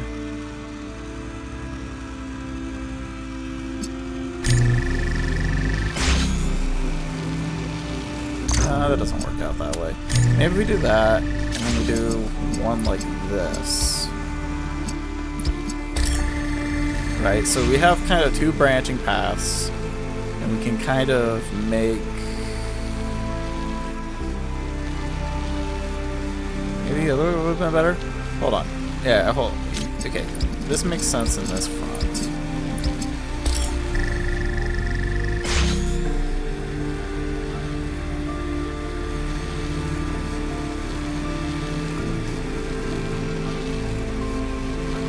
They've done it. I have no idea what I'm doing.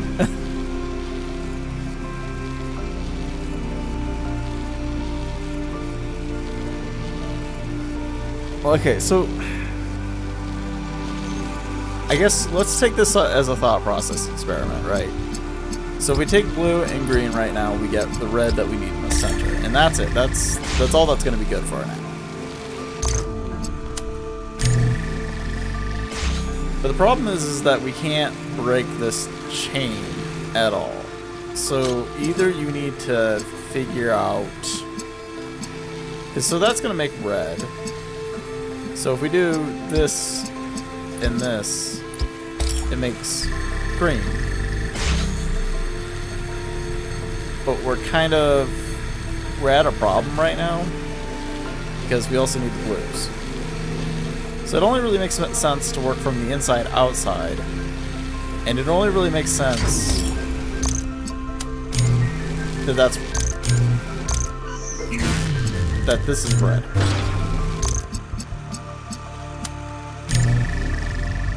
So the only time that you could maybe not do it this way is if you had something outside functioning.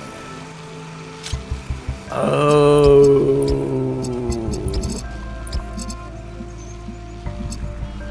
Hold on, do I need that? No, I don't need it.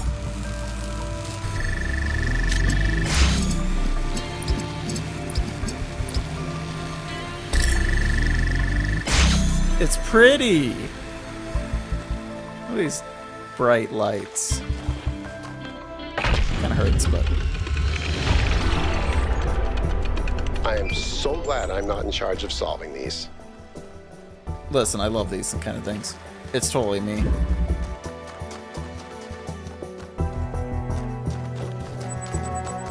I'm just a huge puzzle freak. Which is hilarious, because some puzzle games I get so far in, and then I get to a point where I'm absolutely stumped. Like, I've been playing, like, Soko chess and stuff like that. Which, honestly, the creator of the Soko chess games does a fantastic job, but there's just one I'm looking at right now that I'm like...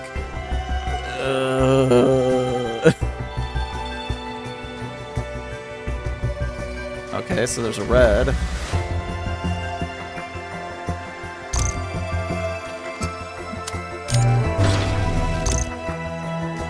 That's cool. You got this. I don't know what that helps.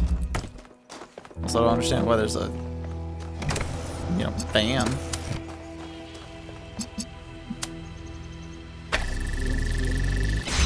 But we could just do that. Oh, of course, there's a cube.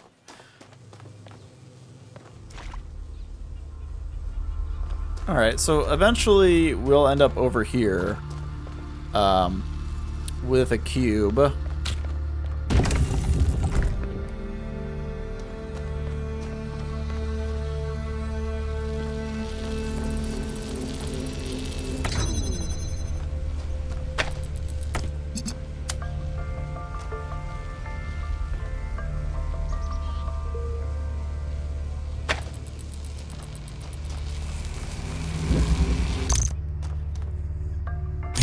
There we go. Just enough spacing.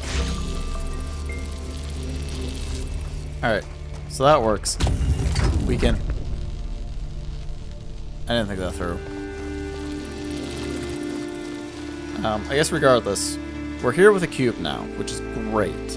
The question is how does that help us? And so if I think we just drop this here, right? We take the cube, we go into here. We now have a way to jettison this to outside. That's perfect.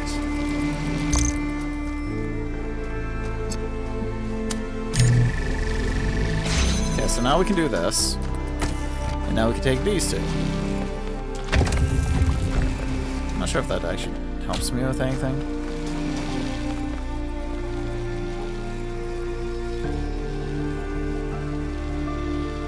Actually, does this?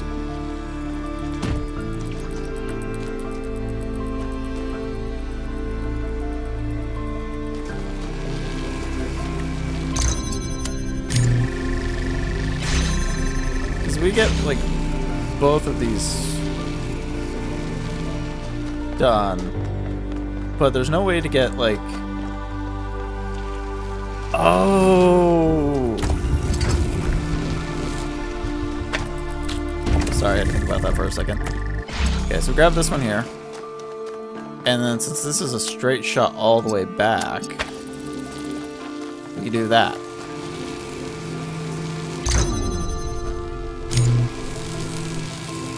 Okay, hold on.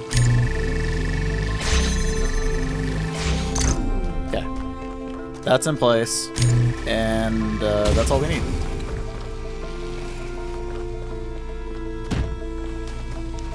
Where am I going? I swear, sometimes you move so fast in this game.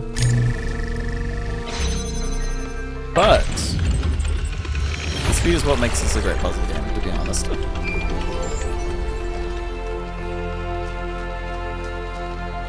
Like so many other puzzle games, like you go slow as molasses. And the walking speed in this game, just zoom. Alright. I'm really feeling like the extra puzzles, but I also don't want to come across like mystery. But this one definitely looks like one of the triangle ones. I mean, it's got a big infrastructure, so... Wait, this is not it. Oh boy. I mean, if I don't find it in a few seconds, then... That's 6. This does not... No. Like, this is way... It is 1! Woohoo! The triangle ones are the fun ones. Okay. Lateral inhibition. Alright. So there's a large fan that's hooked up to red here, which is also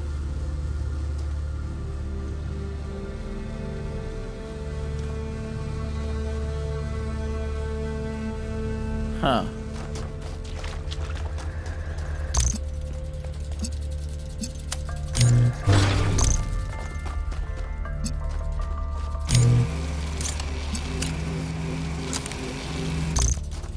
I mean, I guess this makes sense in this. Okay.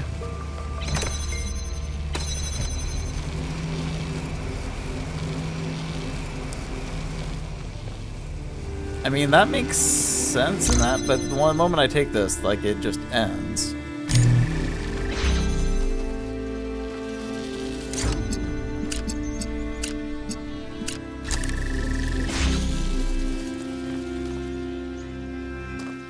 Do you think, like, I can just, like...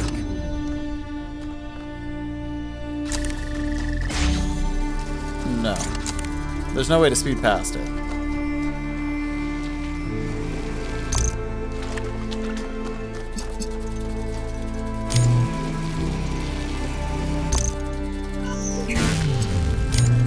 So instead of taking blue,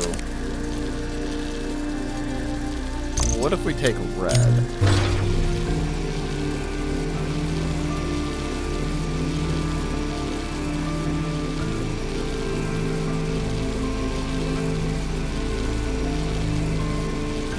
Does this make any sense though?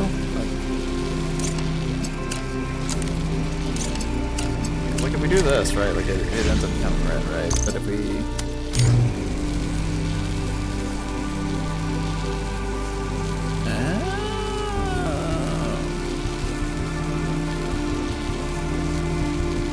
but we need to take that all the way.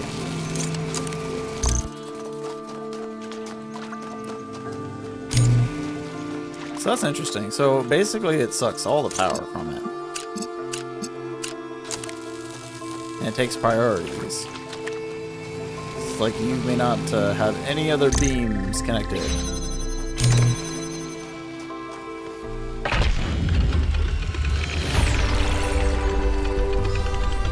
Nice. Whee!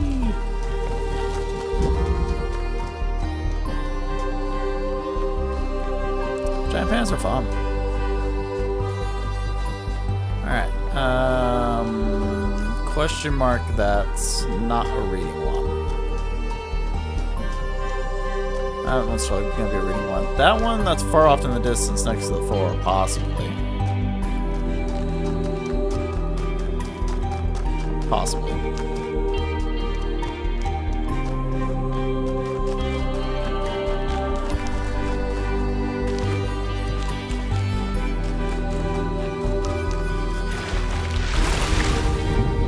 Oh yeah, I can't go swimming.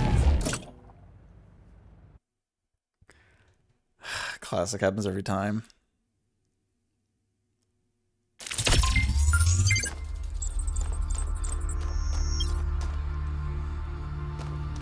You know what? I'm gonna call it. Oh, trying to search for the last puzzle at this point. Plus, when I come back, having to read more things and then do more puzzles, do less puzzles in one go doesn't seem as enticing to me. But hey, thank you so much for anybody who came by to watch. I normally stream just one time a week on Sundays and stuff like that. So, just because of holidays and stuff like that, I've just been kind of doing the following Mondays. So, but yeah.